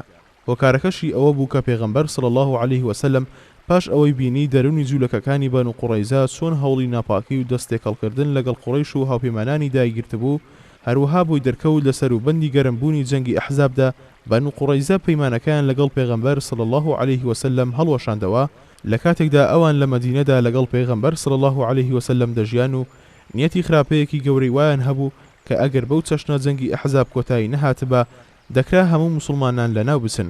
بۆیە پێغەمبەر صلی الله عليه وسلم بە پێویستی زانی ئەو ناپاکانە تەنبێ بکرێن و مەدینەیان لێپاک بکرێتەوە چونکە مەدینە مەڵبەندی جیهاد و بانگەوازەکەی بوو بۆ ئەوەی جارێکی تر وەک سروشتی پەستی ناپاکی جوولەکەکان هەمان بارودۆخیان بۆ نەلوێت و دراوسێ موسڵمانەکانیان لەناو بەرن و تەفروت و نایان بکەن. بوخاری لە عایشەوە ڕەزای خوای لەبێت دەگەیڕێتەوە کە پێغەمبەر صلی الله عليه وسلم کاتێک ڕۆژی خەندەق گەڕایەوە ماڵەوە و چەکەکەی دانا و خۆی شۆرد جبریل هات بۆ لای و تەبوتۆ سەر و چاوی دایپۆشی بوو وتی چەکت دانا بەخوا من چەکەکەم دانە ناوە. پێغەمبەر صلی الله عليه وسلم فەرمووی ئەی بەنیازی کوێ؟ ئەویش فەرمووی تا ئەوێ. اینجا پەنجەی بەرەولای بەنو قوڕەیزە ڕاکێشە. اینجا پێغەمبەر صلی الله عليه وسلم بۆ هێرشبردنە سەر بەنو قوڕەیزە دەرچوو. پێغەمبەر صلی الله عليه وسلم فەرمانی کرد بە کەسێک لە ناو خەڵکەکەدا هاوار بکات کە هیچ کەس نوێژی عەسر نەکات هەتا خۆی دەگەیەنێتە ناو بەنو قوڕەیزە. دواتر پێغەمبەر صلی الله عليه وسلم و موسڵمانان چوون بەرەو ئەوێ و عەلیش ئاڵە هەڵگر بوو. 3000 موسڵمان و 36 سوار بوون. کاتێک عەلی لە قەڵای بەنو قوڕەیزە نزیک بوویەوە وتەیەکی ناشرینی لێبیستن کە بەرامبەر بە پێغەمبەر صلی الله عليه وسلم و خێزانەکەی دایانگوت. هەواڵی ئەو شتەیدا بە پێغەمبەر صلی الله عليه وسلم و داوای لێکرد لەو پیسانە نزیک نەبێتەوە. پێغەمبەریش صلی الله عليه وسلم وەڵامی دایەوە ئەو جوولەکانە لەبەر ئەوەی سیفەتی ماستاوچێتی و دووڕووییان هەیە کاتێک بە خۆی دەگەن ئەو قسانە ناکەن. ئەوە بوو هەواڵدانەکەی پێغەمبەر صلی الله عليه وسلم ڕاست بوو کە گەیشتن بە پێغەمبەر صلی الله عليه وسلم هەڵوێستی نەرم و ڕێزیان نیشان دەدا. دواتر موسڵمانان ماوەی 25 شەو گەمارۆیان دان و ئەوانیش ناچار ڕازی بوون بە حکم و بڕیاری پێغەمبەر صلی الله عليه وسلم. ئەویش سعدی کوڕی معازی سەرگەورەی ئەوسی کرد بە دادوەر لەسەریان. بەنو قوڕەیزە پێشتر هاوپەیمانی ئەوسیەکان بوون. سعدیش بڕیاریدا جنگاوەرەکانیان بکوژرێن و ژن و منداڵیان بەسەبی بگیرێن و ماڵ و سامانیان دابەش بکرێت. پێغەمبەریش صلی الله عليه وسلم حکمەکەی جێبەجێ کرد. بەمەش بیلان و دەستەی جوولەکەکان دژ بە پێغەمبەر صلی الله عليه وسلم و بانگەوازەکەی بە یەکجاری لە مەدینە و دەوروبەریدا لەناوبرا. چەند ئاەتێک لە قورئانی پیرۆز سەبارەت بەم غەزایە دابەزین و ناپاکی جوولەکە و پەیمانشکێنی ئەوانی تێدا باس کراوە و بەڕوونی باز لەوە کراوە چون لە غەزای ئەحزابدا پشتی موسڵمانانیان بەردا. وإذ قالت طائفة منهم يا أهل يثرب لا مقام لكم فارجعوا ويستأذن فريق منهم النبي يقولون إن بيوتنا عروة وما هي بعروة إن يريدون إلا فرارا ولو دخلت عليهم من أقطارها ثم سئلوا الفتنة لآتوها وما تلبثوا بها إلا يسيرا ولقد كانوا عاهدوا الله من قبل لا يولون الأدبار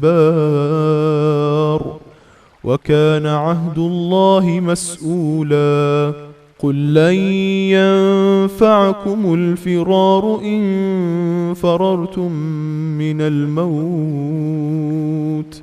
أو القتل وإذا لا تمتعون إلا قليلا. ئەو کاتەش وە بیربێنەوە کە دەستەیەک لە دووڕوەکان وتیان ئەی خەڵکی مەدینە ئەمە جێ و شوێنی مانەوە نییە بۆ ئێوە ئەگەر هەر لێرە بمێننەوە لەوانەیە هەموو تیا بچن دەسە هەتا نەکوژراون بگەڕێنەوە دەستەیەکیشیان بۆ خۆت زینەوە دەهاتن مۆڵەتیان لە پەیامبەر دەخواست و دەیانگوت ماڵەکانمان بێپارێزەرە و کەسماندا نەناوە ئاگای لێیان بێت، جا لەبەر ئەوە هەر دەبێ بگەڕێنەوە پاسەوانیان بکەین. خۆ لە ڕاستیشدا درۆیان کرد و بێپارێزگار نەبوون، بەڵکو لە جێگەی مەحکەمدا بوون، هەر دەیانەوێ لە گۆڕەپانی جیهاد هەڵبێن و خۆ بدزنەوە و ڕابکەن. ئەوەندەیش ترسنۆکن ئەگەر لەشکری دوژمن لەم لەولای مەدینەوە هاتبایە سەریان، پاشان داوای هەڵگەڕانەوەیان لە دین لێ کردبن، وەڵامیان دەدانەوە و کەمێک نەبا پێوەی نەدەمانەوە. پێش ڕوودانی جەنگی خەندەق و دوای جەنگی بەدر پەیمانیان بەخوا دابوو کە هەرگیز لە گۆڕەپاندا پشت لە دوژمن هەڵنەکەن و نەبەزێن، کە چی درۆیان کرد دیارە پەیمان بەستن لەگەڵ خوادا لێپرسینەوەی هەیە و لێی بەرپرس دەبن. پێیان بڵێ ئەگەر ئێوە بتانەوێت لە مردنیان لە کوشتن هەڵبێن و ڕابکەن، هەڵهاتن سوودتان پێ نابەخشێ، ئەگەر سوودشتان پێ ببەخشێ هەر کەمێک دەژین و ڕادەبوێرن، هەتا دەفەرمێت وأنزل الذين ظاهروهم من أهل الكتاب من صياصيهم وقذف في قلوبهم الرعب فريقا تقتلون وتأسرون فريقا وأورثكم أرضهم وديارهم وأموالهم وأرضا لم تطئوها وكان الله على كل شيء قديرا. هەر ئەو خوایە کە توانی دووڕوەکان ئاوا لێ بکات، توانی خاوەن نامەکانیش کە پشتیوانیان لەوان دەکرێت لە قەڵا و بارەگاکانیان دابەزێنێتە خوارێ و ترسێکی زۆریشی خستە دڵیانەوە. دەرەنجام ئێوە ئەی موسڵمانان دەستەیەکتان لێ دەکوشتن، هەرچی زەوی و زار و ماڵ و سەمانێکیان هەبوو خوا دای بە ئێوە و ئەو زەویش کە هێشتا پێتان تێنە نابوو پێ نەگەیشت بوون، هەمیشە خوا بەسەر هەموو شتێکدا دەسەڵاتدار و بەتوانایە. شەشەم، غەزای حودەیبیە لە مانگی زیلقەعدەی ساڵی شەشەمی کۆچیدا ڕوویدا. هۆکارەکەشی ئەوە بوو کە پێغەمبەر صلی الله عليه وسلم لە خەویدا بینی خۆی و هاوڵانی بە سەلامەتی و سەرتاشراوی و سەرچاکراوی و بێ هیچ ترسێک چوونەتە ناو بیتەوە. بۆیە پێغەمبەر صلی الله عليه وسلم فەرمانی کرد خەڵکی بەنیەتی عومرە خۆیان ئامادە بکەن هەتا بەرەو مەککە بڕۆن و مەبەستیشی جەنگ نییە لەگەڵ قوڕەیشدا. ئەوە بوو کۆچەران و پشتیوانان بە تاسەوە بۆ بینینی بەیت الحەرام لەگەڵ پێغەمبەر صلی الله عليه وسلم دەرچوون، چونکە 6 ساڵ بوو ڕێیان لێگیرا بوو بچنە بیتەوە. ژمارەیەکی بەرچاویش لە ئەعرابیەکان بەشداری ڕۆشنەکە بوون.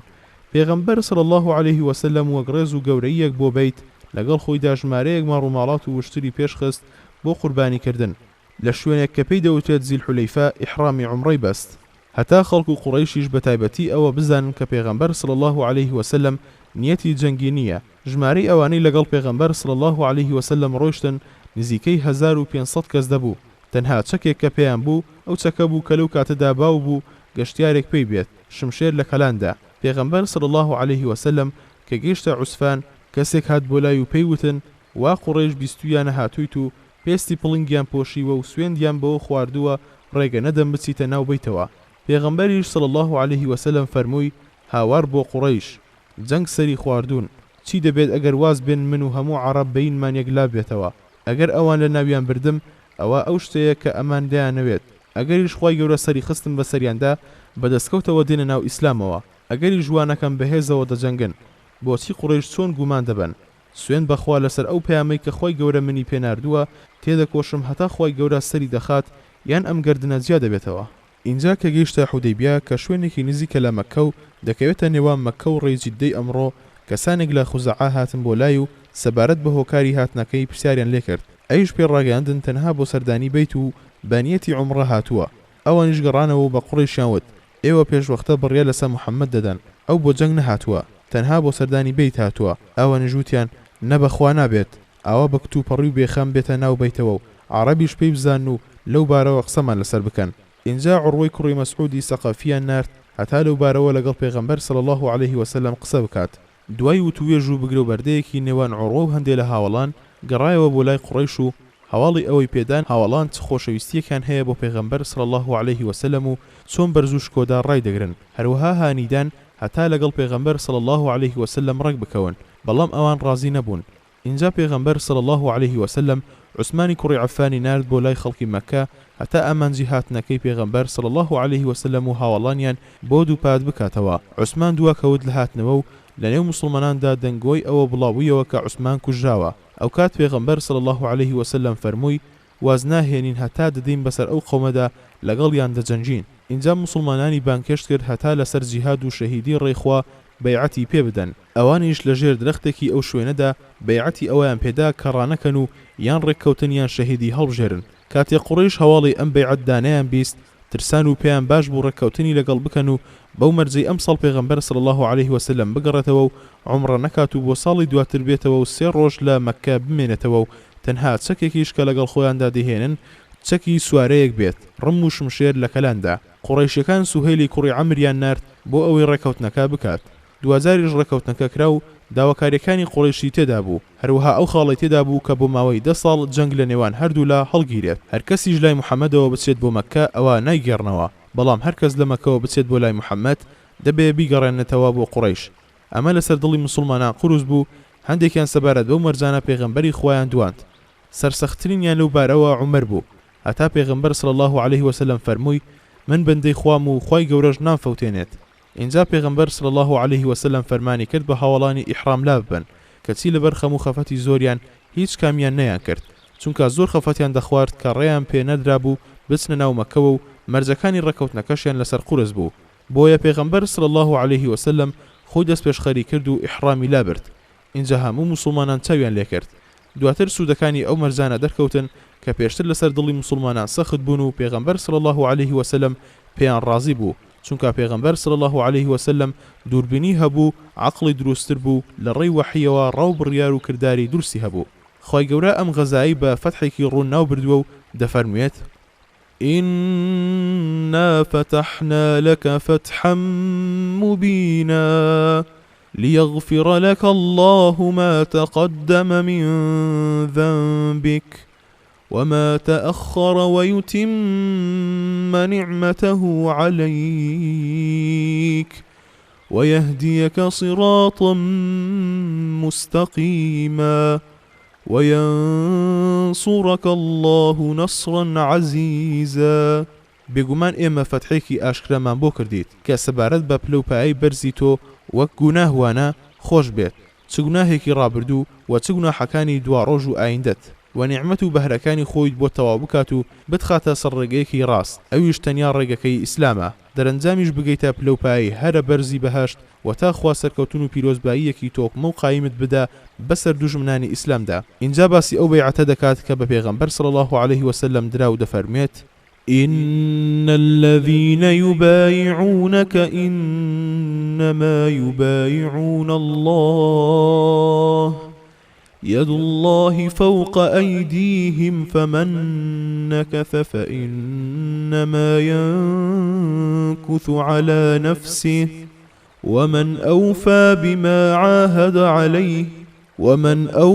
بما عاهد عليه الله فسيؤتيه أجرا عظيما. بێگومان ئەو کەسانەی بە تۆ بەیعەت و پەیمان دەدەن کە پشتت بگرن و جیهاد بکەن، ئەوە لە ڕاستیدا پەیمانیان لەگەڵ خوا بەستووە، دەستی خوا لەبان دەستیانەوەیە. جا هەر کەسێک پەیمانشکێنی بکە و لی پاشگەز بێتەوە، ئەوە زیانی ئەو پەیمانشکێنیە تەنیا لەسەر خۆی دەکەوێت. جا هەر کەسیش پەیمانەکەی خوا بەرێتە سەر و وەفای پێ بکات، جا خۆی باڵادەستیش پاداشتێکی گەورەی پێدەدا. هەروەها ڕەزامەندی خۆی بۆ هاوڵانی بەیعەتی ڕێزوانی ژێر درەختەکە باس کردووە. لقد رضي الله عن المؤمنين إذ يبايعونك تحت الشجرة فعلم ما في قلوبهم فأنزل السكينة عليهم وأثابهم فتحا قريبا. هاوکات باسی ئەو خەوە ڕاستی پێغەمبەر صلی الله عليه وسلم دەکات کە هۆکاری غەزای حودەیبە بوو. لقد صدق الله رسوله الرؤيا بالحق لتدخلن المسجد الحرام إن شاء الله آمنين محلقين رؤوسكم ومقصرين لا تخافون فعلم ما لم تعلموا فجعل من دون ذلك فتحا قريبا. بێگومان خوا خەونی پەیامبەرەکەی خۆی بەڕاست گێڕا و هێنایە دی. سوێن دەخۆم کە بێگومان ئەی محەممەد صلی الله عليه وسلم بەویستی خوا خۆت و هاوڵانت دەچنە ناو مزگەوتی حەرام بەبێ ترس لە هیچ کەسێک عومرەی خۆتان دەکەن، سەرتان دەتاشن و کورتی دەکەنەوە، ناشترسن لە هیچ کەسێک، جا ئەوەی ئێوە نەتان دەزانی خوا زانی و ئاگادار بوو. ئینجا پێش چوونتانەوە بۆ نێو مەککە بەم شێوەیە سەرکەوتنێکی تری هێنایە پێش بۆتان. لەوانەیە ئەمە ئاماژەیەکیش بێت بۆ فەتحی مەککە کە بەرهەمێکی ڕێکەوتنی حودەیبیە بوو. بەویستی خوا دواتریش لە پند و وانەکانی باسی دەکەین. بەدوای ئەمانەدا باسی ئەوە کراوە کە بە دڵنیاییەوە ئەم دینە سەر دەکەوێت. هو الذي أرسل رسوله بالهدى ودين الحق ليظهره على الدين كله وكفى بالله شهيدا. هەر ئەو زاتەیە کە پەیامبەرەکەی خۆی بە قورئان و بە ئاینێکی ڕەواوە ڕەوانە کرد تا سەری بخات بەسەر هەموو بەرنامە و ئاینەکانی تردا و خواخۆشی بەسە شایەت بێت. خوای گەورەش ڕاست دەفەرمێت. حەوتەم غەزای خەیبەر لە کۆتاییەکانی مانگی محەڕەمی ساڵی حەوتەمی کۆچیدا ڕوویدا.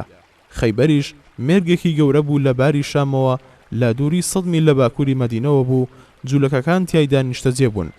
هۆکاری غەزاکەش ئەوە بوو کە پێغەمبەر صلی الله عليه وسلم پاش ئەوەی لە ڕێی ڕێکەوتنی حودەیبیەوە بێخەم بوو لەبارەی قوڕەیشیەکان بڕیاریدا کێشەی کۆبوونەوەی جوولەکە لە دەوری مەدینە پاکتاو بکات و پاش ئەوەی کێشەی جوولەکەی لە ناو خودی مەدینەدا کۆتایی پێهێنا.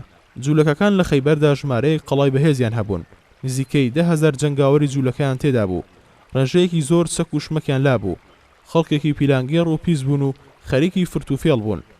بۆیە دەبوو پێش ئەوەی ببنە سەرچاوی پشێوی و ڕاڕایی بۆ مسلمانان لە مەدینەی پایتەختیاندا کێشەکانیان پاکتاو بکرێن.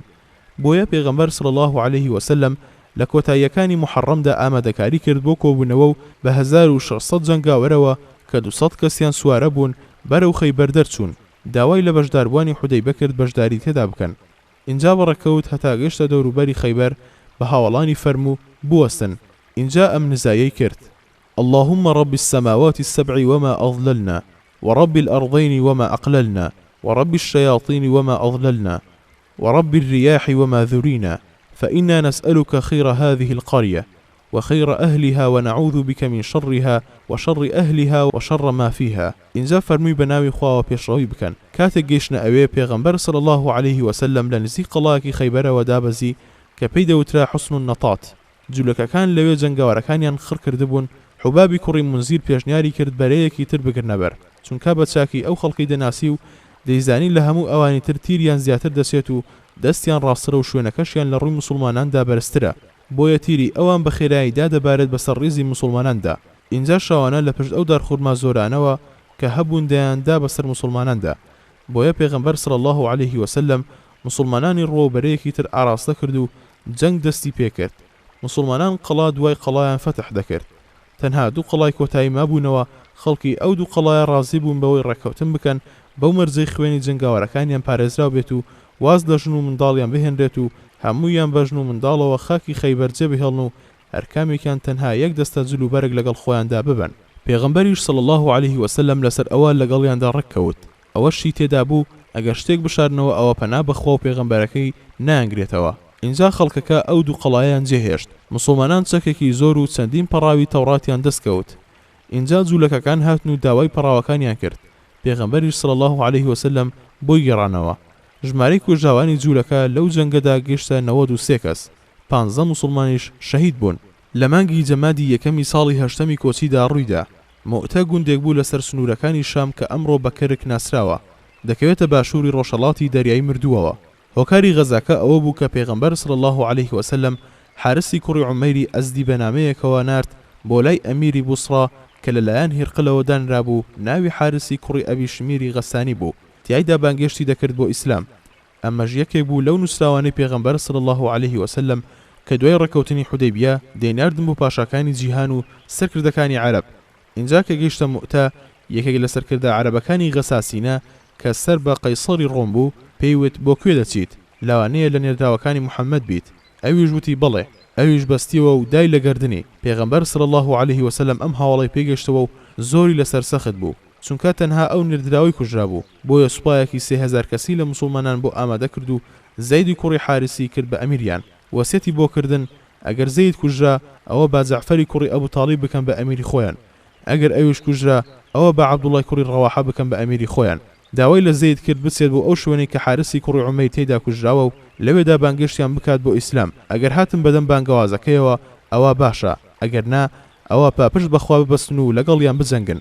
بەم فەرمایشتەش وەسیەتی بۆ کردن، وەسیەتتان بۆ دەکەم لەخوا بترسن و لەگەڵ ئەو مسلماناندا چاک بن کە لەگەڵتانن، بە ناوی خواوە لە ڕێی خوددادا غەزای ئەوانە بکەن کە بێ باوەڕم بەرامبەر بە خوددا، ناپاکی مەکەن و تاڵانی مەکەن، کۆرپە و ئافرەت و پیری پەکەوتە و ئەوانە مەکوژن کە لە پەرستگاکاندا کەناریان گرتووە، نزیکی دارخورما مەبنەوە و درەخت مەبڕنەوە و هیچ بینایەک مەڕوخێنن.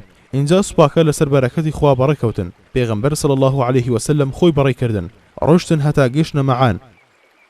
لەوێ بیستیان هێراقل سوپایەکی گەورەی پێکەینەوە و لە ناوچەی مەئاب لە خاکی بەلقا کە سەر بە دیمەشق بوو دابەزیوە. پێکاتەی سوپای ڕۆمەکان لەوانە و لە عەربە مەسیحیەکان بوو.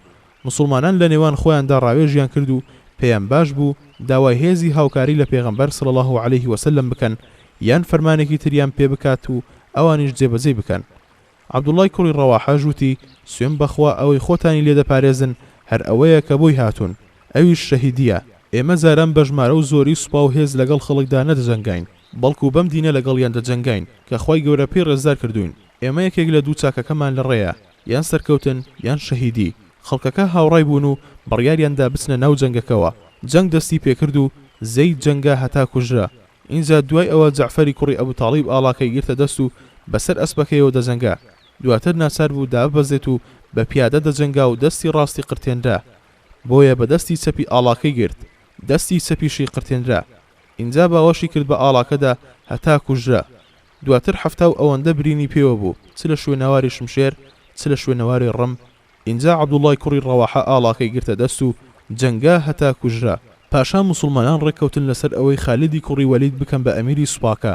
ئەوەش یەکەم جەنگ بوو کە خالید بە مسلمانی تایدا بەشداری کردبوو. بەردەوام زیرەکیە جەنگەکەی خۆی بەکارهێنا هەتا سوپای ئیسلامی لە ناوچوون ڕزگار کرد و سوپاکەی گێڕایەوە بۆ مەدینە. ئەمە یەکەم جەنگی مسلمانان بوو لە دەرەوەی نیمچە دوورگەی عەرەبی دژ بە ڕۆم.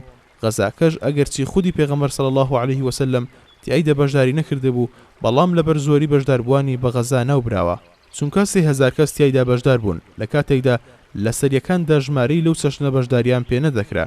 پێغەمبەر صلی الله عليه وسلم لەو جەنگەدا نازناوی شمشێری خوای بۆ خالیدی کوڕی وەلید بەکارهێنا. نۆیەم غەزای فەتحی مەککە. فەتحی مەککە لە ڕەمەزانی ساڵی 8ەمی کۆچیدا ڕوویدا. هۆکارەکەشی ئەوە بوو کە ڕێکەوتنی حودەیبیا ڕێیدا بوو بە هەر هۆزێکی عەرەب بەویستی خۆی بچێتە ناو هاوپەیمانی لەگەڵ پێغەمبەر صلی الله عليه وسلم یان هاوپەیمانی قوڕیشەوە. ئەوە بوو بەنو بەکر چوونە ناو هاوپەیمانی قوڕیش و خوزاعەش چوونە ناو هاوپەیمانی پێغەمبەری خواوە صلی الله عليه وسلم. جا لە ساڵی 8ەمدا بەنو بەکر دەستڕێژیان کردە سەر خوزاعە و نزیکەی 20 کەسیان لێ کوشتن. قوڕیشیش بە ماڵ و سەمان و چەک هاوکاری بەنو بەکریان کرد.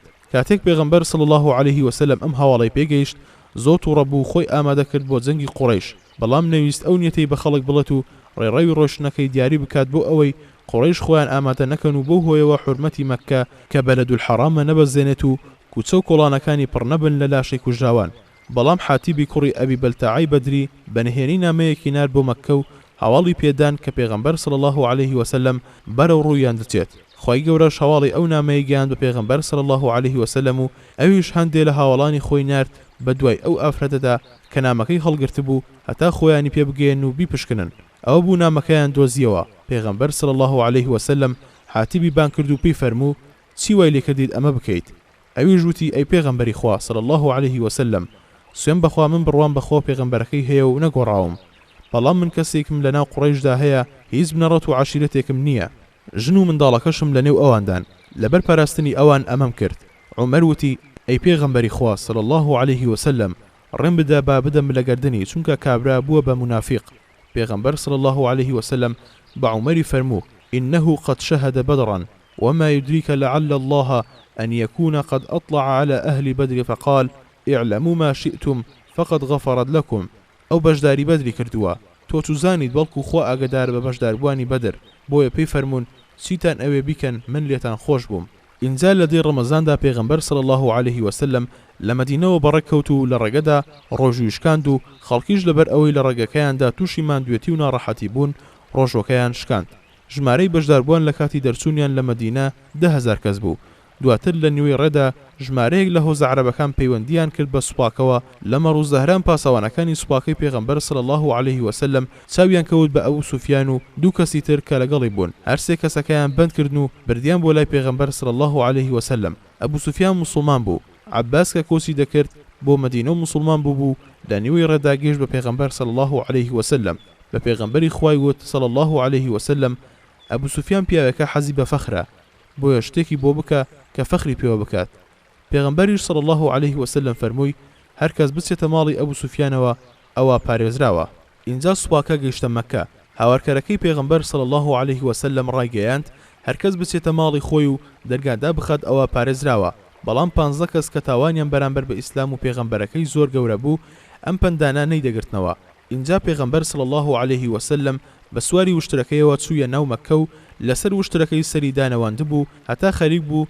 تەوێڵی بکەوێتە سەر کۆپانی وشترەکە ئەمەش وەک سوپاسگوزاریەک بۆ خوا لەسەر ئەو فەتحە گەورەی پێی بەخشیوە اینجا پێغەمبەر صلی الله عليه وسلم بە دەوری بەیتدا تەوافی کرد و چی بد لە دەوری کەعبە هەبوو کە نزیکەی 360 بت بوون هەموویانی لابرد پاشان سوویە ناو کەعبە و تیایدا دوو ڕکات نوێژی کرد اینجا لە دەرگای کەعبەوە وەستا و قوڕەیشیش وەستا بوو بزانن پێغەمبەر صلی الله عليه وسلم چیان لەگەڵ دەکات ئەو کات پێغەمبەر صلی الله عليه وسلم لە وتارەکەیدا فەرمووی ئەی قوڕەیشیەکان گومان دەبن چیتان بەرامبەر بکەم وتیان چاکە برایەکی بەخشندە و چاک و کوڕی برایەکی چاک و بەخشندە پێغەمبەریش صلی الله عليه وسلم فەرمووی ئەمڕۆ هەمان ئەو شتتان پێ دەڵێم کە یوسفی برام پێشتر وتی لا تثريب عليكم اليوم يغفر الله لكم وهو أرحم الراحمين بڕۆن ئێوە توولەقان ئازاد کراون اینجا خەڵکی لە دەوری سەفا کۆبوونەوە بۆ ئەوەی لەسەر ئیسلام بەیعەت بدەن بە پێغەمبەر صلی الله عليه وسلم پێغەمبەر صلی الله عليه وسلم لەسەر سەفا دانیشت و بەیعەتی لێوەرگرتن لەسەر گوێڕایەڵی بۆ خۆ پێغەمبەرەکەی بە پێی توانە یەکەم زار بەیعەتی لە پیاوان وەرگرت اینجا لە ئافرەتان تەوقەشی لەگەڵ یەک ئافرەتدا نەکرد لەو ئافرەتانەی کە بەیعەتیاندا هیندی هاوسەری ئەبوو سوفیان بوو کە پێش فەتحی مەککە پێغەمبەر صلی الله عليه وسلم خوێنی ڕەوا کردبوو کاتێک پێغەمبەر صلی الله عليه وسلم زانی بەیعەتی داوە لەبەر بەیعەتەکەی لی خۆش بوو لە ڕۆژی فەتحدا پێغەمبەر صلی الله عليه وسلم فەرمانی بە بیلال کرد لە سەربانی کەعبە بانگ بدات بۆ نوێژی نیوەڕۆ ئەمە بۆ ئەو ئامادەبوانەی قوڕەیش زۆر سەخت بوو کە هێشتا موسڵمان نەبوون بەڵام پێغەمبەر صلی الله عليه وسلم لەبەر نهێنێکی گەورە و حیکمەتێکی زۆر بە ئەنقەست ئەوەی ویست دێم غەزای حونەین لەدەی شەوالی ساڵی هەشتەمی کۆچی و چەند ڕۆژێک پاش فەتحی مەککە ڕوویدا هۆکارەکەشی ئەوە بوو کە کاتێک مەککە فەتح کرا سەرکردەکانی هەوەزان و سەقیف وایان زانی پێغەمبەر صلی الله عليه وسلم دوای ئەوەی لە فەتحی مەککە دەبێتەوە ڕوو دەکاتە ئەوانیش بۆیە بڕیاریاندا ئەمان دەستپێشخەری بکەن و هێرش بکەنە سەر پێغەمبەر صلی الله عليه وسلم بۆیە بڕیاریاندا ئەمان دەستپێشخەری بکەن و هێرشی بکەنە سەر بۆ ئەمەش مالیکی کوڕی عەوفیان کردە بە سەرکردەی خۆیان کە لەو کاتەدا تەمەنی 30 ساڵان بوو ئەویش فەرمانی کرد بە هەموو کەسێک ماڵ و سامان و ژن و منداڵ و مەڕ و ماڵاتی خۆی لەگەڵ خۆی ببات بۆ جەنگەکە بۆ ئەوەی لە جەنگەکەدا پێچەسپاوتر بن ژمارەی جەنگاوەرانیان لەو جەنگەدا لە نێوان 20 بۆ 30,000 جەنگاوەر دەبوو پێغەمبەریش صلی الله عليه وسلم بڕیاری دەرچوون ڕوە ئەو هێزەی ڕاگەیاند و هەموو ئەو هاوڵانی لەگەڵی هاتبوون بۆ فەتحی مەککە و ئەوانەشی تازە موسڵمان ببوون لەگەڵی ڕۆشتن هەتا گەیشتنە دۆڵی حونەین کە هەوەزان و هاوپەیمانەکانی بەڕێڕەوێکدا تێدەپەڕین موسڵمانان دایان بەسەریاندا و تێکیان شکاندن اینجا موسڵمانان سەرقاڵ بوون بە کۆکردنەوەی دەستکەوتەکان بێباوەڕانیش کەوتنە تیربارانکردنیان و شپرزەیان کردن خەڵکی مەککە و تازە موسڵمان بووەکانیش ڕایان کرد و پێغەمبەریش صلی الله عليه وسلم لەسەر هێسترەکەیەوە مایەوە و دەیفەرموو أنا النبي لا كذب أنا ابن عبد المطلب من پێغەمبەرم هیچ ڕوویەکی تێدا نییە من کوڕی عەبد المطلیبم لەناو موسڵماناندا دەنگۆی ئەوە بڵاوبوویەوە کە گوایە پێغەمبەر صلی الله عليه وسلم کوژراوە بۆیە لە بێهیواییدا زۆرێکیان چەکی دەستیان فرێدا بەڵام دەستێک لە کۆچەران و پشتیوانان لە دەوری پێغەمبەر صلی الله عليه وسلم مانەوە عەباس کە دەنگێکی زاڵی هەبوو لەناو موسڵماناندا هاواری کرد پێغەمبەری خوا صلی الله عليه وسلم هێشتا زیندووە بۆیە ئەوانەشی ڕایان دەکرد گەڕانەوە و هێزی موسڵمانان ڕووی لە زیادبوون کرد و توانیان جارێکی دی سەر بکەونەوە و کەوتنە کوشتن و بەدیلگرتنی دوژمن دەستکەوتێکی بێشوماریان دەستکەوت پێغەمبەر صلی الله عليه وسلم سەرەتادا باشی کرد بەسەر ئەو دڵڕاگیرکراوانەی کە تازە موسڵمان بوون و هیچی نەبەخشی بە پشتیوانەکان چونکە دڵنیا بوو لە ئیمان و ڕاستی موسڵمانەتیان سەبارەت بەم جەنگە ئاەتی قورئان دابەزی لقد نصركم الله في مواطن كثيرة ويوم حنين إذ أعجبتكم كثرتكم فلن تغن عنكم شيئا وضاقت عليكم الأرض بما رحبت ثم وليتم مدبرين ثم أنزل الله سكينته على رسوله وعلى المؤمنين وأنزل جنودا لم تروها وعذب الذين كفروا وذلك جزاء الكافرين. بێگومان خوا لەگەڵ جێگادا هاوکاری کردن و یاریدان و سەری خستن لەگەڵ کەم و کورتی و ناتەواویاندا بە تایبەتی لە ڕۆژی حونەیندا ئەو دەمەی کە بە زۆری خۆتان بایی بوون و نازیتان کەچی ئەو حەشامەتە هیچ کەڵک و سوودی پێنەگەیاندن و هەر تێکشکان زەویش بەو گوشاد و فراوانیە لە ترساندا تەنگ بوو لێتان پاشانیش پاشەکشەتان کرد و هەڵهاتن دوای ئارامی و ئۆقرەی نادە سەردڵ و دەرونی پەیامبەرەکەی و بڕوادارەکان و لەشکرێکی زۆریشی نارد بۆ هاوکاریتان نەشتان دین و بێباوەڕەکانیشی سزادا هەر ئاوایە سزای کافران و بێباوەڕان ئەمە کۆتا جەنگی بەرچاوی نێوە موسڵمانان و بێباوەڕان بوو هێندەی نەبرد عەرەبەکان دەستیاندا شکاندنی بدەکانیان و هاتنە ناو ئیسلام. یانزەیەم غەزای تەبوک هەروەها بە غەزای عوسڕەش ناسراوە و لە مانگی ڕەجەبی ساڵی نۆیەمی کۆچیدا ڕوویدا. تەبوک شوێنێک بوو لە نێوان وادی القوڕا لە خاکی حیجاز و شامدا. هۆکارەکەشی ئەوە بوو کە ڕۆمەکان لە شەم هێزێکی زۆریان کۆکردبوویەوە کە پێک هاتبوون لە هۆزەکانی لەخم و جەزام و عامیلە و غەسان کە لە مەسیحی عەرەبەکان بوون. ئامانجی هێڕەقل لەمەدا هێرشکردنە سەر مەدینە و لە ناوبردننی ئەو دەوڵەتە تازە پێگەیشتووە بوو کە لە نیمچە دوورگەی عەرەبیدا دامەزرا بوو هەواڵی سەرکەوتنە یەک دوای یەکەکانی ترس و بیمی هێڕەقلی زیاتر دەکرد. پێغەمبەریش صلی الله عليه وسلم بڕیاریدا بەرەو ڕووی ئەو هێزە بچێت. کاتەکەش کاتی سەختی و گەرمایەکی زۆر بوو.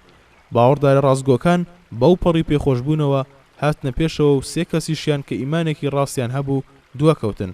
پێغەمبەر صلی الله عليه وسلم دەوڵەمەندەکانی ڕاستبارد هەتا پێویستیەکانی سوپاکە دابین بکەن. ئەوانیش ماڵ و سامانێکی زۆریان هێنا. ئەبوبەکر هەموو ماڵ و سامانی خۆی هێنا کە 40,000 درهم بوو. عومەریش نیوەی ماڵ و سامانی خۆی هێنا.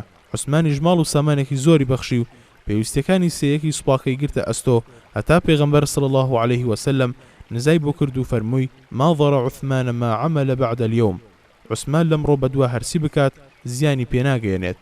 ژمارەیەک لە هاوڵە هەژارەکانیش کە هیچ سوارێکیان شک نەئەبرد بۆ بەشداریکردن لە غەزاکەدا هاتم بۆ لای پێغەمبەر صلی الله عليه وسلم و ئەویش پێی فەرموون لا ئەجد ما ئەحمەلەکم عەلەیه شتێک شک نابم پێتان بدەم هەتا سواری ببن و پێی بێن. ئەوانش بە چاوی پڕ لە فرمێسکەوە لە خەفەتی ئەوەی توانای بەشداریان نییە گەڕانەوە. هەشتا و ئەوەندە کەس لە دڕوەکانیش دواکەوتن و نەچوون بۆ غەزاکە. بڕێک لە ئەعرابیەکانیش بڕێک بیانووی ناڕاستیان هێنایەوە و پێغەمبەریش صلی الله عليه وسلم بیانوەکەی قبوڵ دەکردن. پێغەمبەر صلی الله عليه وسلم هاودەم بە 30,000 جەنگاوەر و 10,000 سوارەوە بڕێکەوت. هێزی لەو چەشنە گەورەش لای موسڵمانان بۆ یەکەم جار بوو هێندە زۆر بێت. سوپاکە بەرداوامیدا بەڕێگەکە هەتا گەیشتە تەبوک و لەوێ نزیکەی 20 شەومانەوە و هیچ جەنگ و بەرێکەوتنێک ڕووی نەدا. ئەمەش کۆتا غەزای پێغەمبەر صلی الله عليه وسلم بوو.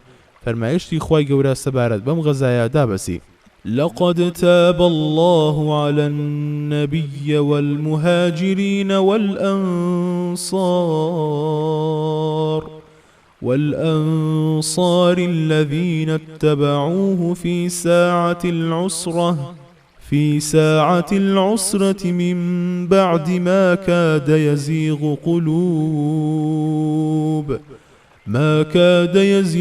قلوب فريق منهم ثم تاب عليهم إنه بهم رؤوف رحيم. وعلى الثلاثة الذين خلفوا حتى إذا ضاقت عليهم الأرض بما رحبت وضاقت عليهم أنفسهم وظنوا أن لا ملجأ من الله إلا إليه ثم تاب عليهم ليتوبوا إن الله هو التواب الرحيم. خوا لەو کارەی پێیانبەریش خۆش بوو کە مۆڵەتی دەستەیەک لە دوو ڕۆکانیدا کە لەگەڵی نەچن بۆ جەنگی تەبوک و لە کۆچەران و پشتیوانانیش کە هێندێکیان چوونە جیهاد و هەندێکیشیان خۆیان بە زەویدا نووساند خۆش بوو ئەوانەیان کە لە جەنگە سەختەکەی تەبوکدا دوای پێغەمبەر کەوتن و پەیڕەویان لێکرد و چوونە تەبوک و پاش ئەوە خەریک بوو هێندێکیان دڵیان لا ڕێبێت و نەچنە جیهادەکەوە. پاشان دووبارە خوا تەوبەی لێوەرگرتن چونکە بەڕاستی خوا بەرامبەر بەوانە زۆر بەلوتفە زۆریش لەگەڵیان بە میهرە. خوا تەوبەی لەو سێ کەسەش وەرگرت کە خۆیان لە غەزاکە گرتە دواوە تا لە خەفەت داوای لێهات ئەم زەویە فراوانەیان لا تەنگ بوو لە خەم و خەفەتدا لە گیانی خۆیان بێزار بوون ئیتر زانیان کە هیچ پەنایەکیان نەماوە مەگەر هەر پەنا بەخوا بەرن لە پاشان خوا ڕێنمایی تەوبەی کردن بۆ ئەوە تەوبە بکەن ئیتر ئەوانیش تەوبەیان کرد و خوا بەخشینی بەڕاستی تەنها ئەو خوایە قبوڵکاری تەوبە لێبوردە زۆریش دلۆڤان و میهرەبانە. هەروەک چەندین ئاەت دابەزین کە باسی هەڵوێستی دوڕوەکان و ئەو ئاڕابیانەیان دەکرد کە دەهاتن و بیانویان دەهێنایەوە هەروەها سەرکۆنەی خوا بۆ پێغەمبەرەکەی صلی الله عليه وسلم تێدایە کە بۆچی بیانوەکانی ئەوانی قبول کردووە. لە سوڕەتی تەوبەدا هەموو ئەو ئاەتانەی تێدایە کە باز لەم غەزایە دەکەن. بەنگەوازێک کە عەقڵەکان دەدوێنێت و دەروونەکان پاک دەکاتەوە و گەندەڵی ناهێڵەت و مەشخەڵی ڕێنمونی چاکەکاری هەڵدەکات و چرای ڕووناکی ڕێ بۆ ڕێنمونی ڕوە و چاکە دادەگیرسێنێت. لەبەر ئەمانە بۆ ئەم جۆرە بابەتانە لە ساڵی دووەمی کۆچیدا خوای گەورە دەرفەتی جەنگی بە موسڵماناندا و ئەم ئاەتانەی خوارەوەی بۆ دابەزین. أذن للذين يقاتلون بأنهم ظلموا وإن الله على نصرهم لقدير الذين أخرجوا من ديارهم بغير حق إلا أن يقولوا ربنا الله ولولا دفع الله الناس بعضهم ببعض لهدمت صوامع وبيع وصلوات ومساجد يذكر فيها اسم الله كثيرا ولينصرن الله من ينصره إن الله لقوي عزيز الذين إن مكناهم في الأرض أقاموا الصلاة وآتوا الزكاة وأمروا بالمعروف ونهوا عن المنكر ولله عاقبة الأمور. بڕیار و مۆڵەتی تۆڵەکردنەوە دراوە بەرامبەر بوو ئیماندارانەی شەڕیان بەسەردا سەپێنراوە و جەنگیان لەگەڵ کراوە. بەڕاستی خوش بۆ کۆمەک و یارمەتیدانیان زۆر بەتوانە و بەهێزە. ئەوانەی هەر بەناحەقی لە زێد و ماڵ و شاری خۆیان دەرکران هیچ گوناهێکیان نەبوو مەگەر هەر ئەمە کە ئەیانوت پەروەردگاری ئێمە ئەڵڵایە خوایەکی تاک و تەنیایە. دیارە ئەمان وەک ئەوان هیچ کەسێکیان نەدەکردە هاوبەش و هاوڵی خوا. بێگومان هەموو کاتێ ملهوڕان لەو یەکلابوونەوەیە ترساون و ئەشترسن سنەتی خواوایە کە ئەگەر خوا خۆی هەندێک خەڵکی بە هەندێکی دی پاڵ پەیوەدانەبە فەرمانی جیهادی نەدابە هەرچی دێر و پەرستگای گۆشەگیران یاخود ڕەهبان و کەنشتەی جوولەکەکان و مزگەوتی مسلمانان کە ناوی خۆیان زۆر تیادا دەبردرێت وێران دەکران بێگومانە خوا یارمەتی ئەو کەسە دەدات کە یارمەتی ئاینەکەی ئەو بدا و بەڕاستی خوا زۆر بەهێز و دەسەڵاتە ئەوانەی وا شایستەی ئەوەن کە خوای گەورە یارمەتیان بدات و بەرگریان لێ بکات. کەسانێکن کە ئەگەر خوا لەم زەویەدا پایدار و بەهێزیان بکە و دەسەڵاتیان پێ بدا نوێژ بەڕێک و پێکی دەکەن و ملکەسی فەرمانی خوا دەبن و بەشێکی سامانیشیان لە زەکاتدا دەدەن و فەرمان بە چاکە ئەدەن و مردوم بەرەو خێر و سەلاحەت دەبن و بەر لە کاری خراپە دەگرن و ڕوبەڕۆی فەساد و هێزی شەڕ دەوەستن کۆتایی و سەرنجامی هەموو کارەکانیش هەر بۆ خوایە. ئەمانە یەکەم ئەو ئاەتانە بوون کە سەبارەت بە جەنگ و مۆڵەتی جەنگ دابەزین. جێی خۆیەتی کەمێک لە خزمەت ئەو ئاەتانەدا ڕابوەستین هەتا حیکمەتی مۆڵەتدان بە جەنگ و سوود و ئامانجەکانی بزانین. یەکەم لە سەرەتای ئاەتەکەوە باز لەوە کراوە کە مۆڵەتی جەنگ دراوە بە باوەڕداران. تێبینی دەکرێت بەدەستەواژەی الذين يقاتلون باسی باوەڕداران دەکات. دیارە لە ڕزمانی عەرەبیدا حکمێک بە مشتاق بێت واتای ئەوە دەگەیەنێت کە لێی وەرگیراوە. جا يقاتلون لە المقاتلە وەرگیراوە واتە ئەو باوەڕدارانەی مۆڵەتی جەنگیان پێدراوە ئەوانن کە جەنگیان لە دژ دەکرێت واتە دەچەوسێنرێنەوە و سزا دەدرێن و جەنگیان لە دژ ڕابگەێنرێت. ئەمە ڕاشکاوانە نیشانی دەدات کە هۆکاری مۆڵەتدانەکە ئەوەیە باوەڕدارەکان پێشتر چەوسێنراونەتەوە و ئەم مۆڵەتدانە وەڵامدانەوەی ئەو دوژمنکاریەیە و هەڵوێستی هاوبەرابەریە وەک لە فەرمایشتی خوای گەورەدا ئاماژەی پێدراوە فمن اعتدى عليكم فاعتدوا عليه بمثل ما اعتدى عليكم هەروەها وجزاء سيئة سيئة مثلها دووەم لە هەمان ئاەتدا ڕەشکاوانە ئەوە هاتووە کە ئەو جەنگەی بەرامبەر موسڵمانان کراوە ستەم و دژمنکاریەکی ڕوون و بێپەردە بووە وەک خوای گەورە دەفەرموێت بأنهم ظلموا جا باوەڕداران لە مەککەدا ستەمکار نەبوون بەڵکو بەرگریان لە بیر و باوەڕێک دەکرد و قەومەکەی خۆیان بانگێش دەکرد بۆ ئازادبوون لە وەهم و خەیاڵات و ڕەوشتی خراپ سێم لە ئاەتی دووەمدا ئەو ڕاستیە مێژوویانە باسکراون کە سەوسانەوەی موسڵمانانیان تێدا ڕووداوە ئەویش ئەوەیە کە ئەو باوەڕدارانەی مۆڵەتی جەنگیان پێدراوە ئەوانن کە لە ماڵ و شاری خۆیان دەرکراون هیچ ستەمێکیش لەوە تونتر نییە کە مرۆڤێک لە نیشتیمانەکەی دەربکرێت و لە خاکەکەی خۆی وەدەری بنیت چوارەم لە هەمان ئاەتدا ئەو هۆکارە خراوەتە ڕوو کە بەهۆیەوە ئەو باوەڕدارانە لە ماڵ و شاری خۆیان وەدەرنراون ئەویش ئەوەیە کە ئامادە نەبوون وەک قەومەکەیان باوەش بکەن بە بتپەرستی و بەرپەرستی خواوەندە درۆینەکانی و خوای تاک و تەنهایان پەرستووە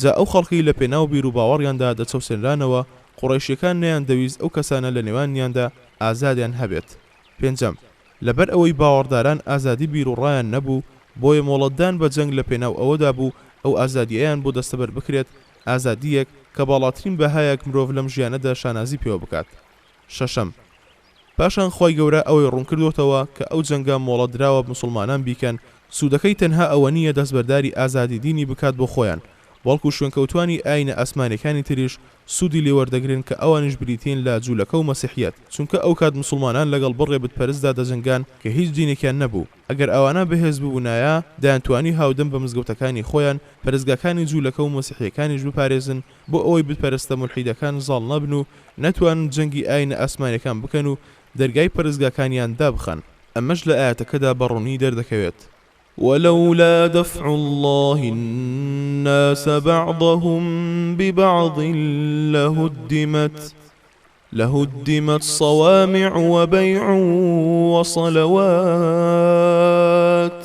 ومساجد يذكر فيها اسم الله كثيرا صومعە شوێنی خەڵوەتی ڕاهیبەکانە هەروەها بە دێریش ناو دەبرێت بەیعیش کڵێساکانی مەسیحیەکانە سەڵاواتیش پەرستگای جوولەکەکانە بەم چەشنە بەڕوونی ئەوە دەردەکەوێت کە جەنگ لە ئیسلامدا بۆ سڕینەوەی ئاینە ئاسمانیەکان و وێرانکردنی پەرستگاکانیان نییە بەڵکو بە پاراستنی ئەو ئاینانەیە لە زاڵبوونی ملهوڕان و بتپەرستان بەسەر پەرستگاکانیاندا بەسە شنێ نەتوانن پەرستگاکانیاندا بخەن و وێران بکەن حوتەم لە ئاەتەکەدا دەرەنجامی سەرکەوتنی موسڵمانان لەو جەنگە ڕێپێدراوەدا خراوەتە ڕوو ئەنجامەکە داگیرکردنی گەلان و خواردنی خێر و بێر و بەتاڵانبردنی سەرۆت و سامان و شکاندنی شکۆیان نییە بەڵکو ئەنجامگەلێکن کە لە بەرژەوەندی مرۆڤایەتی و سوودی کۆمەڵگەدان ئەوانیش بریتین لە یەکەم بڵاوکردنەوەی بەرزی و بڵندی ڕۆحی لە جیهاندا لە ڕێی پەرستشەوە ئەقام الصەلاه دووەم بڵاوکردنەوەی دادپەروەری کۆمەڵایەتی لە نێوان گەلاندا لە ڕێی زەکاتەوە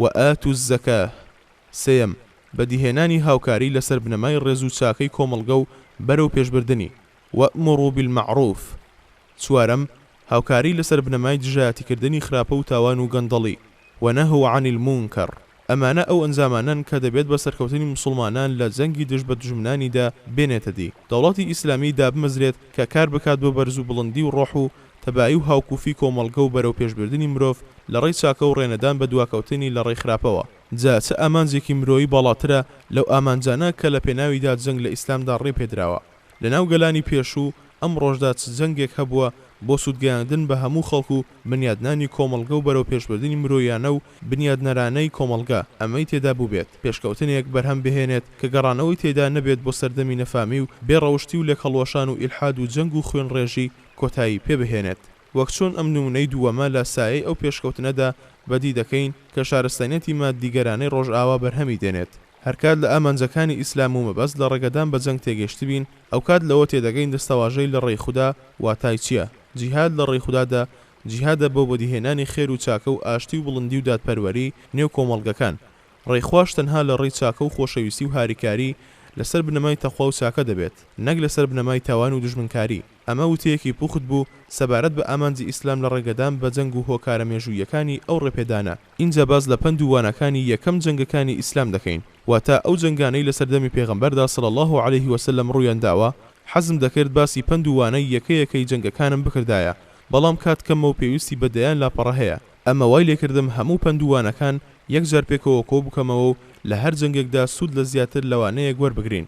لەوانەیە ئەگەر خوا بیەوێت بۆ ساڵی داهاتوو ئەگەر نەمردم و نەخۆشیەکەم لەسەر سووک بوو پندوانەی هەر جەنگێک بە جیاباز بکەم. یەکەم جەنگ جەنگی بەدر بوو. پێغەمبەر صلی الله عليه وسلم بەونیەتەوە دەرچوو ڕێبگرێت بە کاروانێکی قوڕیش کە لە ڕێی گەڕانەوەیدا بوو لە شامەوە بەرەو مەککە، بەڵام کاروانەکە ڕزگاری بوو. بێباوەڕانیش بڕیاری جەنگیاندا بوو. پێشتر باسی جەنگەکەمان کرد. ڕێگرتن بە کاروانی قوڕیش واتای ئەوە ناگەیەنێت کە مسلمانان حەزیان کردبێت بە بردننی ماڵ و سەمانی خەڵک و چەتەیی وەک چۆن ساختەکە ڕۆژهەڵات ناسەکان ئەم بانگەشەیە دەکەن، بەڵکو هۆکارەکەی تۆڵەسەنەوە بوو لە قوڕیش، چونکە ئەوان ماڵ و سەمانی باوەڕدارە کۆچەرەکانیان بردبوو. زۆربیان ناچارکران ماڵ و حاڵ و خاک و سامانیان جێ بهێڵن. هەر کەسیش کۆچی بکردایە بۆ مەدینە و دواتر بێ باوەڕان بەوەیان بزانی باە ماڵەکەی دەفرۆشرا و دەست دەگیرا بەسەر ماڵ و سەمانیدا. لەمڕۆدا یاسای مامەڵەی هاوچەشن لە یاسای نێودەوڵەتیەکاندا دانی پێدانراوە و ڕێگەدراوە بەشتیوە، وەک چۆن ئەمڕۆ لە نێوان ئێمە و ئیسرائیلدا هەیە.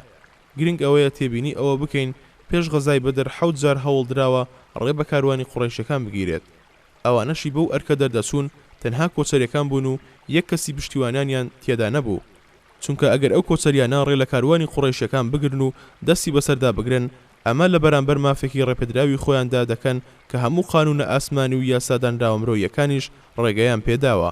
لێرەدا ئاماژە دەدەین بەو 7 هەوڵەی پێش غەزای بەدر: ناردنی سەریەکەی حەمزە دوای 7 مانگ لە هیجرەت، ناردنی سەریەکەی عوبەیدەی کوڕی حارس دوای 8 مانگ لە هیجرەت، ناردنی سەریەکەی سەعدی کوڕی ئەبی وەقاس دوای 9 مانگ لە هیجرەت، غەزای وۆدان دوای 12 مانگ لە هیجرەت، غەزای بوات دوای 13 مانگ لە هیجرەت، غەزای بەدری یەکەم لە دوای 13 مانگ لە هیجرەت، غەزای موڕەیسیع پاش 16 مانگ لە هیجرەت.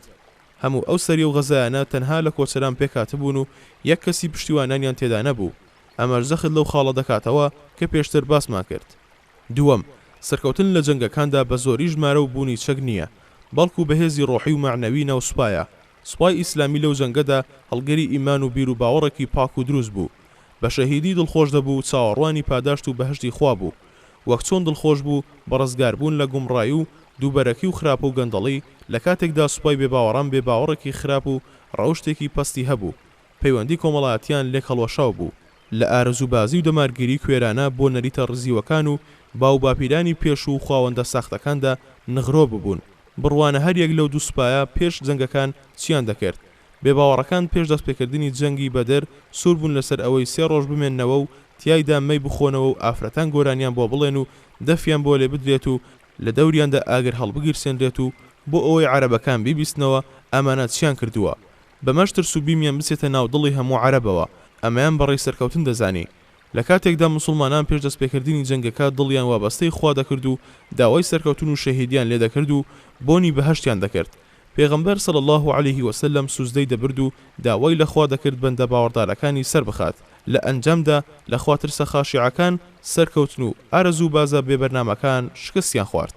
بە بەراوردی ژمارەی مسلمانە جەنگاوەرەکان لەگەڵ ژمارەی بێباوەڕە جەنگاوەرەکان لە هەر جەنگێکدا تێبینی ئەوە دەکەین ژمارەی بێباوەڕەکان چەند بەرامبەری ژمارەی مسلمانەکان بووە. لەگەڵ ئەوەشدا سەرکەوتن بۆ مسلمانان بووە. تەنانەت لە هەردوو جەنگی ئوحود و حونەینیشدا سەرەتا مسلمانان سەرکەوتن و ئەگەر هەڵەی مسلمانان و دەرچوونیان لە فەرمانی پێغەمبەر صلی الله عليه وسلم نەبوایە مسلمانان هەرگیز تووشی شکست نەدەبوون. سێیەم، وەرەبەرزی سوپا و چوونە نێوجەرگەی جەنگەوە و دڵخۆشبوونی بە بەرەنگاربوونەوەی دوژمن وا لەسەرکردە دەکات هەنگاوی زیاتر بنێت بۆ جێبەجێکردنی پیلانەکەی و بەتمانەی زیاتری هەبێت بە سەرکەوتنی وەک چۆن لە جەنگی بەدردا ئەمە ڕوویدا.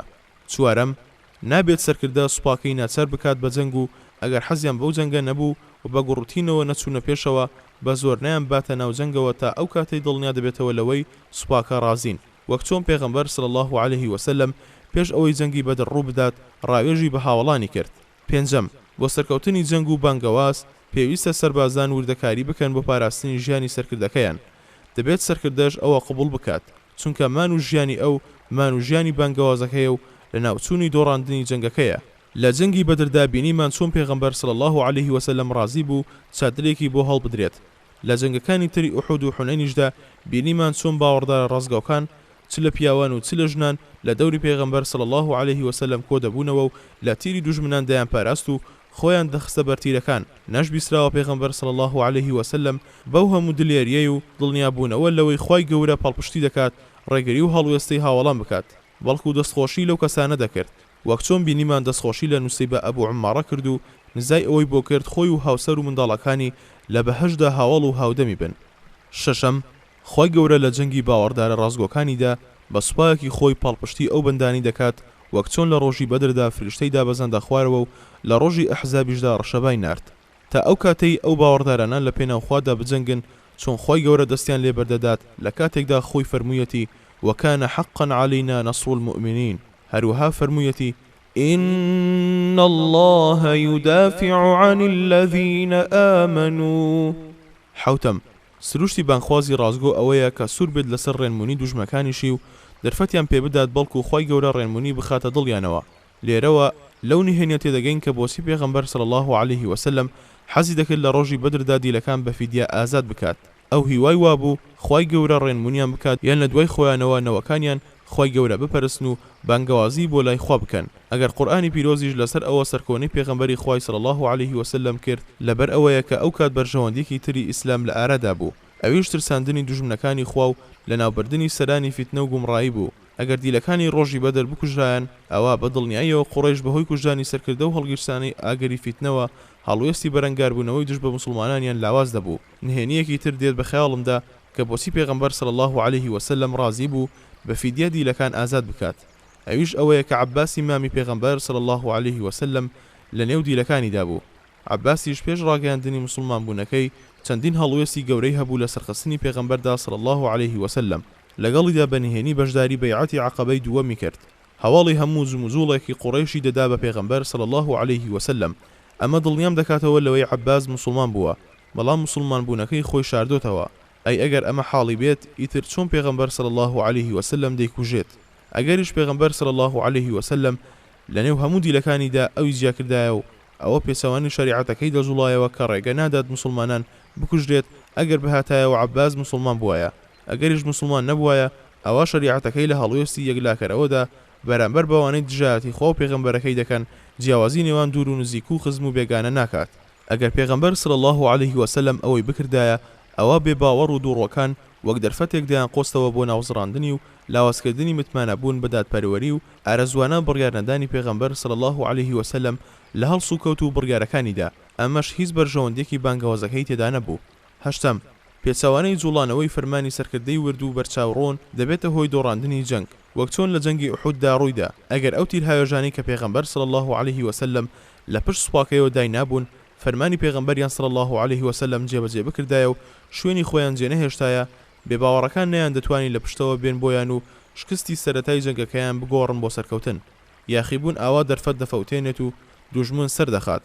خوای گەورەش هەڕەشەی سزادانی مسلمانان دەکات ئەگەر پێچەوانەی فەرمانی پێغەمبەرەکەیان بزوڵێنەوە و دەفەرموێت فليحذر الذين يخالفون عن أمره أن تصيبهم فتنة أو يصيبهم عذاب أليم. دەبە ئەوانەی سەرپێچی لە فەرمانی پێیانبەر دەکەن بترسن کە سەرنجام تووشی بەڵاو نەهامەتیەک دەبن یان تووشی سزایەکی بەئێش ببن. نۆیەم، تەماعی مادی لە کۆکردنەوەی دەستکەوت و هەر شتێکی تردا دەبێتە هۆی فەشەل و بەدوایدا شکست، وەک چۆن لە جەنگی ئوحوددا ئەمە ڕوویدا کاتێک تیرهاوێژەکان لە تەماعی کۆکردنەوەی دەستکەوت و شوێنی خۆیان جێهێشت. لە جەنگی حونەینیشدا کاتێک لە سەرەتاوە مسلمانان سەرکەوتن هەندێکیان چاویانە دەستکەوتەکان بوو دەستیان هەڵگر لە ڕاوەدوونانی دوژمن، ئەمە وای کرد دوژمن بگەڕێتەوە و هێرش بکاتە سەر مسلمانان و بەهۆیەوە مسلمانان شکان. ئەگەر خۆڕاگری پێغەمبەر صلی الله عليه وسلم و باوەڕدارە ڕاستەقینەکانی دەوری نەبووایە ئەو شکستە نەدەگۆڕا بۆ سەرکەوتن. بانگەوازەکانیش بەو چەشنن، تەماعی بانخوازان لە دەستکەوتە دنیاییەکان و زۆرکردنی ماڵ و سامان و بیناو زەویەکانیان هەم بانگەوازەکە دەشێوێنێت و هەم شوێنەواریشی لە دەرونی خەڵکدا تێک دەدات. ئەمەوە لە خەڵکی دەکات گومان بکەن لە ڕاستگۆیی بانخواز لە بانگەوازەکەیدا و تۆمەتباری بکەن بەوەی مەبەستی لە بانگەوازەکەی ڕەزامەندی خوانیە، بەڵکو مەبەستی ئەوەیە بە ناوی ئاین و چاکسازیەوە ماڵ و سامانی دنیا کۆ بکاتەوە. ئەم جۆرە بێباوەڕەش لە دەرونی خەڵکدا ڕێگرتنە لە ئاینی خوا و خراپبیرکردنەوە و هەڵوێزنواندنە بەرامبەر هەر کەسێکیش کە بە ڕازگۆیی و دڵسۆسی و نیەت پاکیەوە بانگەواز بۆ چاکسازی دەکات. دێم خۆڕاگرین و سەیبە و مانەوەی خۆی و هاوسەر و منداڵەکانی لە دەوری پێغەمبەر صلی الله عليه وسلم لە کاتی بڵاوە لەکردنی مسلمانان لە ڕۆژی ئوحوددا بەڵگەیەکی بەهێزی بەشداریکردنی بەرچاوی ئافرەتانی مسلمانانە لە خەباتی ڕێی بانگەوازی ئیسلامیدا.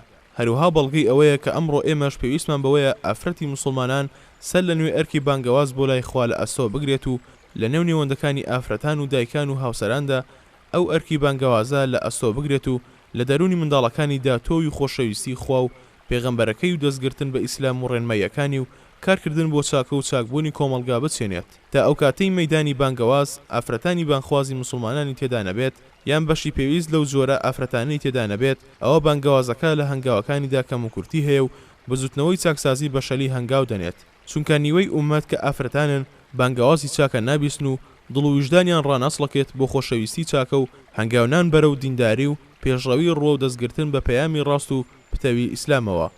یانزەیەم برینداربوونی پێغەمبەر صلی الله عليه وسلم لە ڕۆژی ئوحوددا زەنگێکە بۆ بانخوازان کە لە ڕێی خوادا جەستەیان ئازار دەسێژێت یان بەگرتن و بەندکردن ئازادیان زەوت دەکرێت یان بە لە سێدارەدان و تیرۆرکردن کۆتاییان بە ژیانیان دەهێنرێت. خی گەورە لە قورئانی پیرۆزدا دەفەرموێت: أحسب الناس أن يتركوا أن يقولوا آمنا وهم لا يفتنون ولقد فتنا الذين من قبلهم فليعلمن الله الذين صدقوا وليعلمن الكاذبين. ئەخۆ مسلمانان بەتایبەتی مسلمانانی مەکە گومانی وا دەبن کە ئەگەر هەر ئەوەندە بڵێن بڕوامان هێناوە ئیتر وازیان لێ دەهێنرێ و تاقی ناکرێنەوە. بە حەقیقەت ئێمە ئەوانەی پێش ئەوانمان تاقیکردنەوە بێگومان خوا بە واقعی کەسانێک کە ڕاستیان وتووە باوەڕیان هێناوە دیاری دەکات و درۆزنانیش دیاری دەکات. دوانزەیەم بێباوەڕان کە لە جەنگی ئوحوددا تەرمی مسلمانانیان شێواند بە تایبەت تەرمی حەمزەی مامی پێغەمبەر صلی الله عليه وسلم، ئەمە بەڵگەیەکی ڕوونە لەسەر ئەوەی دوژمنانی ئیسلام هیچ ویژدان و مرۆڤبوونێکیان تێدا نییە. شێواندنی تەرمی کوژرا و ئازاری خودی کوژراوەکە نادات، چونکە مەڕێکی سەربڕاو بە کەوڵکردنی ئازار ناسەژێت، بەڵام ئەو تەرم شێواندنە ئاماژەیە بەو کینە ڕەشەی ناخی پڕکردون و لەو کردەوە دڕندانە خۆی نیشان دەدات کە هەر کەسێکی خاوەن وجدانی زیندوو هەستی مرۆڤانە پێی دڵگران دەبێت.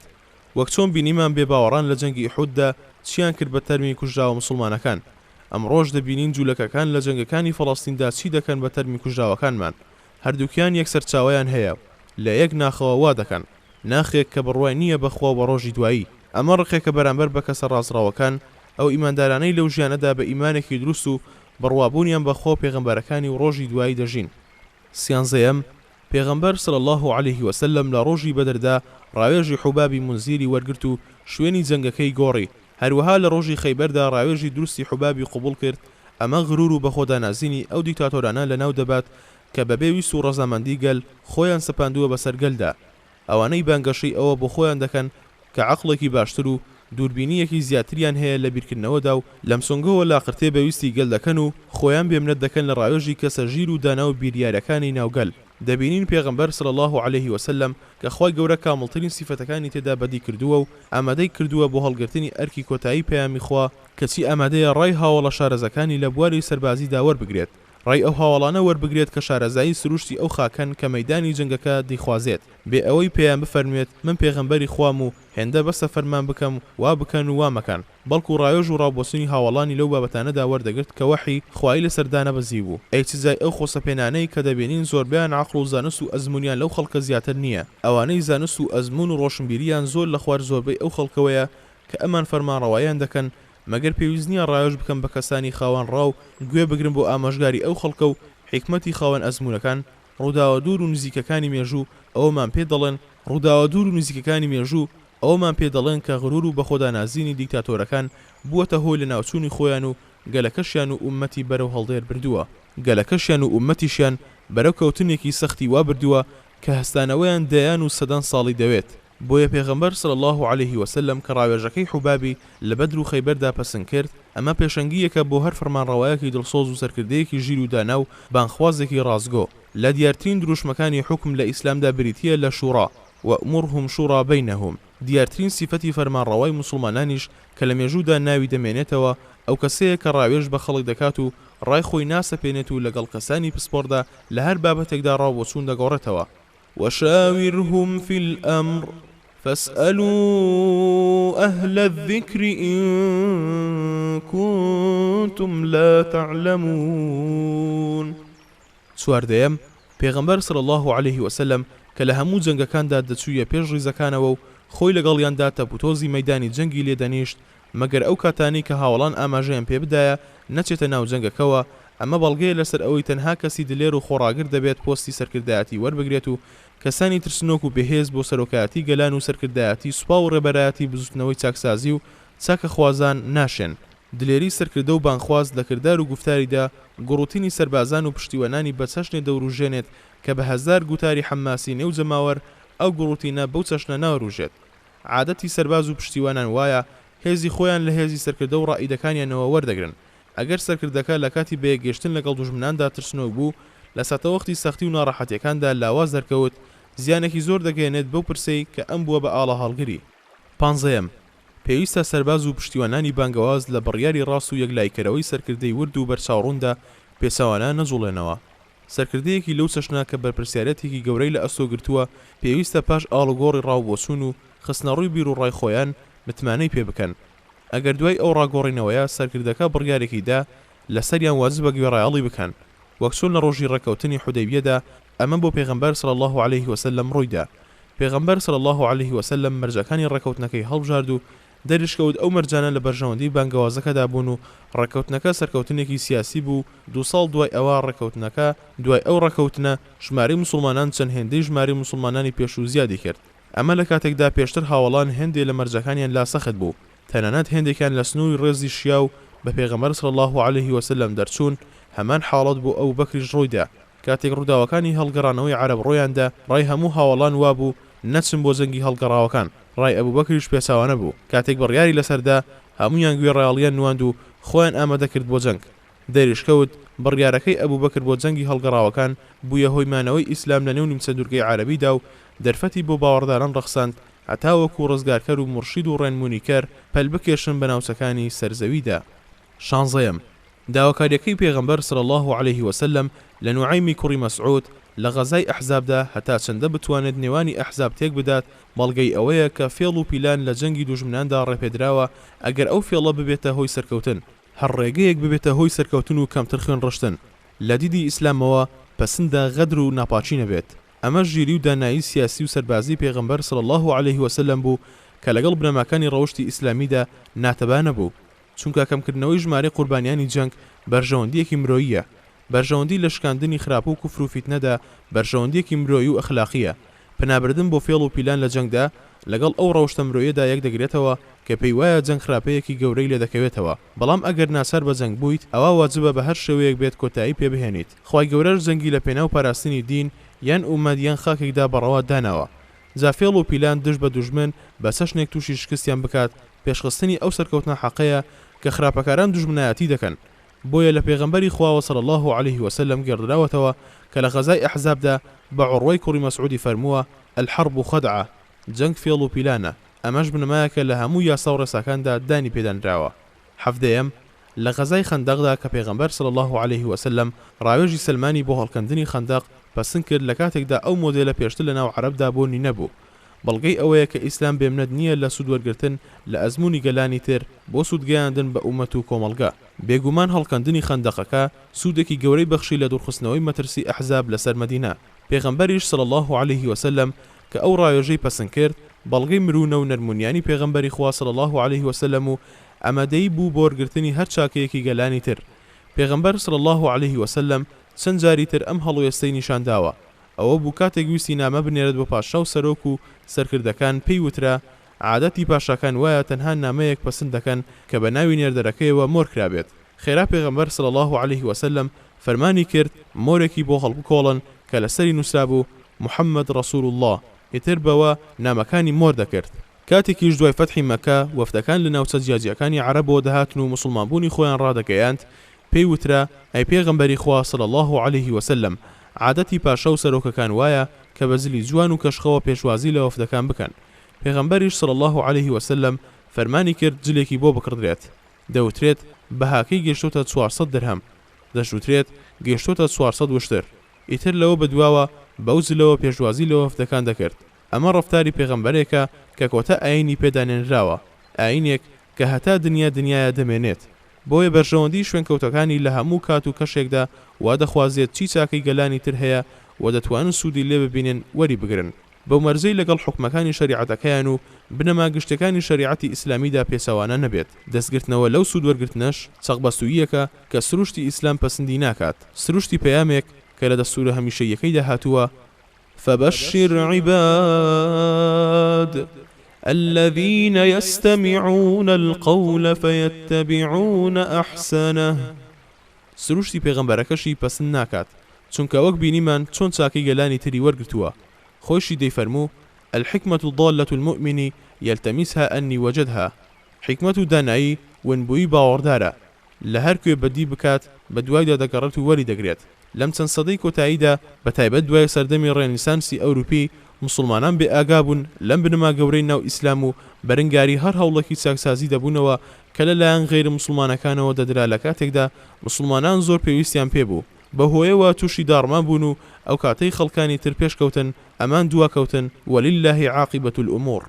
هەژدەیەم، لە وەسیەتەکەی پێغەمبەرەوە صلی الله عليه وسلم بۆ سوپای ئیسلامی لە غەزای مؤتەدا مۆرکی ڕەحمەتی مرۆیی لە جەنگی ئیسلامدا بەدی دەکەیت. ئیسلام کەسێک ناکوژێت کە بەشداری جەنگ ناکات، هەرچیەک دێتە ڕێی لەبەر پێویستیەکی زۆر تایبەت نەبێت نایڕوخێنێت. پێغەمبەر صلی الله عليه وسلم هاوڵانی دوای خۆی و مسلمانانی هەموو سەردەمەکانی پابەندی ئەو وەسیەتە کردووە، بۆیە جەنگی مسلمانان میهرەبانترین جەنگەکانی ناومێژوو بوون. مسلمانە جەنگاوەرەکان بەڕەوشترین بوون، کاتێکیش جەنگیان نەدەکرد لە هەمووان میهرەبانتر بوون. مێژوو لەو بارەوە چەندین لاپەڕی سپی بۆ مسلمانان تۆمار کردووە، وەک چۆن چەندین لاپەڕی ڕەشی بۆ نامسلمانەکان تۆمار کردووە و هەتا ئەمڕۆژ لەسەری بەردەوامن. کاممان ئاگداری ئەو دڕندەیە نییە کە خاسپەرستەکان لە داگیرکردنی بەیت المقدسدا ئەنجامیاندا، کامیشمان ئاگدار نییە بەو میهرەبانیە مرۆییەی سەلاح الدین لە گێڕانەوەی بەیت المقدس لە دەست فەرنجەکان کاری پێکرد. کاممان بێ ئاگایە لە دڕندەی سەرکردە و سەربازە خاچیەکان کاتێک دەستیان کرد بەسەر هەندێک پایتەختی ئیسلامی وەک تەڕابلوس و مەعەڕەدا. کاممان بێ ئاگاین لە میهرەبانی سەرکردە و سەربازە مسلمانەکان کاتێک ئەو ناوچەیان لە دەست داگیرکەران وەرگرتەوە. ئەمڕۆژ لە سەردەمی دووڕۆیی ئەوروپیدا دەژین، کاتێک بانگەشەی شارستانیەت و میهرەبانی مرۆیی و حەزکردن بە چاکەی گەلان دەکەن، کەچی شار و وڵات وێران دەکەن و خوێنی پیر و ژن و منداڵی بێتاوان دەڕێژن. بەداخەوە سەردەمی دەسەڵاتداری ئیسرائیلمان لە خاکی داگیرکراوی فەڵەستین دابینی. دنیاش ئاگدارە بە ئاوڕۆچوونەکانی جوولەکە لە دیر یاسین و قبی و حەیفا و یاف و عەکا و سەفد و شار و گوندەکانی تردا ئەنجامی دەدات. لەگەڵ ئەوەشدا بانگەشەی مرۆڤبوون دەکەن، کەسی بە پێچەوانەی بانگەشەکەیانەوە دەزوڵێنەوە. ئێمەش کار بۆ مرۆڤبوون دەکەین و هاواریشی بۆ ناکەین، چونکە ئێمە گەلێکین لە جەنگ و ئاشتیشدا جوانترین بنەما ڕەوشتیەکانمان لە ناخماندا هەڵگرتووە و باو پەڕی ئارامی وجدانی و دڵنیاییەوە جێبەجێی دەکەین لە کاتێکدا ئەوان لە ناو ناخیاندا ئەو بنەما ڕەوشتیانە نییە و تەنها لە دووڕووییەوە بانگەشەی بۆ دەکەن. ئەوان گەلێکن لە دووڕووی خۆیانەوە پێیان وایە بەهێز و توندوتیژی وەسی خوامان پێڕەوا نەبینن. بانگەشەی ئەوەش دەکەن خاوە میهرەبانی خۆشەویستین، پەیوەندیەکیان لەگەڵ گەلان و جەنگیان لەگەڵ مسلمانان و گەلانی نامسلمانانیشدا هیچ شوێنەوارێکی ئەو خۆشەویستی و میهرەبانی لە خۆ نەگرتووە. ئەوانە قەومێکن جەنگەکانیان تەنها بۆ هێرش و خۆسەپاندن و تاڵانی و داگیرکاریە و لە هەمووان زیاتر دژی میهرەبانی و خۆشەویستین. لەگەڵ ئەوەشدا ئەمڕۆ کە ئێمە لە جەنگداین لەگەڵیان و تەنها بەرگری لە خاک و ماف و کەرامەتمان دەکەین، هێشتا ئامادەنین دەستبەرداری مەبدەئەکانمان بین بەرامبەر بە قەومێک کە هیچ لە بنەمای ڕێز و مرۆڤایەتی و میهرەبانی تێناگەن، بەڵکو پێویستە لە خەباتمان بەرامبەریان بەردەوام بین و لە جەنگەکانمان لەگەڵیاندا دەست بگرین بە ڕێباز و ڕێنمایەکانی پێغەمبەرەکەمان و شەریعەتەکەمانەوە تا ئەو کاتەی خۆی گەورە لە نێوان ئێمە و ئەواندا بڕیار دەدات. خۆی گەورەش چاکترین بڕیاردەرە. 19. سوپا ئەگەر لە گوڕوتین و ئیمان و نیەت و دڵسۆزیدا یەکسان نەبوون، بەڵکو کەسی بەکرێگیرا و دەروون نزم و ترسنۆکی تێدا بوو، ناتوانێت سەرکەوتن بەسەر دوژمنەکانیدا دەستەبەر بکات، وەک چۆن لە غەزای حونەیندا ڕوویدا. بۆ بانگەوازەکانیش بە هەمان شێوەیە و ناتوانن پشت ببەستن بە ژمارەی زۆری چەپڵە لێدەرەکان، بەڵکو دەبێت پشت ببەستن بە ژمارەی ئەو باوەڕدارانەی بڕوایان بە بانگەوازەکە هەیە و لە پێناویدا قوربانی دەدەن. 20 وانەیەکی تر کە لە جەنگ و غەزاکانی نێوژیانی پێغەمبەردا صلی الله عليه وسلم سوودی لێوەردەگرین، هەڵوێستی پێغەمبەری خوایە صلی الله عليه وسلم بەرامبەر بە جوولەکە و هەڵوێستی ئەوانە بەرامبەر بە بانگەوازەکەی. پێغەمبەر صلی الله عليه وسلم سەرەتا کە هاتە مەدینە سووربوو لەسەر ئەوەی پەیوەندی ئاشتیان لەگەڵدا بمەزرێنێت و بێخەمیان بکات لە دین و ماڵ و سامانیان. بۆ ئەمەش نووسراوێکی بۆ نووسین، بەڵام ئەوان قەومێکی ناپاک بوون، زۆری نەخایەند، پیلانیان دانا بۆ کوشتنی. ئەمە هۆکاری غەزای بەنو نەزیر بوو. دوای ئەوە لە هەڵوێستێکی زۆر سەخت و مەترسیدا پەیمانەکەیان شکاند. ڕۆژی ئەحزاب ئەمە شۆکاری غەزای بەنو قوڕەیزە بوو. ئینجا لە هەموو لایەکەوە کۆبوونەوە و چەکیان کۆ دەکردەوە و پیلانیان دادەڕشت و سوپایان پێک دەهێنا بۆ ئامانجەی ناپاکانە بدەن بەسەر مەدینەدا و باوەڕدارانی ناو مەدینە تەفروتونا بکەن. ئەمەش هۆکاری غەزای خەیبەر بوو. جوولەکەکان خەومێکن چاکەکردن لەگەڵیاندا سوودیان پێناگەیەنێت، بەڵێنیان نابەنە سەر و پەیمانیان درێژە ناکێشێت و هەرکات دەرفەتیان بۆ لووە دەیبەزێنن. ئیتر پێغەمبەر صلی الله عليه وسلم کە بەو چەشنەی پێکردن هیچ گلەیەکی لەسرە، ئایا دەبوو بەرگەی پیلان و ناپاکی و پەیمانشکێنیان بگرێت و خۆی و هاوڵانی هەمیشە لە نێوکەشی ڕاڕایی و دڵەڕاوکێ و چاوەڕوانی پیلان و فیتنەدا بژین؟ پێغەمبەر صلی الله عليه وسلم بەو هەڵوێستە یەکلایکەرەوەی لەگەڵیاندا سنووری دەوڵەتە نوێیەکەی و بڵاوکردنەوەی بانگەوازەکەی لە هەموو نیمچە دوورگەی عەرەبیدا زامن کرد. پاشان بڵاوکردنەوەی بانگەوازەکەی بۆ پارچەکانی تری جیهان دەستەبەر کرد. تەنها کەسێکی جوولەکە یان دەمارگێری یان داگیرکەر لەسەر ئەو هەڵوێستە سەرکۆنەی پێغەمبەر صلی الله عليه وسلم دەکات، ئەوە مێژووی جوولەکە لە مێژوودا دوای ئەو ماوەیە تۆمارە، مەگەر هەموو پیلان و دەسیسە و خراپەکاری و ناپاکی نییە. ئەوە لەم ڕۆژدا هەڵوێستیانە، مەگەر جگە لەوانەی هیچی تر هەیە. پێشزەنگی فەڵەستین و دامەزراندنی دەوڵەتی ئیسرائیل کەسانێک لە نێوماندا بوون بە قسە هەنگوینەکانیان لە خشتە دەچوون و بانگەوازیان دەکرد بۆ هاریکاری لەگەڵ جوولەکەدا. هەمان بوو بانگەوازی دەکرد بۆ هاوکاری لەگەڵیان لە ڕێی دەوڵەتە گەورە و هاوڕەکانیانەوە. لە ئەنجامی ئەمەشدا ئەو سەرشۆڕی و ڕالاوازەی لێکەوتەوە لە چارەسەری پرسی فەڵەستیندا، بەڵام دوای ئەوە کەس نەما پێیان هەڵبخەڵەتێت. تەنها ڕێگەیەک بۆ ڕزگاربوونمان لە خراپەیان ئەو هەڵوێستە یەکلایکەرەوەیە کە پێغەمبەر صلی الله عليه وسلم بەو چەشنە مامەڵەی لەگەڵ کردن، بۆ ئەوەی بێخەم بین لە وڵاتمان و دەستمان وەڵا بێت بۆ ڕۆڵی نوێمان کە هەڵگرتنی پەیامی ئیسلام و ئاشتیە بۆ سەرجەم گەلانی سەرزەوی. ئەمە سپاردەیەکە کە بە ڕاستگۆیی و ئیمانەوە دەیگەیەنین بەنەوەی نوێ، بەڵکو ئەوەی ئەمنەوە سەرشۆڕەمان نەیتوانین بیکات ئەوان بتوانن ئەنجامی بدەن. 21 لە غەزای موئتەدا یەکەم بەیەگەیشتنی نێوان مسلمانان و ڕۆمەکان ڕوویدا. ئەگەر عەرەبە غەساسینەکان نێرداوەکەی پێغەمبەری خۆیان صلی الله عليه وسلم بۆ لای ئەمیری بوسڕا نەکوشتایە، ڕای تێدەچوو بەریەکەوتن ڕوونەدات. بەڵام کوشتنی نێرداوی پێغەمبەری خوا صلی الله عليه وسلم بۆ لای ئەمیری بوسڕا لە هەموو شەریعەتەکاندا بەکارێکی دوژمنکارانە لە قەڵەم دەدرێت، واتای نەگونجان و نیشاندانی خراپەی ئەو کار بەدەستانەی ڕۆم دەگەیەنێت. بۆیە پێغەمبەر صلی الله عليه وسلم پێی وابوو دەبێت سوپایەک بنێرێت بۆ موئتە هەتا هۆشداریەک بێت بۆ خۆیان و سەرگەورە ڕۆمەکانیان و بزان هێزی دەوڵەتی نوێ چەندێکە و چۆن دەتوانێت بەرگری لە خۆی بکات بۆ ئەوەی بیر لەوە نەکەنەوە هێرشی بکەنە سەر. کاتێک مسلمانان گەیشتە موئتە، بینیان سوپایەکی گەورەی ڕۆم و عەرەبە مەسیحیەکانی ملکەز بۆ دەسەڵاتی ڕۆمەکان کۆبوونەتەوە کە مێژونووسان بە 200,000 سەرباز مەزندەی دەکەن. براکەی هیڕەقل سەرکردایەتی ئەو سوپایی دەکرد کە لە ناوچەی مەئاب لە نزیک عەمانی ئەمڕۆ سەنگەری گرتبوو. ئەمە زەخت لە ڕاستی پێشبینیەکەی پێغەمبەر صلی الله عليه وسلم دەکاتەوە کە پێشبینی کردبوو بڕیاری ئەوە بدەن هێرش بکەنە سەر دەوڵەتی نوێ و لە ناوی ببن، چونکە ترسیان هەبوو لە دامەزراندنی دەوڵەتێکی عەرەبی سەربەخۆ لە نیمچە دوورگەی عەرەبیدا کە ببێتە سەرەتایەک بۆ کۆتایی هێنان بە داگیرکاری ڕۆم بۆ خاکی عەرەب و بە کۆی لەگرتنی عەرەبە نیشتەجێکانی سەرسنووری ڕۆم و حیجاز. بەم چەشنە جەنگی نێوان مسلمانان و ڕۆمەکان دەستی پێکرد. 22 لە غەزای تەبوک یان غەزای عوسڕەدا چەندین بەڵگی ڕوون هەن لەسەر ڕۆڵی ئیمانی ڕاستی لە ناو دەرونی باوەڕداراندا لەو ڕوژاندنی گوڕوتینیان بۆ جەنگ و پاڵپەیوەنانیان بۆ بەخشینی ماڵ و سامانیان و سێژوەرگرتن لە گەرما و سەختی و ناڕەحەتی زۆر لە پێناوخوادا و ڕەزامەندی پەروەردگاردا. بۆیە کاتێک سێ باوەڕداری ڕازگۆ بەبێ بیان و لەو غەزایە دواکەوتن، پێغەمبەر صلی الله عليه وسلم فەرمانی کرد مسلمانان پەیوەندیان لەگەڵدا بپسڕێنن. ئیتر تەنانەت ژن و باوکیان ئامادە نەبوون قسەیان لەگەڵدا بکەن چجای جەماوەری مسلمانان. یەکێک لەو سیانە ناچار خۆی بەستەوە بە پایی مزگەوتەوە، یەکێکی تریان لە ماڵەوە خۆی بەند کرد هەتا خۆی گەورە لێیان خۆش بوو. باش ئەوەی وانەیەکی چاکی فێری مسلمانان کرد ئەگەر بێت و کەسێک بەبێ بیان و لە بەجێگەیاندنی واجبێک دوا بکەوێت و حەسانەوە لە بری ماندوێتی و سێبەر لە بری گەرما و ناڕەحەتی بەرخۆر هەڵبژێرێت چ سزایەک و سەرکەونەیەکی توش دەبێت. 23 سەبارەت بە فەتحی مەککە چەندین پندووانەی تێدایە کە سەختە بتوانرێت لە چەند لاپەڕەیەکی کەمدا باز بکرێن.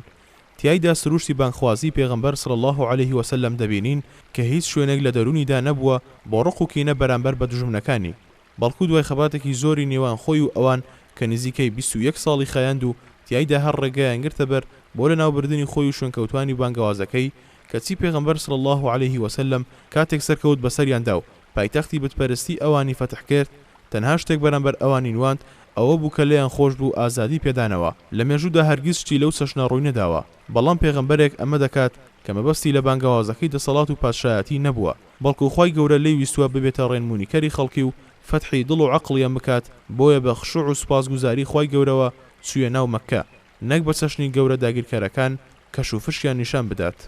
24 هەڵوێستی پێغەمبەر صلی الله عليه وسلم بەرامبەر بە خەڵکی مەککە حیکمەتێکی تریشی تێدا بوو. خۆی گەورە دەیزانی لە داهاتوودا عەرەبەکان دەبنە هەڵگری پەیامی خوا بۆ جیهان، بۆیە خەڵکی مەککەی لە ژیاندا هێشتەوە چونکە ئەوان ڕێبەرانی عەرەب بوون. ئەمەش بوو ئەوەی هەموو عەرەب بەو هۆیەوە بێنە ناودینی خواوە، دوای ئەو نەبکەونە هەڵگرتنی پەیامی نور و ڕێنمونی بۆ گەلان و گیان و ئارامی و نەفسیان ببەخشن بۆ ڕزگارکردنی گەلان لە گومڕایی و نابینایی و دەرهێنانیان لە تاریکیەوە بەرەو ڕووناکی. 25 کۆتا پندووانەیەک پەیوەست بە جەنگ و غەزاکانی پێغەمبەر صلی الله عليه وسلم باسی دەکەین، پندوەرگرتنە لەو سەرکەوتنە گەورەی بانگەوازی خوا کە عەقڵ ناتوانێت وێنای بکات. ئەمەش گەورەترین بەڵگەی پێغەمبەرایەتی پێغەمبەری خوایە، بەڵگەی ئەوەشە کە ئیسلام بانگەوازی خوایە و خوای گەورە خۆی دەستەبەری سەرکەوتنی دینەکەی و بانگخوازان و باوەڕداران و ئاڵە هەڵگرانی دەکات. خوای گەورە دەستبەرداری بانگەوازەکەی نابێت، بانگەوازێک کە حەق و ڕەحمەت و ڕووناکیە. خوای گەورە حەق و میهرەبان و ڕەحمەت و میهرەبانیەکەی هەموو شتێک دەگرێتەوە. خوای گەورە ڕووناکی زەوی و ئاسمانەکانە، ئیتر کێ دەتوانێت ڕووناکی خوا بکوژێنێتەوە؟ خوای گەورە چۆن ڕازی دەبێت خراپە و ناحەقی زاڵبوونی یەکجارەکی بەسەر حەقدا بەدەست بێنێت، مەگەر دەکرێت دڵڕەقی و خراپە و هەمجیەت بە یەکجارەکی زاڵ ببێت بەسەر ڕەحمەت و چاکسازیدا؟ پێغەمبەر صلی الله عليه وسلم و مسلمانان لە هەردوو جەنگی ئوحود و حونەیندا بریندار کران. ڕێی بانگەوازیش دەبێت تاقیکردنەوە و ناڕەحەتی و قوربانی و برینداربوونی تێدا بێت. وَلَيَنصُرَنَّ اللَّهُ مَن يَنصُرُهُ إِنَّ اللَّهَ لَقَوِيٌّ عَزِيزٌ. بەشی شەشەم ڕووداوەکانی دوای فەتحی مەککە هەتا وەفاتی پێغەمبەر صلی الله عليه وسلم. غەزای حونەین پاش ئەوەی خوای گەورە فەتحی مەککەی بە پێغەمبەرەکەی و مسلمانان بەخشی، ئەو بەرانگاربوونەوەی قوڕەیش داڕوخە کە هەر لە سەرەتای بانگەوازی ئیسلامیەوە بۆ ماوەی 23 ساڵ دژ بە پێغەمبەر صلی الله عليه وسلم و بانگەوازەکەی گرتبوویانە بەر. اینجا هەوەزانیەکان خۆیان کۆ کردەوە بۆ جەنگ دژی پێغەمبەر صلی الله عليه وسلم. ئەوە بوو جەنگی حونەین ڕوویدا.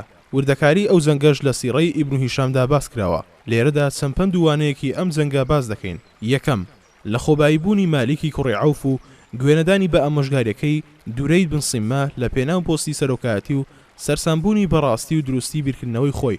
هەروەها لای قورس بوو لە کاتێکدا ئەم گەنجێکی بەهێز و گوێ بۆ گیراو بوو. قەومەکەی بڵێ مالیک گوێی بۆ ئامۆژگاری پیرێکی بەتەمەنی هێز لێبڕاو گرتووە. خۆ ئەگەر گوێی لە ئامۆژگاریەکانی دوورەید بگرتایە بە دڵنیاییەوە قەومەکەی خۆی دەپاراست لە زیانی گەورەی لە دەستدانی ماڵ و سامانیان و ئابڕوچوونی بەکەنیزە گیرانی ژنەکانیان، بەڵام سەرکەشی و خۆ بە گەورەزانینی سەرکردایەتی دەبنە هۆی ماڵوێرانی و سەرنجامی خەسارەتمەندی گەلان. لە خۆباییبوونەکەی نەهێشت خۆی تەسلیمی ئەو هێزە ئیسلامیە بکات کە دوای خەباتێکی سەخت و دوور و درێژ گەورە و سەرانی قوڕەیش خۆیان تەسلیمی کرد. مالیک پێیوا بوو بەو سامان و سەربازانەی کە لە بەردەستێتی دەتوانێت زاڵ ببێت بەسەر ئەو هێزە ئیسلامیەدا کە ڕۆح و ئامانج و ڕێخستنێکی نوێی بۆ خۆی و قەومەکەشی پێبوو. اینجا دواتر ئەو لە خۆباییبوونەی وای کرد ماڵ و سامان و ژنانی قەومەکەی لەگەڵ سوپاکەدا ببات و بەو هیوایی ڕێگری بکات لە شکانیان. ئەو ئامۆژگاریەی دوورەیدیشی پشتگوێ خست کە پێیوت کەسی شکست خوارد و هیچ شتێک ناگێڕێتەوە. مالیک بێری لای ئەوە نەبوو کە ئەو مسلمانانەی لەگەڵیدا دەجەنگن بۆ سەرکەوتن پشت نابەستن بە ماڵ و سامان و هێز و ژمارە، بەڵکو پشت دەبەستن بە هێزی بەهێز و زاڵی خوای گەورە و بەڵێنی خوا بەسەرخستن و خستنە بەهەشتیان. لە بەرپاراستنی ژن و ماڵ و سامانیان هەوڵی خۆپاراستن لە شکست نادەن، بەڵکو لە پێناو پاداشتی خوا و لە ترسی ئەو سزای خوا هەوڵ دەدەن کە هەڕەشەی سزایەکی سەخت و تۆڵەیەکی توندی کردووە لەوانەی لە مەیدانی جیهاددا پشتی مسلمانان بەردەدەن و ڕادەکەن. ومن يولهم يومئذ دبره. إلا متحرفا لقتال أو متحيزا إلى فئة فقد باء بغضب من الله ومأواه جهنم وبئس المصير. هەر کەسێک لە ڕۆژی ڕوبەڕووبوونەوەدا پشتیان تێبکات و خۆی بدزێتەوە و شوێنی خۆی چۆڵ بکات مەگەر بۆ شەڕکردن لە شوێنێکەوە بۆ شوێنێکی تر یان جێگۆڕکێ بکا و خۆی بگەێنێتە تاقمێکی تری جەنگاوەرەکان، ئەوە بەدەر لەو حاڵەتانە خەشموخینێکی زۆری خۆی دەکەوێتە سەر و جێوڕێشی دۆزەخ دەبێ و ئای دۆزەخیش چارەنووسێکی خراپە. بەم چەشنە مالیک و هەوەزانیەکان تووشی شکست بوون. خۆ بەزلزانی و لە خۆبایی بوونەکەی مالیک تەنها زیانی بۆ خۆی نەبوو، بەڵکو هەموو قەومەکەی گرتەوە، چونکە ئەوانیش گوێڕایەڵیان کرد.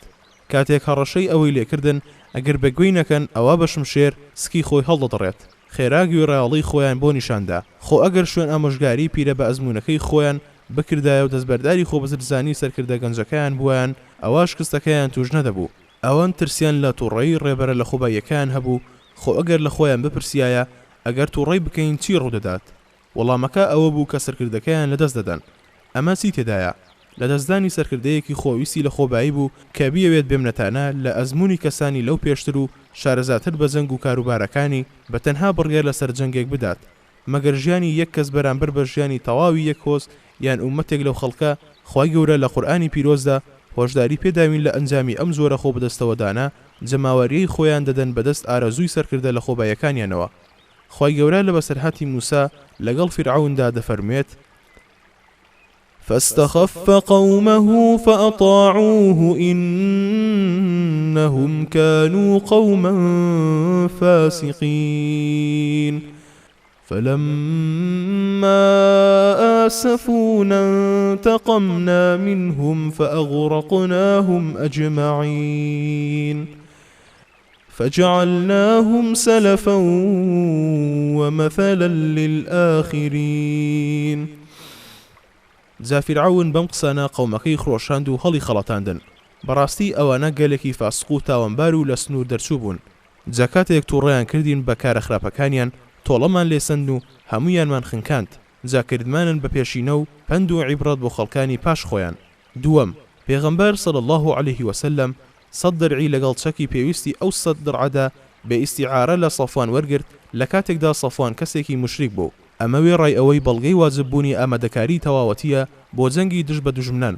هاوکات بەڵگەی ئەوەیە کە دروستە چەک لە بێباوەڕ بکڕیت و یان بە ئیستیعارە وەری بگریت بەو مەرجەی نەبێتە هۆی بەهێزبوون یان زاڵبوونی بێباوەڕ و ئەمە نەکاتە پێناوێکی ئازاردانی موسڵمانان و زیان پێگەیاندنیان. پێغەمبەر صلی الله عليه وسلم دوای فەتحی مەککە چەکی بە ئیستیعارە لە سەفوان وەرگرت. سەفوانیش لەو پەڕی لاوازی و بێدەسەڵاتیدا بوو، چونکە نەیەتوانی مەرز بەسەر پێغەمبەری خوادا صلی الله عليه وسلم بسەپێنێت. بەڵگەش بۆ ئەمە وەڵامی سەفوانە بۆ پێغەمبەری خوا صلی الله عليه وسلم کاتێک داوای ئەو چەکانەی لێ کرد: ئەی محەممەد، ئایا وەک دەست بەسەر داگرتن دەیان بیت؟ ئەویش لە وەڵامدا فەرمووی: بەل عاریەتون مەضمونەتون حتى نؤدیها ئیلەیک، بەڵکو بە ئیستیعارە و بە زەمانەتەوە هەتا دەیانگێڕینەوە بۆت. هەروەها ئەمە نمونەیەکی هەڵسوکەوتی جوان و باڵای موسڵمانانە لەگەڵ دوژمنە شکست خواردوەکەیاندا.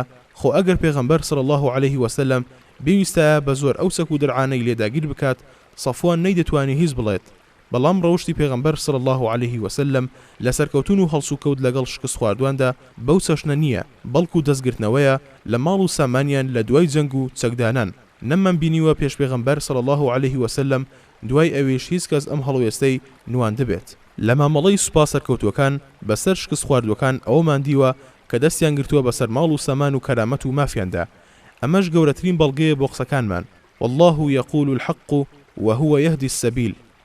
سێم، کاتێک پێغەمبەر صلی الله عليه وسلم دەرچوو بۆ ئەو جەنگە 12,000 کەسی لەگەڵدا بوو. 10,000یان ئەوانە بوون کە لە مەدینەوە لەگەڵی هاتبوون و بەشداری فەتحی مەککەیان کردبوو. کۆچەران و پشتیوانان و هۆزەکانی دەوری مەدینە یان هۆزەکانی سەرڕێی مەدینە بوون.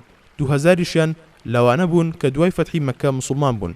زۆربەی ئەوانەی هێشتا ڕێنمونی ئیسلام لە دڵیاندا نەچەسپێ بوو، بەڵکو دوای ئەوەی هیوای بەرەنگەر بوونەوە و زاڵبوون بەسەر بەنگاوازی ئیسلامیان نەما، اینجا هاتنە ناو ئیسلامەوە. جا پێکاتەی سوپاکە پێک دەهات لەو باوەڕدارە ڕاستگۆیانەی کە لە پێناو سەربڵندی دینی خوددا گیان و ماڵی خۆیان بەخوا فرۆشتە بوو.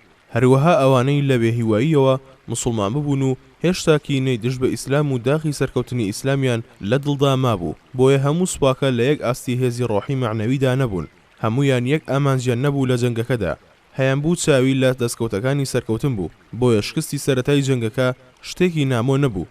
بۆیە پێغەمبەر صلی الله عليه وسلم کاتێک ژمارەی زۆری سوپاکەی بینی فەرمووی لەن نەغلوبە اليوم من قلة، ئەمڕۆ لەبەر کەمی سەرناکەوین. واتە سوپایەکی زۆری لەم چەشنە تەنها بە بڕێک بواری معنەوی سەردەکەوێت کە پەیوەندی هەیە بە دەرونی تاکەکانیەوە، پەیوەندی هەیە بە ئیمان و بەهێزی ڕۆحی و نیەتپاکی و دڵسۆزی و قوربانیدانیانەوە. پێغەمبەر صلی الله عليه وسلم بەمە بنەمایەکی ناوازەی بۆ داناین، ئەویش ئەوەیە کە سەرکەوتن بە ژمارەی زۆر و چەکی پێشکەوتوو نییە، بەڵکو بە شتێکی معنەویە کە ناو دەرونی جەنگاوەرانی داگرت بێت و پاڵیان پێوە بنێت بۆ قوربانیدان و خۆبەختکردن. قورئانی پیرۆزیش لە چەند شوێندا جەختی لەمە کردوتەوە. خوای گەورە دەفەرمێت كم من فئة قليلة غلبت فئة كثيرة بإذن الله والله مع الصابرين. لەو ئاەتانەی دوای کۆتایی هاتنی جەنگەکە دابەزین ئاماژەیەکی ڕاشکاوە نەدراوە بەم واتایە.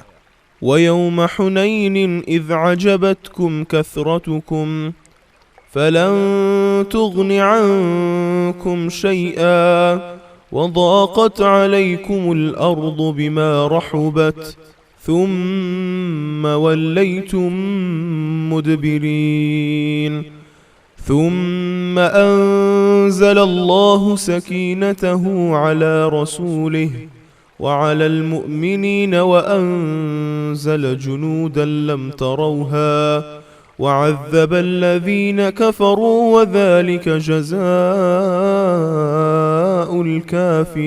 الكافرين. لروجي حنين دا ئەو دەمەی کە بە زۆری خۆتان بایی بوون و نازیتان کەسی ئەو حەشامەتە هیچ کەڵک و سوودی پێ نەگەیاندن و هەر تێکشکان زەویش بەو گوشاد و فراوانیە لە ترساندا تەنگ بوو لێتان، پاشانیش پاشەکشەتان کرد و هەڵهاتن. دوای ئارامی و ئۆقرەی ناردە سەر دڵ و دەرونی پێغەمبەرەکەی و باوەڕدارەکان و لەشکرێکی زۆرشی نارد بۆ هاوکاریتان و نەشتان دین و بێباوەڕەکانیشی سزادا، هەر ئاوایە سزای کافران و بێباوەڕان. چوارەم، هەندێک لە مسلمانان لە کاتی ڕۆشتنیان بەرەو جەنگەکە بە پێغەمبەری خوایان وت صلی الله عليه وسلم ئەی پێغەمبەری خوا صلی الله عليه وسلم چەشنی ئەو خەڵکە ذات الأنواطێکمان بۆ دابنێ. پێغەمبەریش صلی الله عليه وسلم لە وەڵامدا پێی فەرموون قلتم والذي نفس محمد بيده كما قال قوم موسى لموسى اجعل لنا إلها كما لهم آلهة قال إنكم قوم تجهلون إن السنن لتركبن السنن من كان قبلكم. سوێن بەوەی گیانی محەممەدی بەدەستە. چەشنی هەمان قسەتان کرد کە قەومەکەی موسا بە موسایان وت وەک چۆن ئەوان بڕێک خواوەندیان هەن تۆیش پەیکەری خواوەندێکمان بۆ وێنا بکە. ئەویش فەرمووی بەڕاستی ئێوە قەومێکن ڕێی نەزانی دەگرنە بەر. ئەمە سونەت و شوێن پێیە، بە دڵنیاییەوە شوێن پێی ئەوانەی پێش خۆتان هەڵدەگرن. ئەمە ئاماژەیەکی پێغەمبەری خوایە صلی الله عليه وسلم بەوەی ئەم ئومەتە ڕێی لاساییکردنەوەی گەلانی پێشخۆیان دەگرنە بەر. هەروها هۆشداری دانێ سەبارەت بەو حاڵەتە، چونکە بەهۆی زاڵبوونی نەزانی بەسەریاندا ئەمە دەکەن. ئەو ئومەتانەی ڕێی چاکە و خراپە و سود و زیانیان زیاد دەکەنەوە، ڕێی خێردەکردنە بەر و دەستی پێوە دەگرن و ڕوو لە خراپە وەردەگەڕن و لە دەستی ڕادەکەن و ئامادەنین هەر ڕێیەک بگرنە بەر کە زیانیان پێ بگەێنێت با تەنانەت ئومەتانی تر ئەو ڕێگەیان گرت بێتە بەر و پێیدا تێپەڕ بووبن. جا ئەگەر ئومەتێک ڕێی لاساییکردنەوە بگرێتە بەر و گوێی لە دەرەنجامەکانی نەبێت بەردی لە شوێن خۆیدا دانەناوە. ئەمە ئەو نەزانیەیە کە خوای گەورە لەبارەیەوە دەفەرمێت إنكم قوم تجهلون، ئومەتێک کە متمانەی بەخۆی هەبێت و شانازی بکات بە کەسێتی خۆیەوە و دڵنیا بێت ئەوەی لای ئەو هەیە هەر ئەوە حەقە و چاکەیە. ئامادەنیە لە پشت خەڵکێکی ترەوە هەنگاو هەڵگرێت کە هۆکاری ئازاردانیەتی و پێچەوانەی بنەما و بیرکردنەوەکانیەتی. ئەگەریش لاساییکردنەوەی گرتەبەر ئەوە کەسێتیەکەی لاوازە و بیرکردنەوەی شێوا و ناجێگیرە و خۆی داوە بەدەست ئارەزوەکانیەوە و لە نێو لاوازی و لێ کەڵوەشان و داڕوخاندایە. ئەمە ئەو نەزانیەیە کە خوای گەورە بەهۆی پێغەمبەرەکەیەوە و کتێب و شەریعەتەکەیەوە ئێمەی لێ ڕزگار کرد. زانست و نەزانی لە دیدی بانگەوازە چاکسازیەکانەوە بریتی نین لە خوێندنەوە و نەخوێندەواری، بەڵکو بریتین لە ڕێنمونی و گومڕایی و هۆشیاری و گەمژەیی. ئومەتی هۆشیار کە دەزانێت چی سوودی پێدەگەێنێت و چیش زیانی هەیە بۆی بریتیە لە ئومەتی زانا بانە خوێندەواریش بێت. ئومەتێکیش کە ڕێگە و بەرنمەیەکی نییە بۆ ڕێنمونی ڕۆ و چاکە، ئومەتێکی نەزانە با تەنانەت هەمە چەشنەی زانستەکانی شارەزا بێت و زۆرەها ڕۆشنبیری لەبەردەست بێت. ئەوەی هەر ئومەتێکی خستووە و دەخات زاڵبوونی نەزانی بووە بەسەر هەست و سۆز و ئارەزووی نەوەکانیدا. لە مێژوو بپرسن مەگەر شارستانیەتی یۆنان و ڕۆمان بە زاڵبوونی نەزانی بەسەریاندا دانەڕمان، کەسانێک کە ئیشیان لاساییکردنەوەیە هەرچەندە خۆیان فێر بکەن هەر نەزانن، هەرچەندە گەورە بن هەر منداڵن، بەردەوام وەک منداڵێکی نەزانیش دەمێننەوە و تا ئەو کاتەی ئازادی وەردەگرن. پێنجەم، لەو جەنگەدا پاش ئەوەی سەرەتا موسڵمانان شکستیان خوارد و بڵاویان کرد لە پێغەمبەری خوا صلی الله علیه وسلم، شەیبەی کوڕی عوسمان وای زانی دەتوانێت تۆڵەی خۆی لە پێغەمبەری خوا صلی الله علیه وسلم بکاتەوە. ئاخۆ باوکی لە جەنگی ئوحوددا کوژرا بوو. شەیبە دەڵێت کاتێک نزیک بوومەوە لە پێغەمبەری خوا صلی الله علیه وسلم هەتا وەکو بیکوژم، شتێک بەرەو ڕووم هات و دڵی داپۆشیم. ئیتر توانام نەما ئەوە بکەم و زانیم کوشتنی پێغەمبەری خوام صلی الله علیه وسلم لێ قەدەغە کراوە. لە ژیاننامەی پێغەمبەردا صلی الله علیه وسلم ڕووداوی لەم چەشنە چەند جارێک دووبارە بووەتەوە لەگەڵ ئەبوو جەهل و جگەل لەویش لە مەککە و لە مەدینەش. هەمویان لەو خاڵەدا کۆکن کە خوای گەورە کەشێکی ترس و بیمی لە پێغەمبەری خوا صلی الله علیه وسلم خوڵقاندووە کە پیلانگیڕەکانی ترساندووە. ئەمەش بەڵگەی ڕازگۆیی پێغەمبەری خوایە صلی الله علیه وسلم لە بانگەوازی پەیامەکەیدا. بەڵگەی ئەوەشە خوای گەورە بڕیاری داوە پێغەمبەرەکەی لە هەر پیلانێک بپارێزێت و هەتا گەیاندنی پەیامەکەی بە زیندوی بهێڵێتەوە، تا ئەو کاتەی ئەمانەتەکە دەگەیەنێت و نیمچە دوورگەی عەرەبی لەو نەزانیە ڕزگار دەکات کە تیایدا بووە و ناوەکانی بە بەشەکانی جیهاندا بڵاوە پێ بکات هەتا بکەونە فێرکردن و دڵ و دەروون پاکڕاگرتن و ڕزگارکردن. ئەگەر خوای گەورە پێغەمبەرەکەی نەپاراستایە، ئەوە هەر لە سەرەتای بانگەوازەکەەوە بێباوەڕان لە ناویان دەبرد و دینەکەش کامڵ نەدەبوو. بەڵام بەخششی خوا بەدیهات و نور و ڕێنمونی و ڕەحمەتی پەیامی خوامان پێگەیشت. کاتێکیش ڕێڕەوی مێژوو گۆڕا، کەسێک ئەو ڕێڕەوەی گۆڕی کە بە بڵاوکردنەوەی ئیسلام مرۆڤایەتی لە نابینایی و سەرکەشی ڕزگار کرد و کۆتایی هێنا بە سەردەمی دەستڕۆیی بەسەرگەلان و سربەخۆیانە بڕیاردان لەسەر کاروباریان لەلایەن بڕێ پادشا و سەرکردەوە کە دەسەڵاتی خۆیان لەسەر بنەمای ستەم و سەرکەشی بنیاد نابوو، نەیان دەهێشت گەلان هەست بە کارامەتی خۆیان بکەن یان تۆڵەی ستەمی سەرشانیان وەربگرنەوە. هەموو ئەم گۆڕانکاریە لە سایی پاراستنی پێغەمبەری خواوە صلی الله علیه وسلم بوو لەلایەن خوای گەورەوە تا ئەو کاتەی پێغەمبەر صلی الله علیه وسلم بە کامڵی و بێکەم و کورتی ئەمانەتەکەی گەیاند. بێگومان فەزڵی خوا بەسەر پێغەمبەرەکەیەوە زۆر گەورەیە. وكان فضل الله عليك عظيما. فضلی پێغەمبەریش صلی الله علیه وسلم بەسەر مرۆڤایەتیەوە زۆر گەورەیە. وما أرسلناك إلا رحمة للعالمين. بێگومان ڕزگارکردنی بانگەوازی حەق لە دەست پیلان و قەڕەوڵی دوژمنان بەردەوامی ئەو فەزڵە گەورەیە کە سەرەتا بە پاراستنی پێغەمبەرەکەی دەستی پێکرد. پێویستە بانخوازان هەمیشە دوای وریابوون و پاسەوانی پەنا ببەنەوە بۆ لای خوا و خۆیان بە عیزەت و دەسەڵاتی خوا بپارێزن و متمانەیان بەوە هەبێت کە خوای گەورە سەرخەریانە و دەیان پارێزێت و هەر کەسێک خوای گەورە بیەوێت لە دەست فێڵی دوژمنانی ڕێنمونی ڕزگاری بکات، دەسەڵاتی دوژمنان هەرچەندە بەهێز بێت و چەندە فێڵ و پیلان و تاوانکاریان زۆر بێت، خوای گەورە ڕزگاری دەکات. پاراستن پاراستنی خوایە، سەرکەوتنیش سەرکەوتنی خوایە، شکست و سەرشۆڕیش هەر بەدەستی خوایە. قەزا و فەرمانی خوا بەجێ دێت: إن ينصركم الله فلا غالب لكم. پیلانی مرۆڤی ستەمکار چەندە گەورە بێت، ئەوە سەرکەوتنی خوای دادپەروەر شکۆدارتر و گەورەترە. دەیبا هیچ بانخوازێک ترسنۆک نەبێت و هیچ چاکسازێک ترسی نەبێت و لە گەیاندنی حەقدا دوانەکەوێت و بڕوا و متمانەی بە یارمەتی و پاڵپشتی خوا هەبێت. وكان حقا علينا نصر المؤمنين. إن الذين يحادون الله ورسوله أولئك في الأذلين. كتب الله لأغلبن أنا ورسلي إن الله قوي عزيز. بەڕاستی ئەوانەی دژایەتی خوا و پێغەمبەرەکەی دەکەن ئەوانە لە ڕیزی زەبونترینی خوڵقی خوان. خوا بڕیاری داوە کە خۆم و پەیامبەرەکانم پیرۆز و زاڵ دەبین بەسەر هەموو دژمناندا. بەڕاستی خوایەکی بەهێز و بەدەسەڵاتە. ئەمە واتای ئەوە نییە دوژمنانی خوا دەستیان نەگات بە هەندێک پێشەوەی ڕێنمونینی و بانخوازانی چاکسازی و لە ناویان ببەن یان ئازاریان بدەن. ئەمە پشکی ئادەمیزادە و ئەم لەولای تێدا نییە. هەر کەسێک لەسەری نووسرا بێت بەدەستی ستەمکارێک بمرێت ئەوە ڕێزێکە کە خۆی گەورە پێی بەخشیوە و بەخششێکە خوا ڕشتوێتی بەسەریدا.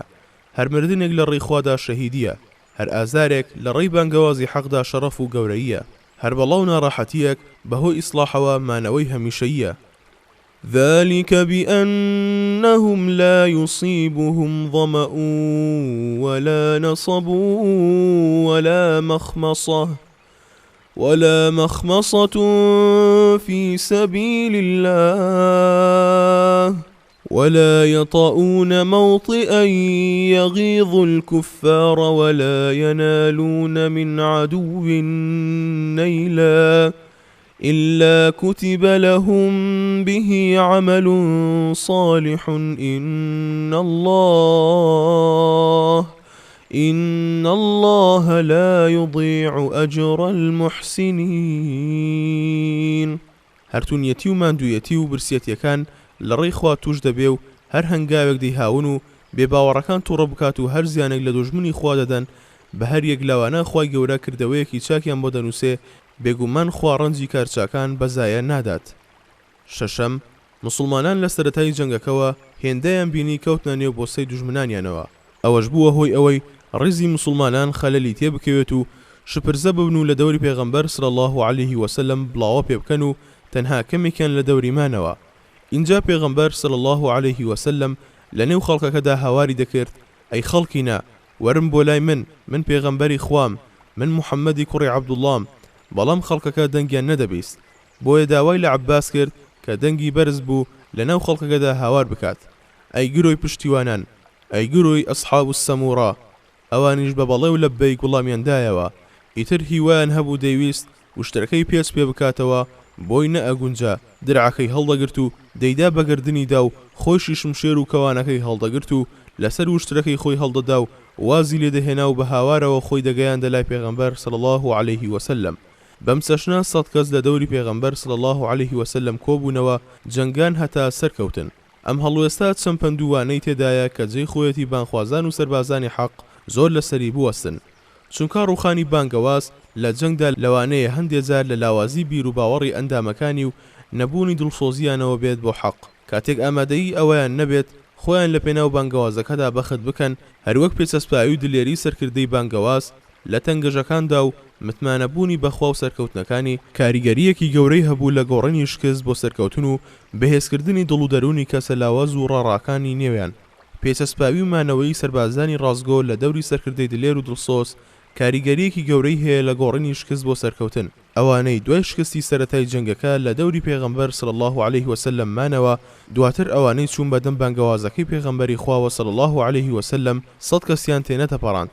ئەو کات گۆڕانکاری لە ڕێڕەوی جەنگەکەدا ڕوویدا و سەرکەوتنی خوا بۆ بەندە باوەڕدارەکانی دەستی پێکرد و دوژمنانیش دەشکان و ترس و بیم لە نێو دڵ و دەروون و ڕزەکانیاندا نیشت. هەرکات سەرکردە و سەربازانی بانگەواز بەبیری خۆیان بهێننەوە کە لەسەر حەقن و خوای گەورە لەگەڵ باوەڕدارانی ڕازگۆدایە، گوڕوتین و معنەویەتیان بەهێزتر دەبێت و زیاتر بەرەو خۆبەختکردن و قوربانیدان هەنگاو دەنێن. لە فەرمایشتەکەی پێغەمبەریش صلی الله عليه وسلم کە فەرمووی من پێغەمبەری خوام و لە گێڕانەوەی جگەل لە ئیبن هیشەم داهاتووە کە دەیفەرموو من پێغەمبەرم، هیچ درۆیەکی تێدا نییە، من کوڕی عەبدولموتەلیبم. ئەم فەرمایشتە بەڵگەی ڕازگۆیی پێغەمبەری خوایە صلی الله عليه وسلم لە بانگەشەی پەیامەکەی و متمانەبوونی بە پاڵپشتی پەروەردگاری. سەرکردەش دەبێت هەمیشە لە کاتی سەختی و ناڕەحەتیەکاندا بەو چەشنە متمانەی بەخۆی هەبێت و پەنا بباتەوە بۆ لای خوا و لەوە دڵنیا بێت خوای گەورە ئاگای لێیەتی و سەری دەخات، چونکە متمانەی سەرکردە بە ئامان جوونیەت و پەیامەکەی گەورەترین کاریگەری هەیە لەسەر سەرکەوتن و کۆبوونەوەی خەڵک لە دەوری. گەورەترین کاریگەریشی هەیە لە سوکردنی ناڕەحەتیەکان لەسەر دەرونی و بەرگەگرتنی ئازارەکانی لەو پەڕی ڕەزامەندی و دڵنیاییەوە. حوتەم، هەڵوێستەکەی ئوم سولەیمی کچی میلحان یەکێکە لە شانازیە گەورەکانی ئافرەتانی مسلمانان لە سەرەتای ئیسلامدا. ئەم ئافرەتە لە جەنگەکەدا هاودەم بە ئەبوو تەڵحەی هاوسەری بەشداری کرد. سکیشی هەبوو، بە پارچە قوماشێک سکی بەست بوو. اینجا دەستی کرد بە ناو خەزامەی وشترەکەدا، ئەڵقەیەکە لە مو دروست دەکرێت و دەخرێتە ناولوتی وشترەوە و ڕەشمەی وشترەکەی گرت. پێغەمبەر صلی الله عليه وسلم کە ئوم سولەیمی بینی فەرمووی ئەوە ئوم سولەیمە؟ ئەویش وتی بەڵێ بەدایک و باوکمەوە بە قوربانت بم ئەی پێغەمبەری خوا، لەگەڵ ئەوانە دەجەنگم کە پشتیان بەردایت و وەک چۆن لەگەڵ ئەوانە دەجەنگم کە لەگەڵت دەجەنگن، چونکە شیاوی ئەوەن پێغەمبەر صلی الله عليه وسلم فەرمووی ئەرێ خوا بەز نییە ئەی ئوم سولەیم خەنجەرێکی پێبوو مێردەکەی داوای لێکرد نهێنی ئەو خەنجەرەی پێ بڵێت کە پێیەتی ئەویش وتی خەنجەرێکە هەڵم گرتووە ئەگەر هەر یەک لە بێ باوەڕان لێم نزیک بێتەوە بەم خەنجەرە سکی هەڵ ئەدڕم ئەبوو تەڵحاش پێی سەرسام بوو بەم قسەش سەرنجی پێغەمبەری خوای صلی الله عليه وسلم ڕاکێشا ئافرەتانی مسلمانان بەو چەش نەبوون دەبێت ئاواش بن دلێرانە لە جەنگی بەرگریدا بەشداری بکەن ئەگەر دوژمنان لێیان نزیک بوونەوە خۆی بەرپەسیان بداتەوە بۆ ئەوەی وەک دیل و شکست خواردوو بەند نەکرێن ئافرەتی مسلمان لە مێژووی ئیسلامدا هەر لە سەرەتای سەرهەڵدانیەوە چەندین لاپەڕی پڕشنگداری خۆبەختکردن و بەرگەگرتنی ناڕەحەتی و قوربانیدان و دلێری تۆمار کردووە بە چەشنێک ئەو دەمارگیرە ڕۆژهەڵات ناس و کە سەرۆژ ئاواییانەی تریش دەم و دەست بەستراو دەکات کە بانگەشەی ئەوەیان دەکرد ئیسلام ئافرەت بەکەم دەگرێت و سوکایەتی پێدەکات و پێگەی شیاو بەخۆی لە کۆمەڵگەدا لە سنووری پەیامە سروشتەکەی خۆیدا پێنادات بەڵکو درۆ بوهتانەکانیان گەیشتۆتە ئاستێک بانگەشەی ئەوە بکەن ئیسلام لە بەهەشدا دەرفەت و شوێنێکی بۆ ئافرەت نەهێشتۆتەوە ئیتر هەرچەندە کاری چاکەش بکات و چەندە تەخوا و پەرستشی هەبێت ناچێتە بەهەشتەوە بۆ بەرپەسدانەوەی ئەم تۆمەتە ئەگەر چاپۆشی بکەین لەو دەخەڕاشکاوانەش کە لە نێو قورئان و سونەتدا هەن ئەوە خودی مێژووی ئیسلامی ڕۆڵی ئافرەتی مسلمانی تۆمار کردووە بە بڵاوکردنەوەی بانگەوازی ئیسلام و بانگەواز بۆکردنی قوربانیدان لە پێناویدا ڕۆڵێکی وا کە ئافرەت لە هیچ ئاینێکی تردا تۆماری نەکردووە ئەوەی لەو جەنگەدا واتە جەنگی حونەین بۆ ئوم سولەیم ڕوویدا نمونەیەکە لەو سەدان نمونەی لەو بارەوە باس کراون ئێمە هێندەی لامان گرنگە ئەم ڕووداوی ئوم سولەیم بکەین باوانەیەکی گەورە بۆ سەر لە نوێ دەستپێکردنەوەی بانگەوازی ئافرەتی مسلمان هەتا لە خزمەتکردنی ئیسلام و پەروەردەکردنی نەوەکانمان لەسەر بنەما و ڕێنمونیەکانی ئیسلام ڕۆڵی خۆی بگێڕێت هێندە لامان گرنگ نییە لەم بوارەدا وەڵامی دوژمنە دەمارگیریەکانی ئیسلام بدەینەوە ئافرەتی مسلمانی ئەمڕۆ یان ئافرەتێکی چاکەکاری سەرڕاستە و سەرڕاستەکەی تەنها لەوەدایە کە نوێژەکانی دەکات و قورئان دەخوێنێت و لە حرامەکان دوور دەکەوێتەوە یان لە ڕێگەی ڕەوتی شارستانی ڕۆژئاواییەوە لا ڕێبووە و لە بری ڕەوشتی ئیسلامی ڕەوشتی شارستانیەتی ڕۆژئاوایی وەرگرتووە ڕەوشت و ئاکاری ئافرەتی مسلمانان وای لێ هاتووە ڕەوشت و ئاکاری ئافرەتی مسلمانی واز لێ هێناوە و لە بری ئەوەدا ڕەوشتی ئافرەتی ڕۆژئاوایی وەرگرتووە کە بەڵاو ناڕەحەتی هێناوە بۆ خۆی و خێزان و گەلەکەی ئەگەر هەندێک کەس داماڵینی ئافرەتی مسلمانی لەو ڕەوشت و تایبەتمەندیەی خۆی لە ئەستۆ گرتووە کە پێشتر ڕێزدارترین نەوەکانی ناومێژووی ئیسلامی پێپەروەردە ببوو بەرزی و بڵندی و ڕێزداری پێدەبەخشین ئەوە ئیسلام و مێژووەکەی بە تایبەت مێژووی پێغەمبەرەکەی ئەمڕۆ ئافرەت هان دەداتەوە سەر لە نوێ بکەونە خزمەتکردنی ئیسلام و کۆمەڵگەی ئیسلامی لە سنووری ئەرک و بەرپرسیارەتی سروشتی خۆی و پەیامە پەروەردەیەکەی و تایبەتمەندیە بڵندەکەی خۆیدا تایبەتمەندی خانەدانی و پاکداوێنی و حیا و حورمەت بڵیت بکرێت ئافرەتە مسلمانە دیندارەکانمان مێژووی خەدیجە و عائیشە و ئەسما و خەنسا و ئوم سولەیم و ئەو چەشنەکانیان دووبارە بکەنەوە دەکرێت ئەمڕۆ مێژووی ئەو ئافرەتە باوەڕدارانە و ئەستێرە گەشانەمان بۆ دووبارە بکەنەوە ئایا سەختە لەمڕۆدا لە نێو ئافرەتاندا دەیان خەدیجە و عائیشە و ئەسما و ئوم سولەیم هەبن نەخێر بەڵام ئاڕاستەکردنی دروست و ئیمانی پڕشنگداری هۆشیارانە دەستەبەری ئەمە و زیاتر لەوەش دەکات کێ بێت لەم ڕۆی ئێمەدا تۆماری مێژووی نەمری ئافرەتی مسلمان بکاتەوە ئافرەتانێک کە لانەکەنەوە بەلای هەوڵە گومڕایکەرەکانی گومڕاکەران و گاڵتەی ئەو گاڵتەکارانەی کە دوژمنی حەق و چاکە و دین و فەزیلەتن هەشتم لەو جەنگەدا پێغەمبەر صلی الله عليه وسلم دای بەلای ئافرەتێکدا کە خالیدی کوڕی وەلید کوشتبووی خەڵکی قەرەباڵغیان لە دەور کردبوو پێغەمبەر صلی الله عليه وسلم فەرمووی ئەوە چییە وتیان ئافرەتێکە کە خالیدی کوڕی وەلید کوشتوویەتی پێغەمبەر صلی الله عليه وسلم بە یەکێک لەوانەی چواردەوری فەرموو خۆت بگەێنە بە خالید و پێی بڵێ پێغەمبەر صلی الله عليه وسلم ڕێگیری لێ دەکات کۆرپە و منداڵ و بەکرێگرتە ئەوانەی بە زۆر هێنراونەتە نێو جەنگەوە بکوژیت بێگومان ڕێگریکردن لە کوشتنی کەسە لاواز و بێدەسەڵاتەکان یان کوشتنی ئەوانەی کە لە جەنگدا بەشداریان نەکردووە وەک ڕاهیب و ئافرەت و پیر و منداڵ یان ئەوانەی بە ناچاری براونەتە نێو جەنگەوە وەک جوتیار و کرێکار کارێکە کە لە مێژووی جەنگدا لە هەموو جیهاندا تەنها ئیسلام جێبەجێ کردووە لە پێش ئیسلام و دوای ئیسلامیش هەتا ئەمڕۆ نمونەی ئەم تەشریعە ناوازە پڕ لە ڕەحمەت و مرۆڤایەتی بوونا بەدی ناکەین ئەوەی لای سەرجەم گەلانی ترباو بووە ئەوەیە کە جەنگ بەبێ هیچ جیاکاریەک کوشتنی هەموو دەستەیەکی گەلی بەرامبەر بۆ جەنگاوەران ڕەوا دەکات لەم سەردەمەشدا کە تیایدا مافی مرۆڤ ڕاگەیەندراوە و گەورەترین دەستەی نێودەوڵەتی جیهانی دامەزرێنراوە بە قسەی خۆیان بۆ ڕێگریگرتن لە دەستڕێژی و مافخواردن و دەستگرتنی گەلانی ژێردەستە هێشتا ویژدانی مرۆیی نەگەیشتۆتە ئەو ئاستە باڵایەی کە کوشتنی ئەو جۆرە کەسانە بە قەدەغا ڕابگەێنێت. هەردوو زەنگی جیهانی یەکەم و دووەم نیشانی داین چۆن شارەکان وێرانکران بەسەر دانیشتوەکانیدا، چۆن کوشتاری بە کۆمەڵ لە نێو شارەکاندا ڕەواکرا. هەروەک زەنگی داگیرکاری دژی ڕاپەڕینی گەلانمان بینی کاتێک داوای مافی ژیان و سەربەرزی خۆیان دەکرد چیان بەرامبەر کرا. داگیرکەران لە پێناو کوژاندنەوە و سەرکوتکردنی ئەو شۆڕشانەدا وێرانکردنی گوند و شار و کوشتنی هەزاران و دەیان هەزارەی دانیشتوان بەڕەوا دەزانن. وەک چۆن فەڕەنسا لە جەزائیر چەند جار ئەم ئەزموونەی دووبارە کردەوە. ئینگلتەرا لە چەندین داگیرکاریدا ئەمەی ئەنجامدا. ئەمڕۆژ پورتوگال لە داگیریەکانی لە ئەفریقیا ئەنجامی دەدات. هەروەک نەماندیوە لە مێژووی کۆن و نوێ هیچ گەلێکی جیهاندا ڕێگری کرابێت لە کوشتنی ئەو کرێکار و جوتیارانەی ناچار بەجەنگ کراون. بەڵام ئیسلام 14 سەدە پێش ئێستا ڕەشکاوانە ڕێگری کرد لە کوشتنیان. مەسەلەکە تەنها ڕێگریەک نەبوو لە ڕووی تەشریعەوە و بەس، بەڵکو لە ڕووی حەقیقەت و واقعیشەوە پێڕەو کراوە. لە جەنگی حونەیندا پێغەمبەر صلی الله عليه وسلم خۆی کە هەڵگر و گەیەنەرە شەریعەتەکە بوو بۆ خەڵکی بۆ کوشتنی ئافرەتێک تووڕە بوو هەواڵی نار بۆ سەرکردەکانی کە بەرەنگاری ئافرەت و منداڵ و بەکرێگرتەکان نەبنەوە. کاتێکیش چەند ڕۆژێک پێش وەفاتی سوپاکەی ئوسامەی ئامادە کرد بۆ جەنگی ڕۆمەکان لە وەسیەتەکانیدا ئاماژەی بە چەند شتێک کرد. ڕێگریکردن لە کوشتنی ئافرەت و منداڵ و پیر و ئەو ڕاهیبانەی کە ناجەنگن یان لە جەنگەکەدا هاریکاری دوژمن ناکەن. خەلیفە ئەبوبەکری سدیقیش کاتێک ناردنی سوپاکەی ئوسامەی جێبەجێ کرد هەمان شتی کرد. هەروەها کاتێک سوپایەکی دەنارد بۆ جیهاد لە ڕێی خوادا، جیهاد لە ڕێی حەق و چاکە و ڕێنمونی و دادپەروەریدا هەمان وەسیەتی بۆ دەکردن. خالیدی کوڕی وەلیدیش کە بە شمشێری خوا ناسرا بوو لە فتوحاتی عێراق وای کرد و زیانی نەدەگەیاند بەو جوتیارانەی لەسەر زەوی و زاری خۆیان کشت و کاڵیان دەکرد. بەم چەشنە ئەمە بوو بە نەریتی سوپا ئیسلامیەکان لە هەموو کات و سەردەمێکدا هەتا دەست بگرن بەو بنەما باڵا مرۆییانەوە کە لە مێژووی هیچ سوپایەکی سەرزەویدا بەدی نەکراوە. بەڵگەش بۆ سووربوونی سوپای ئیسلامی لەسەر ئەو نەریتانە هەڵسوکەوتی سەلاحەددینی ئەیوبی بوو لەگەڵ خاچەکاندا پاش ئەوەی سەرکەوت بەسەریاندا و بەیت المقەدیسی گەڕایەوە. ئەوە بوو پەنای پیر و پیاوانی ئاینی و ژنان و منداڵانیدا، تەنانەت پەنای جەنگاوەرە سەرسەختەکانیشیدا. لە کاتێکدا هەڵوێستی خاچیەکان لە کاتی گرتنی بەیت المقەدسدا بریتی بوو لە ناپاکی و دڕندەیی و پەستی. خاچیەکان ڕایانگەیاند کە پەنای ڕۆح و گیان و ماڵ و سەمانی دانیشتوانە موسڵمانەکانی ناو بەیت المقەدس دەدەن ئەگەر لەسەر مزگەوتی ئەقسا ئاڵای سپی هەڵبکەن. موسڵمانانیش لەسەر بنەمای ئەو بەڵێنە لەوێ کۆبوونەوە کەچی کاتێک خاچیەکان هاتە ناو بەیت المقەدسەوە کەوتنە سەربڕینی سەرجەم ئەوانەی پەنایان پردبوو بۆ ناو مزگەوتی ئەقسا.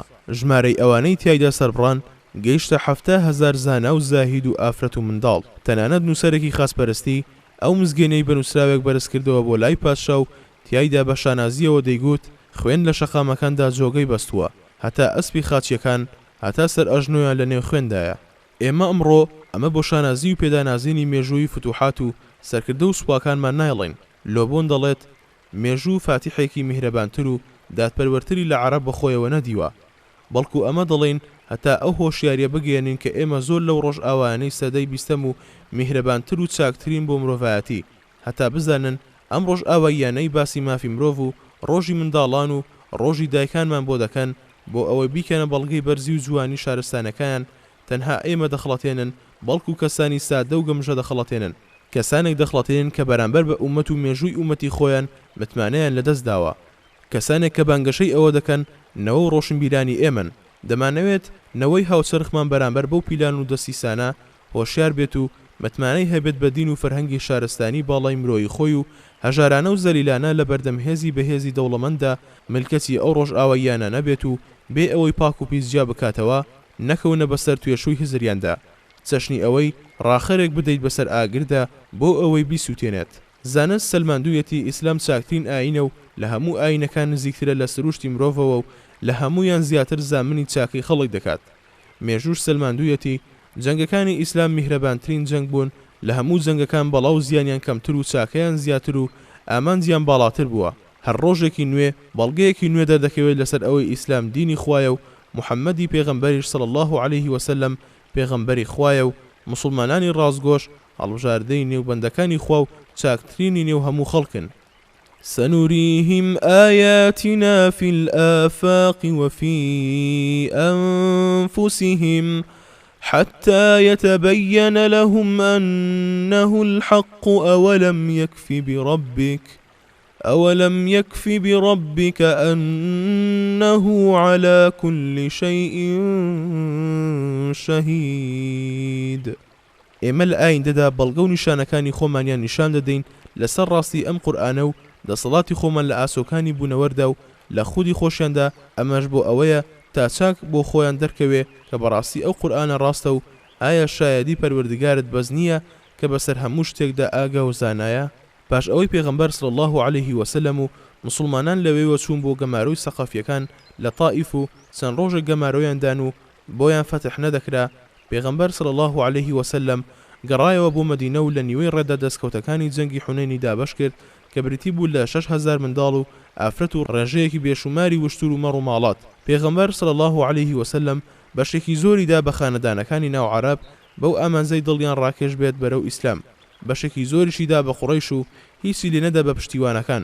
هەندێک لە پشتیوانان بەوە دڵگران بوون کە لەو دەستکەوتانەدا بێبەش کران، هەتا هەندێکیان وتیان پێغەمبەر صلی الله عليه وسلم گەیشتەوە بە قەومەکەی خۆی، واتە دوای ئەوەی خوای گەورە مەکەی بۆ فاتح کرد و قوڕەیشی ملکەسی ئیسلام کرد، ئیتر ئێمەی بیر نەماوە.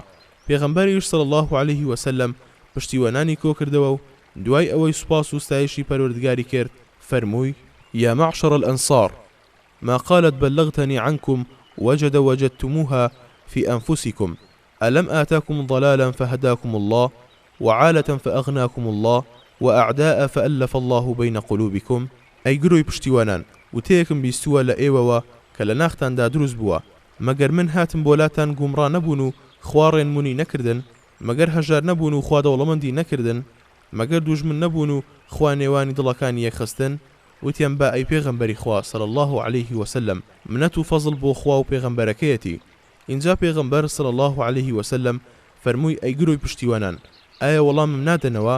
وتیان چۆن وەڵامت بدەینەوە ئەی پێغەمبەری خوا صلی الله عليه وسلم؟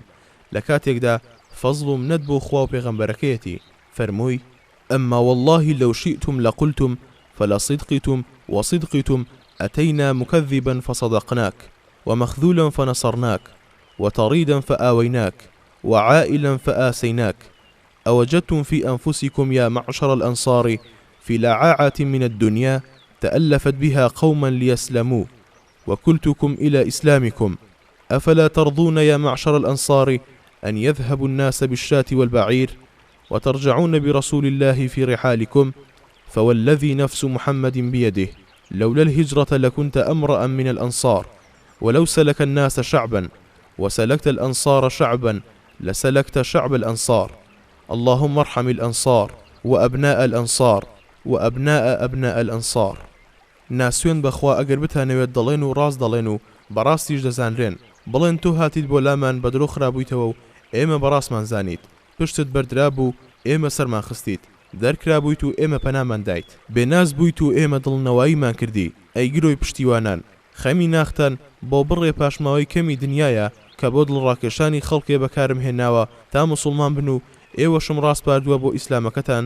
ئەی گرۆی پشتیوانان، ئایا ڕازی نابن خەڵکی بەمەڕ و وشترەوە بچنەوە و ئێوەش لە کاروانەکەتاندا پێغەمبەر صلی الله عليه وسلم لەگەڵ خۆتاندا ببەنەوە؟ سوێن بەوەی گیانی محەممەدی بەدەستە. ئەگەر هیجرەت نەبوایە ئەوە من یەکێک دەبووم لە پشتیوانان. ئەگەر هەموو خەڵکی شیوێک بگرن و پشتیوانانی شیوێکی تر بگرنە بەر، ئەوە من بە دڵنیاییەوە شیوەکەی پشتیوانان دەگرمە بەر. خوایە ڕەحم بکە بە پشتیوانان و منداڵانی پشتیوانان و منداڵەکانی منداڵانی پشتیوانان. ئیتر هەموو پشتیوانان دەستیان کرد بە گریان تا ئەوەی ڕیشیان تەڕ بوو دەیانوت ڕازیم بە پێغەمبەری خوا صلی الله عليه وسلم پشک و بەختمان بێت. لێرەدا چەند مەسەلەیەکان دەکرێت قسەیان لەسەر بکرێت. یەکەم، مەسەلەی دەستکەوتەکان وەک بەشێک لە سیستەمی جەنگ لە ئیسلامدا. دژمنان ئەمەیان کردووە بە هۆکارێک بۆ تانەدان لە ئیسلام و دەڵێن پاڵنەری مادی هۆکارێکی ڕاگەاندنی جەنگە لە ئیسلامدا و چالاککەرەوەیەکی کارای سەربازانی مسلمانە کە پاڵیان پێوە دەنێن بۆ قوربانیدان و خۆبەختکردن. بۆیە جەنگ دوای جەنگ ئەنجام دەدەن، وەک چۆن لە جەنگی حونەیندا ڕوویدا. بێگومان هەر کەسێکی بەویژدان ئەم بانگەشەیە بەرپەس دەداتەوە، چونکە پاڵنەرەکانی جەنگ لە ئیسلامدا معنەوین و ئامانج لەیان بڵاوکردنەوەی حەق و هەڵگرتنی ئەزیەت و ئازار و دوژمنکاریە. ئەمەش بەڕاشکاوانە لە چەندین ئاەت و فەرمودەدا هاتووە. ئەوەی جینامۆیە ئەوەیە کە مرۆڤ ئامادە بێت قوربانی بە ژیانی خۆی بدات و داهاتوو خێزانەکەی بخاتە بەرمەترسی لە ناوچوون لە پێناو دەستکەوتنێکی مادی با دەستکەوتەکەش چەندە گەورە بێت.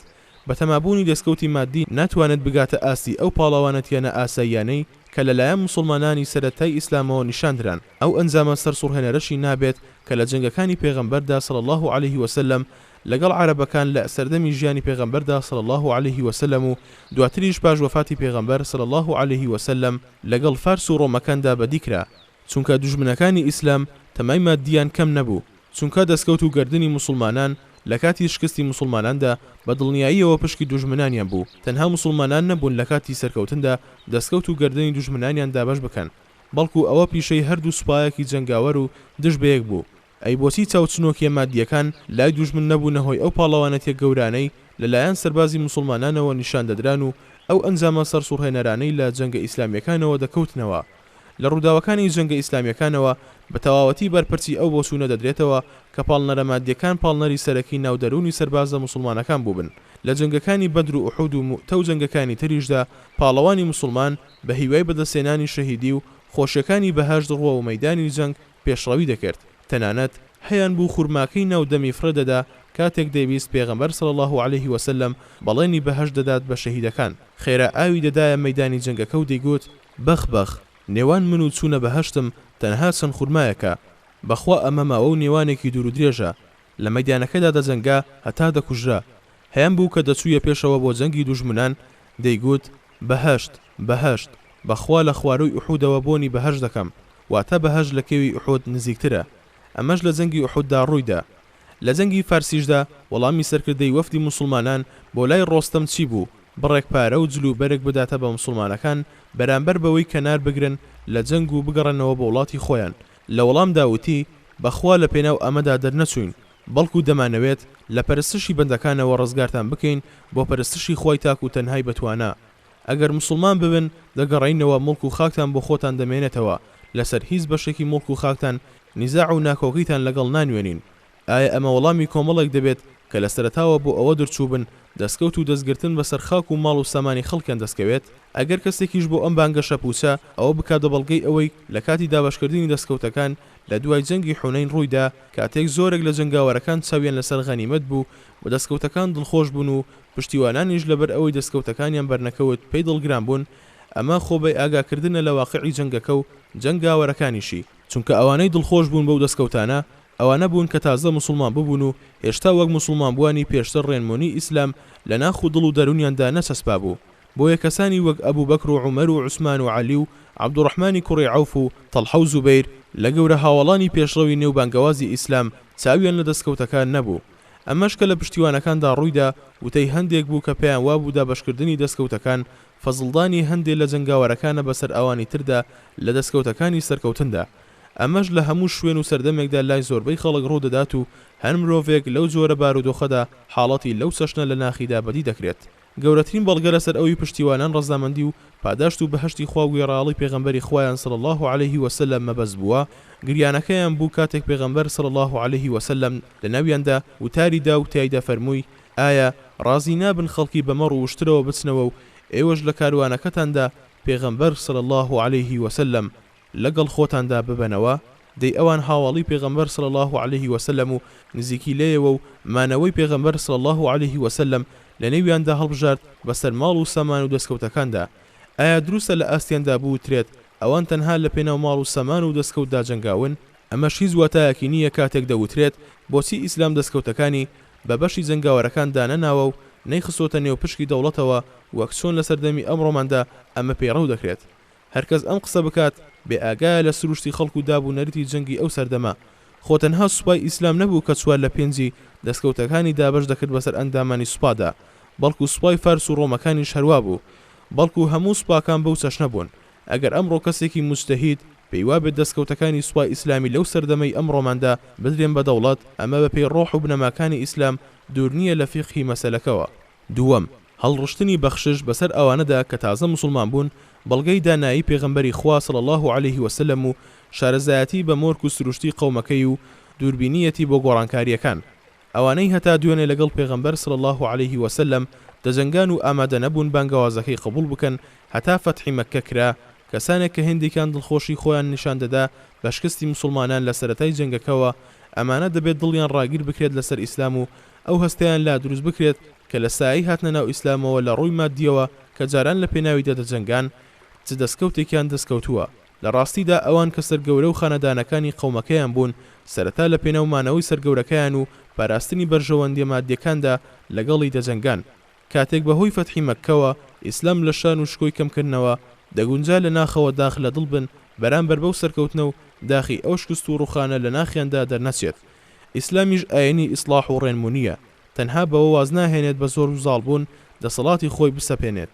وەک چۆن لە زۆر سیستەمدا ئەمە بەدی دەکەین کە لە پێناومانەوەیان لەسەر هێز بێ ئەوەی گوێ بدەنە بەدەمەوە هاتنی دڵ و دەروونەکان بە زۆر و خۆزاڵکردن خۆیان دەسەپێنن، بەڵکو پێویستە دڵەکانیش بۆی واڵا بن و دڵخۆش بن بە ڕێنمونیەکەی و شەیدای ڕەوشت و نمونە و بنەماکانی بن. مادەم لای هەندێک کەس بەخشش سوودی هەیە بۆ چاکسازی دڵەکانیان و شۆرنەوەی دوژمنایەتی ناوناخیان، بۆیە حکمت لەوەدایە هێندەی پێ ببەخشێت هەتا ڕازی دەبێت، وەک چۆن پێغەمبەر صلی الله علیه وسلم وای کرد.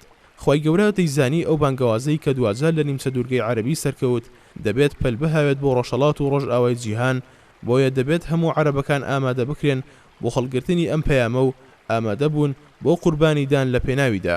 جا ئەگەر سەرگەورە و خانەدانەکانیان بەو بەخشەشانە چاک ببن دوای ئەوە دڵیان وڵا دەبێت بۆ نووری بانگەوازەکە و هەڵگرتنی بەرپرسیارەتی پەیامەکە. ئەمەش ڕوویدا دوای ئەوەی پێغەمبەر صلی الله علیه وسلم دڵی ئەو سەرکردانەی ڕاگرت هەرچی ڕقوکینەیەکی دژ بە ئیسلام و بانگەوازەکەی لە ناخیاندا هەبوو ئاوا بوو نەما. اینجا کاتێک سوپای ئیسلامی لەسەر زەویدا پەلی کێشا بۆ مژدەی گەیاندنی بنەماکانی ئیسلام و دەرهێنانی خەڵک لە گومڕاییەوە بەرەو ڕووناکی ئیسلام، نیمچە دوورگەی عەربی لە ئامادە باشیدا بوو بۆ ئەو کردارە گەورە مێژوویە. ئەو سەرکردانەش کە لە سەرەتاوە دڵیان ڕاگیر دەکرا چوو بوونە ڕێزی یەکەمی کەسە ڕەزامەندەکانەوە و ئامادە بوون تاو بدەنە نێو مەیدانی جەنگی ڕزگاری خوازیەوە. مێژوش ئەوەی تۆمار کردووە کە چەندێکیان لە فتوحەتدا ڕۆڵی گەورەیان هەبووە، وەک چۆن زۆرێکیان ڕۆڵی گەورەیان هەبوو لە چەسپاندنی پاڵپشتیەکانی ئیسلام لە نیمچە دوورگەی عەربی و بەڕێوەبردننی دەسەڵاتە بەرفراوانەکەی و سەرکردایەتیکردنی سوپا گەورە و بەلەشاوەکەیدا. ئەوەی ئەم مجاهیدانە لە سەرەتای موسڵمان بوونیانەوە دڵیان ڕاگەیکراوە لەسەر ئیسلام یان دوای فەتحی مەککە ئینجا موسڵمان بوون، ئەمە هیچ زیانێکیان پێناگەیەنێت. زۆرجار کەسێک کە درەنگتر دێت خۆی دەگەیەنێتەوە بەوەی کە پێشکەوتووە، کەسی لاواز خۆی دەگەیەنێتەوە بە فەزڵی کەسی بەهێزدا. کەسێک کە لە سەرەتاوە بەدڵسۆزی ئیشی نەکردووە دواتر بەدڵسۆزی لێ دەنەوێت. حەسەن ڕەحمەتی خوای لەبێت دەفەرمێت وەرگرتنی ئەم زانستەمان بۆ غەیری خوا دەست پێ کرد، کەچی تەنها بەو جۆرە گونجە کە تەنها بۆ خوا بێت. یەکێکی دی دەفەرمێت کاتێک بە دوای زانستدا چوین هیچ نیەتێکمان نەبوو، دواتر نیەتمان بۆ پەیدا بوو. هێندە بەسە بۆ ئەوانەی کە درەنگ موسڵمان بوون کە خوای گەورە بەڵێنی چاکەی پێداون، وەک دەفەرمێت لا يستوي منكم من أنفق من قبل الفتح وقاتل أولئك أعظم درجة من الذين أنفقوا من بعد وقاتلوا وكلا وعد الله الحسنى والله بما تعملون خبير. یەکسانین لە ئێوە ئەوانەتان کە پێش فەتحی مەککە بەخشیتان و جەنگتان کرد، ئەوانە پەدەشتیان زۆر گەورەترە لەوانەی دوای فەتحی مەککە بەخشیان و جەنگیان کرد، و هەمووشیان واتە هەموو هاوڵان خوا بەڵێنی چاکەی پێداون، خوارش زانا و ئاگدارە بەوەی دەیکەن. سێەم، کاتێک پێغەمبەر صلی الله علیه وسلم پشتیوانانی کۆ کردەوە و لەسەر بەبەشکردنیان لە دەستکەوتەکان هەوڵی ڕازیکردنی دان، ئەمە بەڵگەی سیاسەتی دروست و ڕەوشبەرزی پێغەمبەری خوایە صلی الله علیه وسلم. چونکە کاتێک بیستی هەندێک لە پشتیوانان سەبارەت بە دەستکەوتەکان چیان وتووە ئەوەی لا گرنگ بوو ڕازیان بکات و هەمویانی بۆ ئەو مەبەستا کۆ کردەوە و ئەو فەرمایشتە ژیرانەی فەرموو کە فەرمووی لە کاتێکدا دەیزانی ئەوان خۆشیان دەوێت و شوێنی کەوتون و لە پێناو خوادا خوێن و ماڵ و سامانی خۆیان بەخشیوە، بۆیە ترسی ئەوەیان لێ نەدەکرا ئەمە لە ئیمانەکەیان کەم بکات یان بیان خاتە بە تووڕەیی خوا و پێغەمبەرەکەی. بەڵام حەزی کرد ئەو بابەتە کۆتایی پێ بهێنێت کە لە بیر و هۆشی هەندێکیاندا بە هەڵواسراوی ماوەتەوە. ئەمەش سونەتێکی باش و زێ دەستخۆشیە و پێویستە سەرکردە و ڕێبەرەکان لەگەڵ پشتیواناندا و هەوادارەکانیاندا بیگرنە بەر، چونکە دوژمنان لە قەڕەوڵدان بۆ ئەوەی هەر ڕوودا و یان وتەیەکی لاواز بقۆزنەوە هەتا نێوانی گەل و سەرکردەکانیان تێک بدەن. شەیتانیش دەسیسەی پیسە و پیلانی خێرایە، بۆیە با سەرکردەکان هەرچەندەش دڵنیا بن لە پشتیوانان هەوڵی ڕازیکردنیان بدەن. ئینجا بڕوانە ئەو شێوازە ژیرانە و کاریگەرەی کە پێغەمبەر صلی الله علیه وسلم بۆ قەناعەت پێکردن و ڕازیکردنی هاوڵان بەو پەڕی داناییەوە گرتیە بەر. سەرەتا باسی فەزڵی پشتیوەنانی کرد بەسەر بانگەوازی ئیسلامی و سەرخستنی پێغەمبەری خوا و دەستپێشخەریان بۆ باوەڕپێهێنانی لەو کاتەی قەومەکەی خۆی بە درۆیان دەخستەوە و دەریان کرد. پاش ئەوەی فەزڵی خوای بەسەر پشتیوانانەوە باس کرد لەوەی لە گومڕایی و دووبارەکی و دوژمنایەتی ڕزگاریکردن بۆ ئەوەی لە پاڵبردنەوەی بەختەوەری و ڕێنمونیدا لە دەستدانی ماڵ و مڵکی دنیایان لە ئاسان بکات بەمەش دوشتی بۆ دووپاتکردنەوە. پێغەمبەر صلی الله عليه وسلم پاڵی نەداوەتەوە بە لای قەومەکەی خۆیدا و پشتیوانان لەبیر بکات بەو چەشنەی هەندێک لە پشتیوانان لی تێگەشت بوون. هەروەها پێغەمبەر صلی الله عليه وسلم کە لە دەستکەوتەکانی بێبەشی کردوون لە دڵنیایی بووە لە بەهێزی دینداری و ئیمان و خۆشەویستیان بۆ خۆ پێغەمبەرەکەی دەیسوێن بەخوا لەم ئوسلوب و شێوازە بەهێزتر بوونی نییە بۆ ڕازیکردنی کەسانی خاوەن فەزڵ و پێشڕەوی ناو بانگەواز. ئەوانەی کە ڕازگۆیانە و دڵسۆزانە باوەڕیان هێنابوو بە بانگەوازەکە لە دنیادا چاوەڕێی پاداشت و دەستخۆشی نەبوون. فەرمایشتی خوا چەند ڕاستە سەبارەت بە پێغەمبەرەکەی وَإِنَّكَ لَعَلَى خُلُقٍ عَظِيمٍ. چوارەم، هەڵوێستی پشتیوانان دوای فەرمایشتەکەی پێغەمبەر صلی الله عليه وسلم جوانترین نمونەی ڕاستی ئیمان و دڵنەرمی و بیرهێنانەوەی فەزڵی خوایە لە تەخوا و ڕێنمونیدا. ئەویان هێنایەوە ڕوو کە لەو سەرکەوتن و پاڵپشتی و جیهادەدا فەزڵەکە بۆ خۆ پێغەمبەرەکەیەتی و ئەگەر خوای گەورە نەیویستایە ئەمان ڕێنمونیان وەرنەدەگرت. ئەگەر پێغەمبەری خوا صلی الله عليه وسلم نەبوایە دڵ و چاویان ڕووناک نەدەبوویەوە. ئەگەر ئیسلام نەبوایە دوای ئەو پەردبوونەی تیایدا بوون خوای گەورە یەکڕێزی نەدەکردن و دوای ئەو خوێن ڕژانەی تووشیان ببوو خوای گەورە لە خوێن ڕشتن نەیدەپاراستن.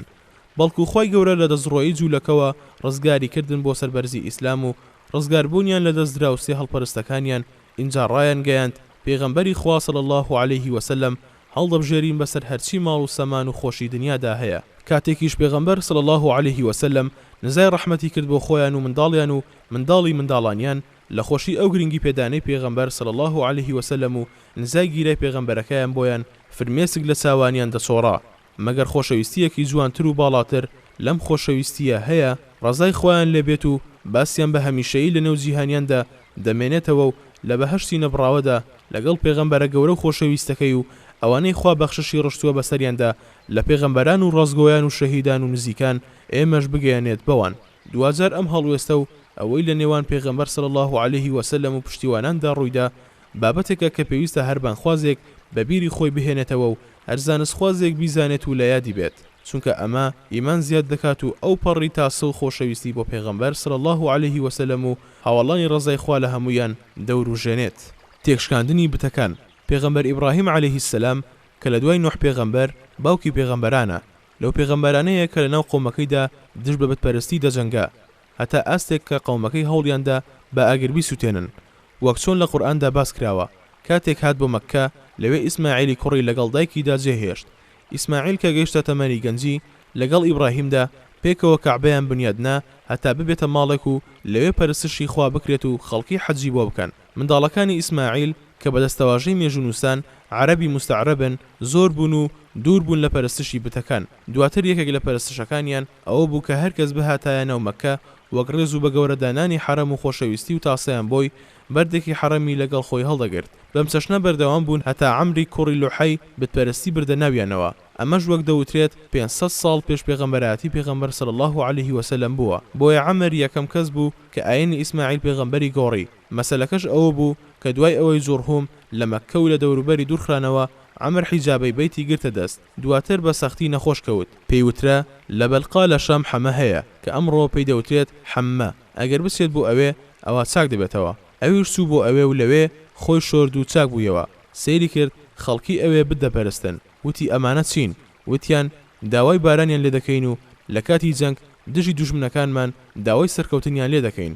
ئەویش داوای لێکردن بتێکی پێ بدەن. ئەوانیش بتێکیان پێدا.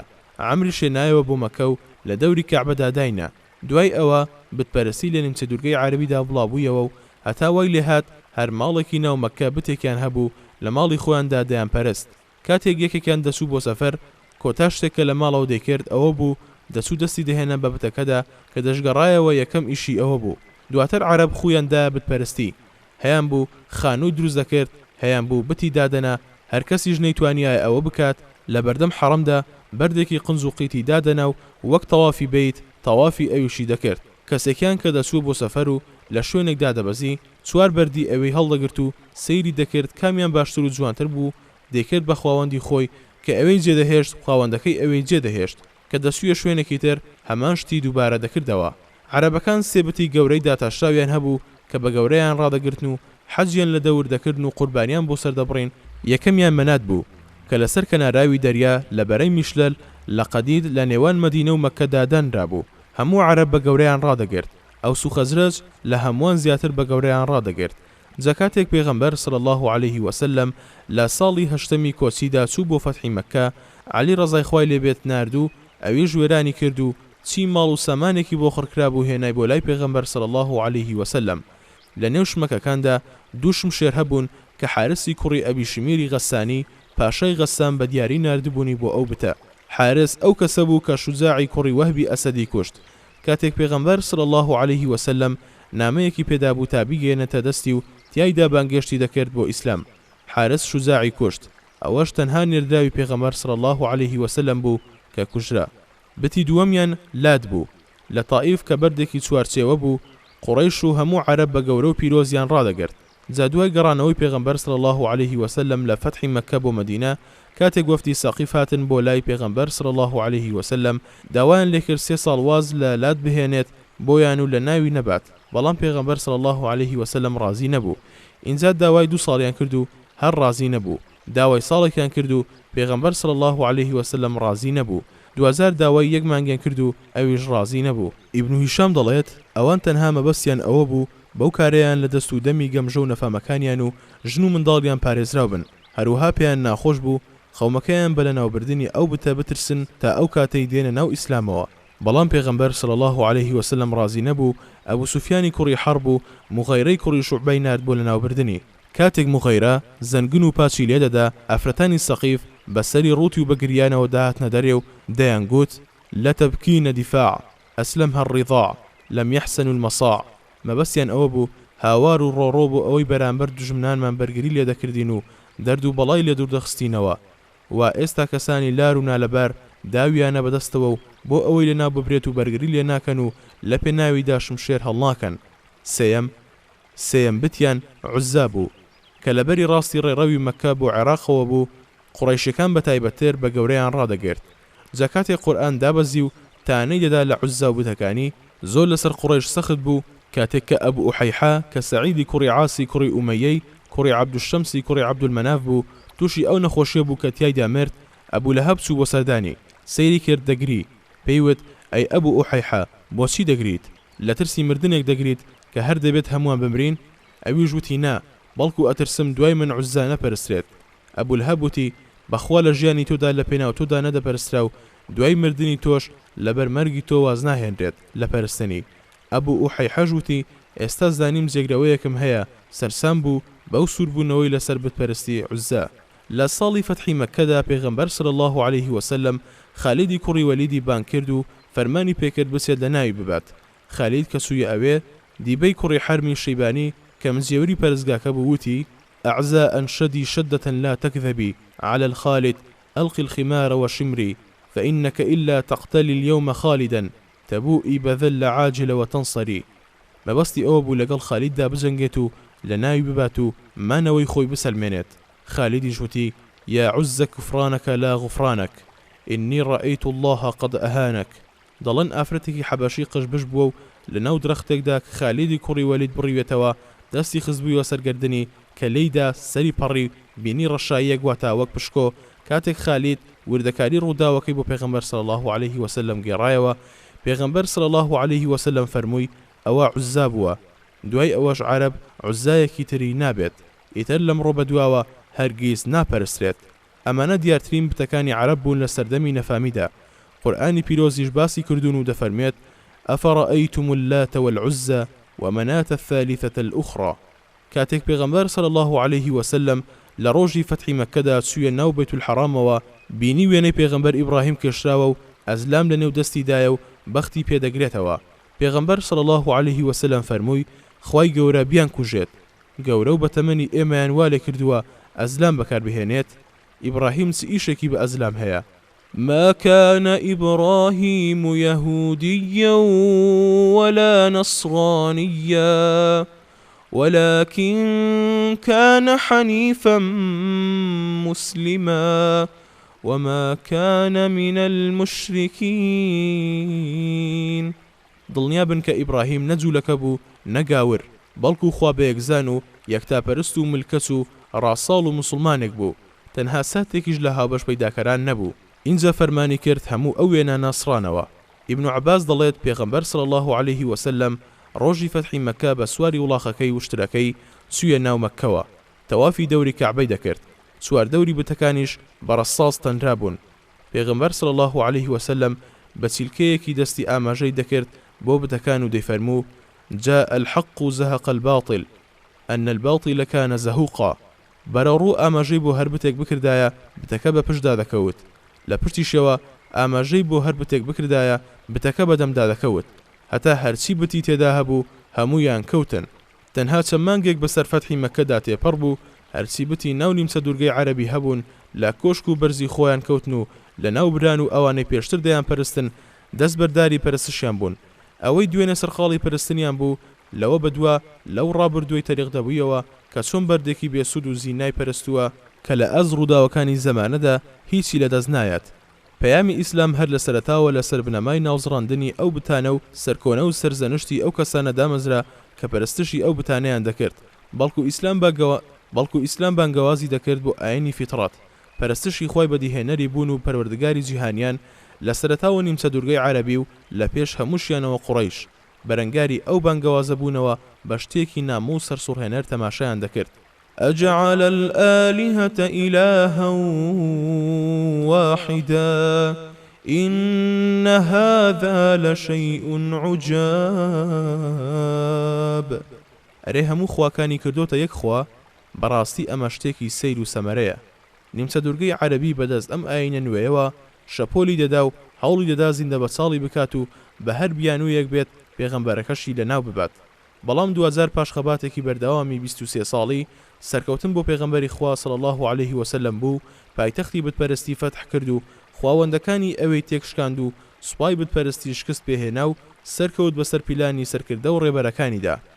ئایا عەقڵ باوەڕ بەوە دەکات کە هەموو ئەمانە لەو ماوە کورتەدا بە ئەنجام گەشت بن؟ لە کاتێکدا پێغەمبەر صلی الله عليه وسلم کاتێک دەستی پێکرد یەک کەسی لەگەڵدا نەبوو. ئەگە خۆی گەورە لە پشتی نەبوایە و کەتی بە سەربازیەکانی بۆ نەرەخساندایە و ئاڕاستی جەنگەکانی نەکردایە، ئەو هەموو سەرکەوتنە لەو ماوە کورتەدا بەدی نەدەهات. وما رميت إذ رميت ولكن الله رمى. ئەو دەما کە تیرەکانت دەهاویشت لە واقعدا هەوێژەرەکە تۆ نەبووی، چونکە تێشکانی ئەوانە لە توانای تۆدا نەبوو ئەگەر خوات لەگەڵ نەبوایە. کەوابوو خۆی باڵەدەست بوو تیرەکانی هاویشت و بەو شێوە ترسی خستە دڵیانەوە. محەممەدی کوڕی عەبدوڵڵاه کۆتایی هێنا بەو کارەساتە هزریەی عەرەب کە نزیکەی 500 سەدا یان زیاتر درێژەی کێشە. عەقڵی عەرەبی لە کۆت و بەند و خوڕافەی بتپەرستی ڕزگار کرد. کەرامەتی عەرەبی لە گەمژەیی و پەستی و بتپەرستی نەجاتدا و دەرگایەکی نەمری بەڕوویاندا کردەوە کە بتوانن لێوەی بستنە ژوورەوە و نێنە دەرەوە. پێغەمبەری خوا صلی الله عليه وسلم ڕاستی فەرموو کاتێک دوای لە ناوچوونی عوزا فەرمووی: دوای عوزا عەرەب عوزایەکی تری نابێت، لەمڕۆ بەدووە ئیتر هەرگیز ناپەرسترێت. ئیتر نیمچە دوورگەی عەرەبی بۆ هەتا ماڵ ئاوایی لە ژیانی بتپەرستی کرد و عەقڵی عەرەبی گەشتە تەمەنی پێگەشتن و لەوە بەدووە ڕازی نەدەبوو بەگەڕانەوە بۆ تەمەنی ساوایی و منداڵیەکی بتپەرستی کەوای لە خاوانەکەی دەکرد لە بەردەم بەردەکەڕ و لاڵەکاندا تەوێڵی بخاتە سەرزەوی. دوای وفاتی پێغەمبەر صلی الله عليه وسلم بڕێک جەنگ و فیتنە و ئاژاوە بەرپابوون و کەسانێک بانگەشەی پێغەمبەرەتیان دەکرد. خەڵکانێک قورئانیان بەرپەس دەدایەوە، بەڵام نەمان بینی یەک عەرەب جارێکی تر بیر لەوە بکاتەوە بگەڕێتەوە سەر بتپەرستی، چونکە هەرگیز پێگەشت و ناگەڕێتەوە بۆ منداڵی. هەموو ئەمەش لە ستای محەممەد و پەیامەکەیەوە بوو، بۆی هەتا دنیایە پێغەمبەریش صلی الله عليه وسلم فەزلی ڕزگارکردنی بەسەر هەر عەرەبێکەوە هەیە، باشان فەزلی گەیاندنی ڕێنمونی بەسەر هەموو گەلانی سەرزەویەوە هەیە. باوانەی شوێن ڕێنمونی کەوتن و باوانەشەوە کە پشتیان تێکرد. خوای گەورە دەفەرمێت: هو الذي بعث في الأميين رسولا منهم يتلو عليهم آياته ويزكيهم ويعلمهم الكتاب والحكمة وإن كانوا من قبل لفي ضلال مبين. خوا هەر ئەو پەروەردگارەیە کە لەناو نەخوێندەوارەکاندا پەیامبەرێکی پایە بەرزی لە خۆیان نارد ئاەتەکانی قورئانەکەی ئەویان بەسەردا دەخوێندەوە و دڵ و دەروون و ڕواڵەتیان پاک دەکاتەوە و قورئان و فەرمودەکانی خۆیان فێر دەکات. خۆ بەڕاستیش پێش هاتنی ئەوان لە گومڕایی و سەر لە شێواویەکی ئاشکرادا بوون. غەزای تەبوک و گرنگترین پندووانەکانی یەکەم هۆکاری ئەم غەزایە ئەوە بوو کە ڕۆمەکان سوپایەکی گەورەیان لە شام کۆکردبوویەوە و هیرەقل موچەی 1 ساڵی پێدا بوون و ژمارەیەک لە هۆزە عەرەبیەکانی وەک لەخم و جەزام و غەسان و عامیلەشدا بوویانە پاڵ ئەو سوپایە. اینجا سوپای پێشڕەویان نرد بۆ بەلقا، ناوچەیەکی سەر بە دیمەشق بوو لە نێوان شام و وادی القوڕادا. کاتێک پێغەمبەر صلی الله عليه وسلم ئەمەی بیست، خەڵکی ڕاستپات ئامادە بن بۆ دەرچوون بەرەو تەبوک. بانگشتی دەوڵەمەندەکانی شکرد لە ڕێی خوادا ببەخشن و پێویستی سوپاکە دابین بکەن. ئەمە سروشتی جەنگە ئیسلامیەکانمان بڕاوە دەکات. ئەویش ئەوەیە کە ئەو جەنگانە هێرشبەرانە و دەستڕێژی کارانە و ئیستیفزازی نین، بەڵکو بۆ بەرگریکردن لە دین و خاک و وڵات و بەرپەرزدانەوەی دەستڕێژی کاران هەتا ڕێگەیان پێ نەدرێت زیان و گەندەڵی و خراپەیان هەبێت بۆ دین و وڵاتی مسلمانان. ئەمەش بەڕاشکاوانە لە چەندین ئاەتی قورئانی پیرۆزدا هاتووە و لە باسی هۆکار و ئامانج و ڕێشوێنەکانی ڕەوابوونی جەنگ لە ئیسلامدا باسمان کردووە. دەرچوونی پێغەمبەر صلی الله عليه وسلم بۆ تەبوک پاش ئەو ئامادەکاریی ڕۆمەکان پاڵپشتی ئەو قسانەمان دەکات. ئەوەش کە هەندێک لە هۆزە عەرەبیەکان دژ بە مسلمانان دایانە پاڵ ڕۆمەکان بەڵگەی ئەوەیە کە ئەو هۆزە عەرەبیانە لە ئیسلام و پەیامە ڕزگاری خوازەکەی بۆ خەڵک بەگشتی و عەرەب بە تایبەتی تێنەگەیشت بوون. خۆ ئەگەر ئەوەیان بزانیایە ئەمادە نەدەبوون ببنە پشتیوانی ڕۆمەکان بەرامبەر بە عەرەبە مسلمانەکان و هاوزمانەکانیان. دووەم، بانگەوازەکەی پێغەمبەر صلی الله عليه وسلم بۆ خۆ ئامادەکردن بۆ جەنگ لە کاتێکی سەخت و گەرم و وەرزی چنینەوەی بەرهەمدا بوو، باوەڕدا لە ڕازگۆکان بێگوێدانە سەختی و ناڕەحەتی و بێبەشبوون خێرا چوون بەدەم بانگەوازەکەی پێغەمبەرەوە صلی الله عليه وسلم. بەڵام دووڕوەکان دووەکەوتن و جۆرەها بیان و یان دەهێنایەوە. بەم چەشنە لە ڕۆژە سەختەکاندا دووڕوەکان لە کەسەنیەت پاک و دڵسۆزەکان جیا دەکرێنەوە. لە ڕۆژانی سەختی و ناڕەحەتیدا ڕاستی بانگەشەکاران ئاشکرا دەبێت.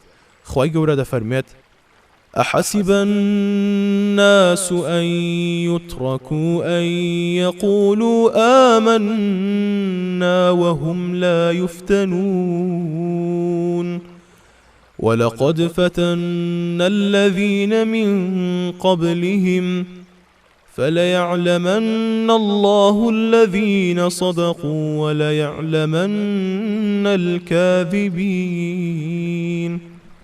ئاخۆ مسلمانان بە تایبەتی مسلمانانی مەکە گومان وا دەبن کە ئەگەر هەر ئەوەندە بڵێن بڕوامان هێناوە ئیتر وازیان لێ دەهێنرێ و تاقی ناکرێنەوە، بە حەقیقەت ئێمە ئەوانەی پێش ئەوانمان تاقی کردەوە و بێگومان خوا بە واقعی کەسانێک کە ڕاستیان وتووە و بڕوان هێناوە دیاری دەکا و وە درۆزنانیش دیاری دەکات. دامەزراندنی بانگەوازەکان و ڕاپەڕینی گەلان و پاکردنەوەی ڕزەکانیان دەبێت لە کەسانی دووڕ و فێڵباس. تەنها کەسێک کە عەزیمەتێکی ڕاستی هەبێت و نیەتی پاک و مەبدەئێکی چەسپاوی هەبێت لە کاتی سەختیدا خۆی دەگرێت و دەمێنێتەوە. زۆرجار کەسە لاوەز و تەڵەکە بازەکان بوونەتە بربەستی بەردەم ڕێکردەی بانگەوازی چاکسازی نێو ئومەت و هەوڵیان داوە ڕێی سەرکەوتنیان لێ بگرن یان هیچ نا بۆ ماوەیەک دوای بخەن. لە غەزای تەبوکدا بەهۆی دەرکەوتنی ڕووی ڕاستی دووڕوەکان و لاوەزی ئیمانیان و بێعەزیمەتیانەوە سوپای مسلمانان ڕزگاری بوو لەم چەشنە کەسانە. سوپایەک کە ڕیزەکانی ڕێک و یەکدەنگ و ئیمانی بەهێز و بەڵێنی ڕاست بێت، ئەگەر ژمارەشی کەمتر بێت بۆ ئومەت زۆر شیاوتر و لەبارترە بۆ بەدەستێنانی سەرکەوتن لە چاوسوپایەکی زۆردا کە بیرکردنەوەیان جیاواز و هێز و مانەوە و خۆڕاگریان پەرد بێت. كم من فئة قليلة غلبت فئة كثيرة بإذن الله والله مع الصابرين. سێم، پەلەکردنی دەوڵەمەندانی نێو هاوڵان بۆ بەخشین و خەرزی سوپاکە وەک ئەبوبەکر و عومەر و عوسمان و چەندینی دی بەڵگەی ئەوەیە کە ئیمانی نێوناخی باوەڕداران چۆن دەبێتە هۆی ئەوەی پەلە بکەم بۆ ئەنجامدانی کاری چاکە و بەرەنگاربوونەوەی هەوا و ئارەزوەکانی نەفس. ئەمەش بۆ هەر ئومەت و بانگەوازێک پێویستە هەتا بتوان سەرکەوتن بەسەر دوژمناندا دەستەبەر بکەن و پێویستەکانی دابین بکەن. ئەمڕۆ دەبینین ئومەتی ئیسلامیمان زۆر پێویستی بەمەیە، چونکە دوژمنانمان زۆرن و ئەرکەکانیش قورسن و جەنگەکەش زۆر مەترسیدارە و دوژمنیش بەهێز و فێڵزانە. بۆیە بە قوربانیدانی زیاتر لە بواری ماڵ و سامان و گیان و هاو ئارەزوەکان اینجا دەتوانین سەر بکەوین بەسەریاندا. ئەمەش تەنها بۆ دینێکی دروست گونجاوە کە دڵ و دەروونەکان وا پەروەردە بکات. ئامادە بن لە پێناو خودادا ببەخشن و بەرگەی ناڕەحەتی بگرن و لە پێناو ئەوەدا جیهاد بکەن.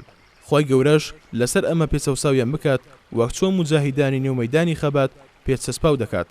چاکترین شتێک کە چاکسازان و پێشڕەوانی ڕاپەڕینەکان ئەنجامی بدەن ئەوەیە تۆوێکی چاک لە نێو دڵ و دەرونی خەڵکیدا بچێنن. هەڕێگریەک لە دینیان بانگەواز بۆ دەربازبوون لێی یان کەمکردنەوەی شان و شکۆی تاوانێکی نیشتیمانیە کە خراپترین ئەنجام و مەترسیدارترین شوێنەواری لێ دەکەوێتەوە. هەروها خۆی گەورە فێرمان دەکات و مێژووی ڕابردوو ئەزمموی ئێستاش ئەمامان پێدەسەلمێنێت هەر نکوڵکردنێکی ئەم ڕاستیە هەڵەیەکە کە تەنها کەسانێک پەنای بۆ دەبن کە دەرونیان پاک نەبووەوە بۆ حەق و دڵیان واڵا نەبووە بۆ خێر و چاکە و مۆرکی بەرزی و بڵندیان وەرنەگرتووە. چوارەم، لا چیرۆکی ئەوانەی کە هاتن بۆ لای پێغەمبەر صلی الله عليه وسلم و دەوایان لێکرد لەگەڵ خۆیدا بیان بات بۆ جیهاد، بەڵام لەبەر ئەوەی وڵاخێکی شک نەدەبێت بیداتێ بۆ ئەوەی پێی بسن پێغەمبەر صلی الله عليه وسلم ئەوانی گێڕایەوە و ئەوانیش بە چاوی پڕ لە فرمێسک و لە خەفەتی بێبەشبوونیان لە گەورەی جیهاد لەگەڵ پێغەمبەردا صلی الله عليه وسلم گەڕانەوە. لەم چیرۆکەوە کە خۆی گەورە لە قورئاندا باسی کردووە جوانترین نمونەی ڕۆڵی ئیمان دەبینین لە بەدیهاتنی موعجیزەدا. سروشتی مرۆڤ وایە بە ڕزگاربوونی لە مەترسی و دوورکەوتنەوەی لە جەنگ دڵخۆش بێت، بەڵام ئەو باوەڕدارە ڕازگۆیانە لە پێناو جەنگ و مەترسیدا دەگریان، چونکە وایان دەبینی کە بەخت و پشکی گەورەی پاداشتی خوا و ئەگەری شەهیدی ڕێخوایانە دەستوو بێت. جاچ مەبدەئێک جەشنی کاریگەری ئیمان لەسەر دڵ و دەرونی ئەو هاوڵانە دەتوانێت کار لە دڵ و دەرونی خەڵک بکات. ئومەتیش چ زەرەر و زیانێکی پێدەگات کاتێک کەسانی لەو چەشنەی تێدا نەمێنێت. پێنجەم، ئەو سێ کەسەی کە لە پێناو حەوانەوە و سێبەری بەرگەرما و نەچوونە دەرەوە لە جیهاد دووەکەوتن هەرچەندە ئیمانداری ڕاستەقینە بوون، لەم بەسەرهاتەوە گەورەترین وانەی کۆمەڵایەتی فێر دەبین. ئەوە بوو زۆری نەخایاند ئیمان لە دڵیاندا ڕاستڵەکی و زانیان بەو دواکەوتنیان لە پێغەمبەر صلی الله عليه وسلم و مسلمانان چ تاوانێکی گەورەیان ئەنجام داوە. ئەم هەستەشیان ڕێگر نەبوو لە سزادانیان، سزاکەشیان زۆر سەخت و قورس بوو. ئەوە بوو بە تاواتی کە نەرخران لە کۆمەڵگە و ڕێگەری لەوەکرا خەڵک تەنانەت هاوسەرەکانیشیان قسەیان لەگەڵ بکەن. کاتێک خۆی گەورە زانی ئەوانە بەڕاستی تەوبەیان کردووە و لەو پەڕی پەشیمانی و خەم و خەفەتدان لێیان خۆش بوو. کاتێکیش موژدەی تەوبەکەیان پێدرا لە خۆشیەکی بێوێنەدا بوون. تەنانەت هەندێکیان وەک سوپاسگوزاری خوا لەسەر بەخششی لێخۆشبوون و ڕەزامەندی هەرچی ماڵ و سامان و جلوبەرگیان هەبوو هەموویان لە خۆیاندا ماڵی و بەخشیان. ئەم پندوانانە ڕێگری لە باوەڕداری ڕاستەقینە دەکەن کە پێویستە لەسەری بەجێ بگەێنێت، یان ڕێگە نادات بەوەی ڕازی بێت خۆی لە خۆشی و حەوانەوەدا بێت و خەڵکیش لە ناڕەحەتی و بێهیواییدا بن. ئەمە سروشتی ئیمانە. هەمیشە هەست بەوە بکەیت تۆش ئەندامێکی ناکۆمەڵیت و بەشێکیت لە هەمویان. هەرچیەک تووشی ئەوان بێت تووشی تۆش بووە، هەرچیەک سوودی بەوان بگەێنێت سوودی بە تۆش گەیاندووە. لە کاتی ناخۆشی و ناڕەحەتی و بێهیوایی ئومەتدا حەوانەوە و خۆشگوزەرانی بۆ تۆش هیچ واتایەکی نابێت. دووەکەوتن لە بەجێهێنانی ئەرکەکان لە ئیمانتدا دەبەزێنێت و کێشە دەخاتە دینداریتەوە و تاوانێکە دەبێت تەوبەی لێ بکەیت و لی پەشیمان ببیتەوە. هەروەک بەسەرهاتەکە وانەیەکمان فێر دەکات کە ئەویش بریتە لەوەی بیر و باوەڕ لە سەروی خزمەتیەوە و جێبەجێکردنی نیزامی ڕەوا پێش گوێڕایەڵی سۆز و ئارەزوەکانە. خزمەتی ناتوانێت ببێتە ڕێگەر لە خەشم و تووڕەیی خوا. فليحذر الذين يخالفون عن أمره أن تصيبهم فتنة أو يصيبهم عذاب أليم. دەبا ئەوانەی سەرپێچی لە فەرمانی پەیامبەر دەکەن بترسن کە سەرنجام تووشی بەڵاو نەهاتێک ببن یان تووشی سزایەکی بەئێش ببن. حەجی ماڵئاوایی تاکە حەجێکە کە پێغەمبەر صلی الله عليه وسلم دوای پێغەمبەرایەتی بەجێی گەیاند. کاتێک خەڵکی بەرگوێیان کەوت کە پێغەمبەر صلی الله عليه وسلم ئەم ساڵ حەج دەکات لە ناوچە جیاجیەکانی نیمچە دوورگەی عەرەبیەوە هاتن بۆ حەج. هەتا وەک هەندێک لە مێژوونووسان دەڵێن ژمارەیان گەیشتە 114,000 کەس. پێمان وایە ئەو ژمارەیە مەزندەیەکە، ئەگەر ناچۆن توانرا سەرژمێری بکرێن و بەو چەشنە ژمارەیان دیاری بکرێت. پێغەمبەر صلی الله عليه وسلم لەوێ ئەو وتارە مێژوویەی خۆی پێشکەش کرد کە جێی خۆیەتی هەر زانستخوازێک لەبەری بکات، چونکە بنەماگشتەکانی ئیسلامی تێدا ڕاگەیەندرا. ئەمەش کۆتا وتاری پێغەمبەر صلی الله عليه وسلم بوو، تیایدا هاتووە: ئەی خەڵکینە، گوێ لە قسەکانم بگرن، نازانم لەوانەیە دوای ئەم ساڵ لەم کات و شوێنەدا پێتان نەگەمەوە.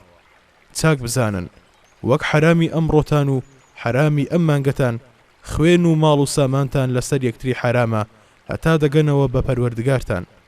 ئێوە دەگەنەوە بە پەروەردگارتان و خواش سەبارەت بە کردەوەکانتان پرسیارتان لێ دەکات. من گەیاندم، جا هەر کەسێ سپاردەیەکی لایە بابی داتەوە بە خاوەنەکەی، هەموو سوویەکیش هەڵدەگیرێت. بەڵام سەرمایەکانتان بۆ خۆتانە و ستەمتان لێ ناکرێت تایدا و ستەمی تێدا مەکەن. خۆی گەورە بڕیاری داوە بە هیچ چەشنێک سوو نەبێت. هەموو سوویەکی عەباسی کوڕی عەبدولموتەلیبیش هەڵدەگیرێت. هەموو خوێنێکی سەردەمی نەفامیش هەڵدەگیرێت. یەکەم خوێنی نێوانیشتان کە هەڵی دەگرم خوێنی کوڕی ڕەبیعەی کوڕی حارسی کوڕی عەبدولموتەلیبە کە لە ناو بەنولیەزدا شیرەخۆرە بوو هوزەیل کوشتیان. ئەمە یەکەم خوێنی نەفامیە کە دەست دەکەم بە هەڵگرتنی. پاشان ئەی خەڵکینە، شەیتان لەوە بێهیوا بووە هەتا لەم خاکەتاندا بپەرسترێت. بەڵام ئەگەر جگە لەوەدا گوێڕایەڵی بکرێت ئەوە ئەو بەو کردەوانەتان ڕازیە کە ئێوە بەکەمیان دەگرن. دەیوریای دینەکەتان بن. ئەی خەڵکینە، نەسیئە زیادەیە لە کوفردا. کەسانێکی پێگومڕا دەبن کە ساڵێک بە حەڵاڵی دەزانن و ساڵێک بە حرامی دەزانن تا حرامەکانی خوا تێدەپەڕێن و تا حرامەکانی خوا تێپەڕێن و بیبەزێنن. ئیتر حرامی خوا حەڵاڵ بکەن و حەڵاڵی خوا حرام بکەن.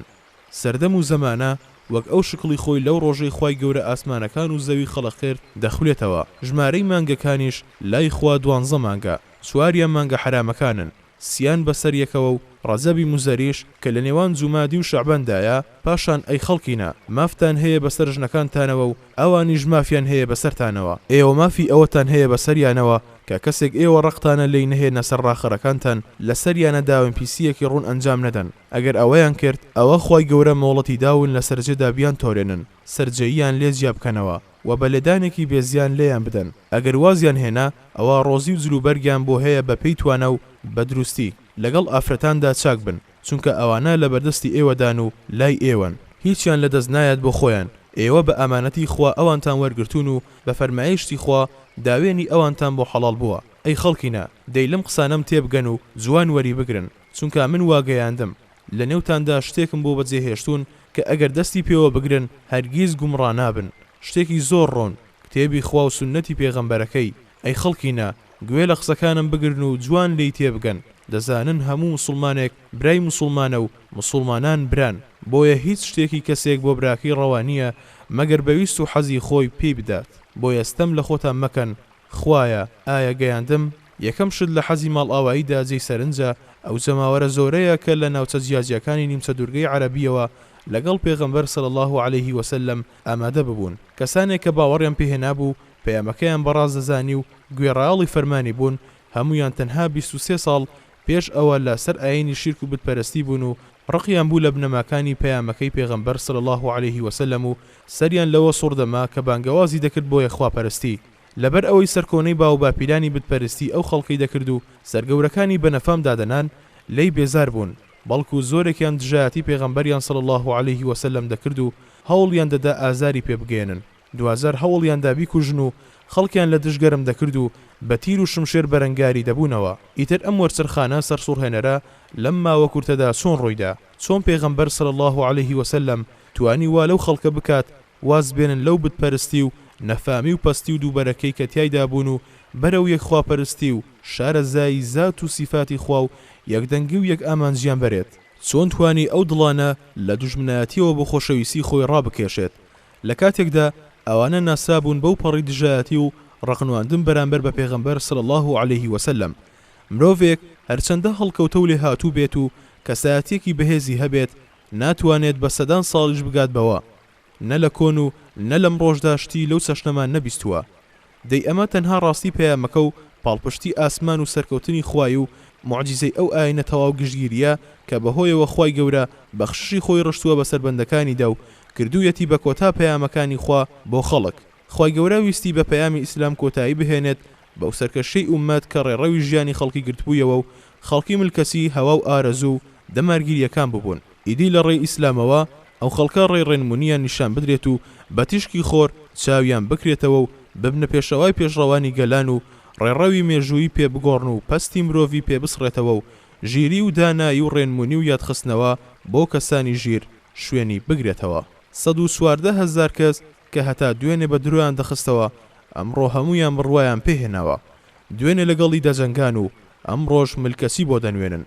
دوێنێ ڕقیان لێبوو ئەم ڕۆژ خۆشیان دەوێت، دوێنێ لی هەڵدەگەڕانەوە ئەم ڕۆژ گوێ ڕایاڵی بوون.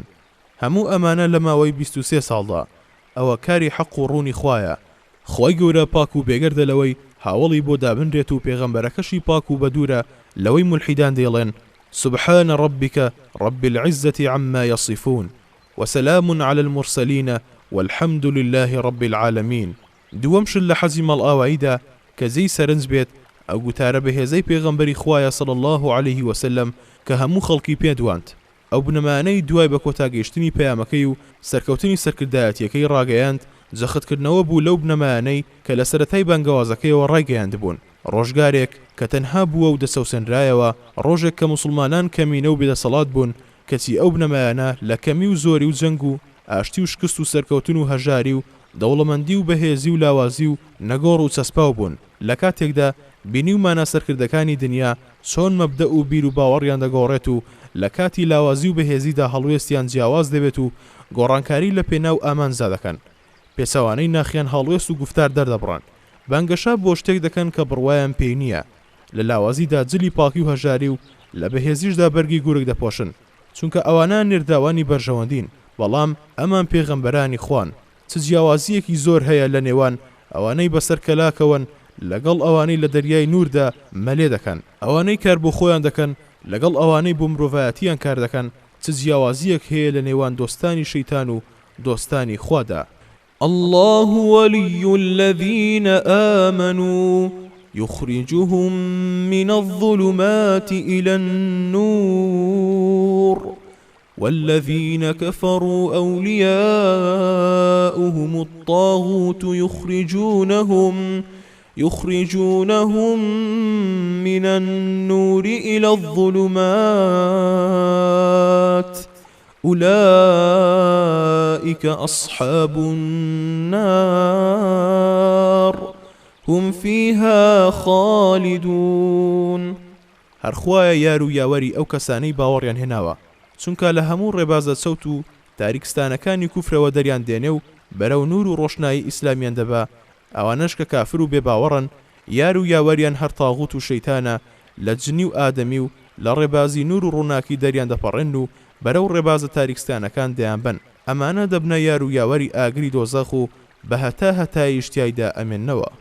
ناردنی ئوسامە کۆتا شتێک پێغەمبەر صلی الله عليه وسلم پێی هەستا بۆ بڵاوکردنەوەی پاراستنی بانگەوازەکەی و بەرپەرزدانەوەی شەڵاوی دەستڕێژیکاران و چاولەسەرانی سەر دەوڵەتی نوێ، بریتی بوو لە ئامادەکردن و ئاراستەکردنی سوپایەک بەرەو شام لە ژێر سەرکردایەتی ئوسامەی کوڕی زەید و فەرمانی پێکرد خۆیان بگەێنە بەلقا و داروم لە خاکی فەڵەستین. لەو سوپایەدا هەموو کۆچەران و پشتیوانان و مسلمانانی دەوری مەدینە بەشدار بوون و یەک کەسیان دوانەکەوت. سوپاکە لە نزیکی مەدینە بوو، خۆی ئامادە کردبوو بۆ دەرچوون. نەخۆشیەکەی پێغەمبەر صلی الله عليه وسلم دەستی پێکرد. ئەو نەخۆشیەی کە تیایدا وەفاتی کرد، بۆیە سوپاکە لە ڕۆشتن و وەستان و چاوەڕوانی ئەوە بوون پێغەمبەر صلی الله عليه وسلم چاک ببێتەوە. هیوایان وابوو ڕێنمایی و ڕاستباردەکانی پێغەمبەر صلی الله عليه وسلم وەربگرن. بەڵام دوای چەند ڕۆژێک پێغەمبەر صلی الله عليه وسلم وەفاتی کرد و باش ئەوەی ئەمانەتەکەی تەسلیم کرد و پەیامەکەی گەیاند و هەموو نیمچە دوورگەی عەربی ئامادە کرد بۆ هەڵگرتنی ئاڵای ئیسلام و بڵاوکردنەوەی شارستانیەتی ئیسلامی و ڕێنمایەکانی بەبەشەکانی جیهاندا. پاش ئەوەی سوپایەکی پێکێنا کە بتوان ئەرکی ئەم ئەمانەتە پڕکاریگەریە لە مێژوودا بگرنە ئەستۆ، سەربازانێکی پیاوچاکی ئامادە کرد بۆ تاودانە مەیدانی جەنگ، بڕێک سەرکردەی لێهاتووی ئامادە کرد بۆ سەرکردایەتی جەنگەکان. پیاوی گەورە و سەرڕاست بۆ بەڕێوەبردننی دەوڵەتی ئیسلامی. پاش هەموو ئەمانە خوای گەورە پێغەمبەری خوای صلی الله عليه وسلم بردەوە بۆ لای خۆی. سەلات و سەلامی خوا لەسەر پێغەمبەرەکەی و لە بری ئێمە و هەموو مرۆڤایەتی چاکترین پاداشتی بداتەوە.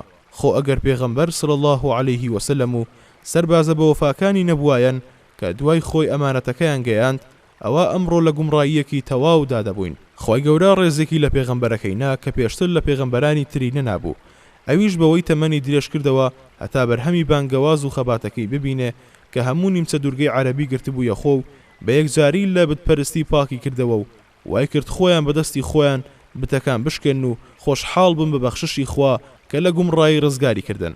ئەوانەی پێشتر ئەو بتانەیان دەپەرست و بە سوزدەبردن بۆیان دەموچاوی خۆیان خۆڵاوی دەکرد و داوە و پاڕانەوەیان لە بتەکان بوو، هەر ئەوانە وایان لێهات بە تەواوەتی ئامادە بن بۆ ئەوەی بەستەر زەویدا پەل بکێشن و نوری ڕێنمونیە کە خوا بەسەریدا ڕشتبوون بگەێنن بە خەڵک.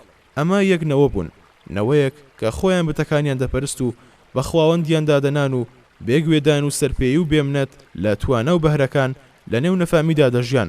دواتر هەر ئەمانە بتەکانیان تێکشکاند و یەکەم دەوڵەتی عەرەبیان لە هەموو مێژووی عەرەبدا دامەزراند، دەوڵەتێک کە هەڵگری پەیامێک و بەهێزترین ئومەتی سەرزەویش وەک مامۆستا و ڕێنیشاندەر و پێشەنگ و سەربەرز بەو ڕێنمونی و نور و خێر و چاکەی پێیان بوو لە دەوری کۆببوونەوە. کەسانێک کە دڵیان دەسووتا بۆ ئەو گەلانەی لە نێو نەزانی و تاریکی و لێک هەڵوەشاندا دەژیان، لە کاتێکدا عەرەبەکان لە پێش ئیسلامدا بە چاوی گەورەییەوە دەیان ڕوانین لەو خەڵکە و وەک پاشکۆی سیاسی و هزری و کۆمەڵایەتی شوێنیان کەوتبوون. ئەم نمونەیە لە مێژووی کۆن و نوێدا بێوێنەیە. ناردنی سوپاکەی ئوسامەش ناونیشانی ئەم ڕوودا و ئەنجامانەی ئەم پەیامە باڵا و پیرۆزە بوو. پاشان ئەوەی کە پێغەمبەر صلی الله عليه وسلم سەرکردایەتی سوپای سپارد بە ئوسامەی کوڕی زەید کە گەنجێکی تەمەن 20 ساڵان بوو، گەورە پیاوانی کۆچەران و پشتیوانان لە چەشنی ئەبوبەکر و عومەر و عوسمان و عەلی کە پێشەوانی مسلمانان بوون لە ژێر ئاڵاکەیدا بوون. لە کاتێکدا ئەو کەسانە لە تەمەن و پێگەدا لە پێش ئوسامەوە بوون. ئەمە سونەتێکی چاکی ناو ئیسلام بوو لە نەهێشتنی جیاوازەکانی نێوان خەڵک و لە کارخستنی جیاکاری لە ڕووی تەمەن و فەزڵ و گەورەی و ناوبانگەوە، بەڵکو توانای پێویست بۆ کارەکە پێش بخرێت بە ئەو کەسە تەمەن و پێگەشی کەمتر بێت. پاشان ئەو هاوڵە گەورانەی کە دواتر مێژوو سەلماندی لە ناو مێژوودا کەسی گەورەتر و لێهاتوو لەوان نەبووە، کاتێک باوە ڕازی بوون بستنە ژێر سەرکردایەتی ئوسامەی گەنج. ئەمە بەڵگەیە لەسەر ئاستی پاکڕاگرتنی دڵ و دەروون و ڕەوشتیان. گەیشتن بەم ئاستەش بەهۆی پێغەمبەری خوا صلی الله عليه وسلم و ڕێنمونی و پەروەردەکەیەوە بوو. ئەزمموی دانانی ئوسامە وەک ئەمیر لە بری ئەبوبەکر و عومەر و عوسمان و عەلی ئەزممونێک بوو کە لە نێوان ئومەتانی تردا پێشینەی نەبوو. ئەمەش بەڵگەی ئەوەیە پێویستە دەرفەت بدرێت بە گەنجانی لێهاتوو هەڵکەوتە و ڕێیان پێ بدرێت ئەو کاتی شیاون بۆ سەرکردایەتی کاروبارەکان بگرنە ئەستۆ. ئەمە ژوانەیەکی گەورەیە کە ئەگەر مسلمانان دواتر لەسەری بڕۆشتنایە چەندە کارەسات و چەرمەسەری نێو مێژووی ئیسلام دەرنەدەکەوت. لە مێژووی دەوڵەتی ئیسلامیشدا بڕێفیتنە و ڕەشەبانە دەبوون کە بوونە هۆی لەرزاندنی پەیامەکانی و لاوەسکردنی هێزەکەی. پێغەمبەر صلی الله عليه وسلم کە بە وەحی ئاسمان پاڵپشتی دەکرا و بەهرەی دانایی و بڕیاری دروست و دووربینی و سیاسەتێکی بەهێزی وای پێدرا بوو کە بە پێغەمبەرانی پێشخۆی نەدرا بوو. ئەمە لە هیچ سەرکردەیەکی گەورەی نێو مێژووی پێش پێغەمبەر صلی الله عليه وسلم و دوای خۆشی نەبینراوە. خی گەورە لە ئوسامەی گەنج ڕازی بێت و متمانەی پێغەمبەری خوای صلی الله عليه وسلم لێ پیرۆز بێت.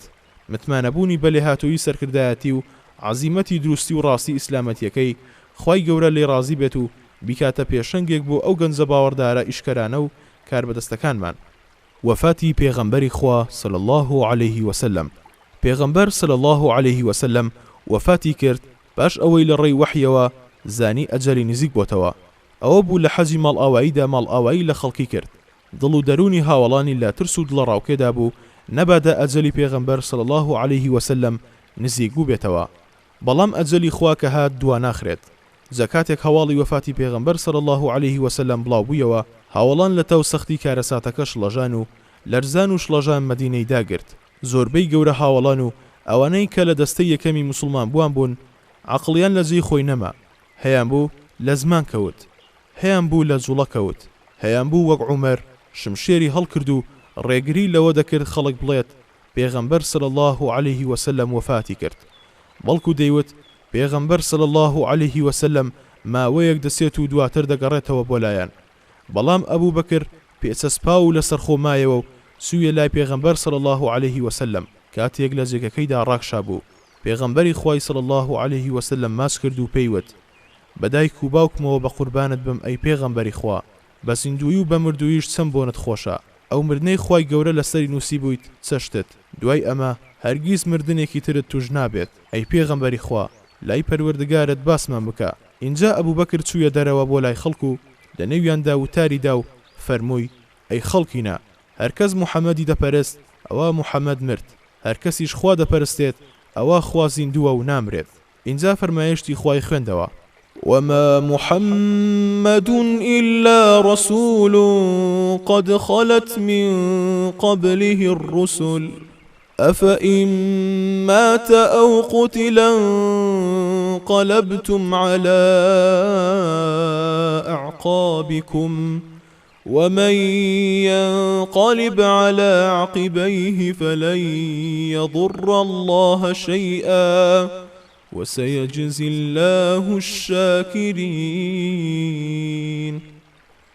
محەممەدیش تەنها هەر پێغەمبەرێکە و چیتر نییە، بەر لەویش گەلێ پێیانبەرانی تر هاتوون و ڕۆیشتون و مردون و دینەکەشیان دوای خۆیان هەرماوەتەوە. ئەمیش هەروەک ئەوان وایە.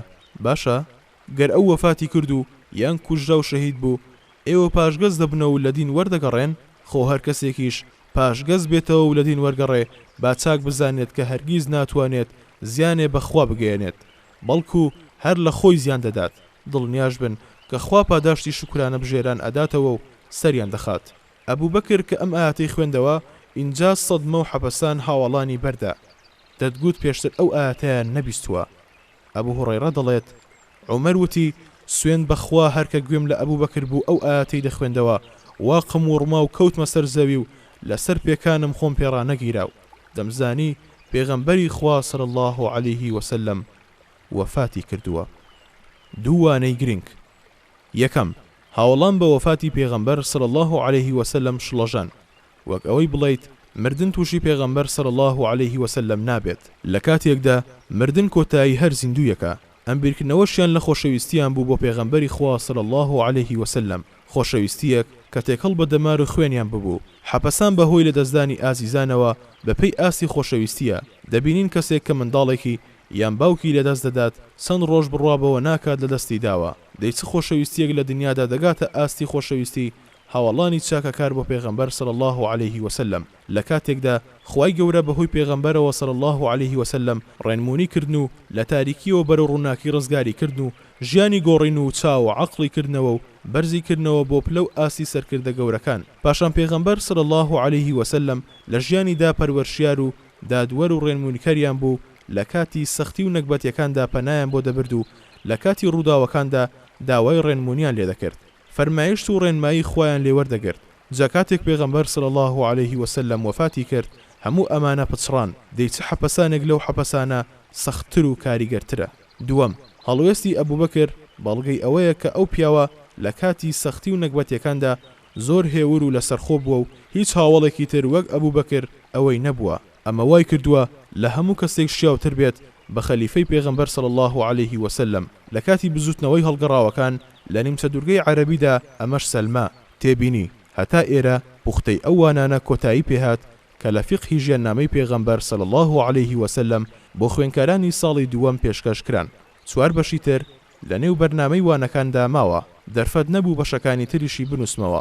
بەو چەشنەی کە لە پێشەکی یادەوەری ساڵی یەکەمدا باسمان کردبوو، ئەمەش لەبەر کەمی دەرفەت. جا هیوامان وایە خوای گەورە تەوفیقمان بدات بۆ نووسینەوەی ئەو بەشەی تری مەنهەجەکە کە ماوە. وآخر دعوانا أن الحمد لله رب العالمين.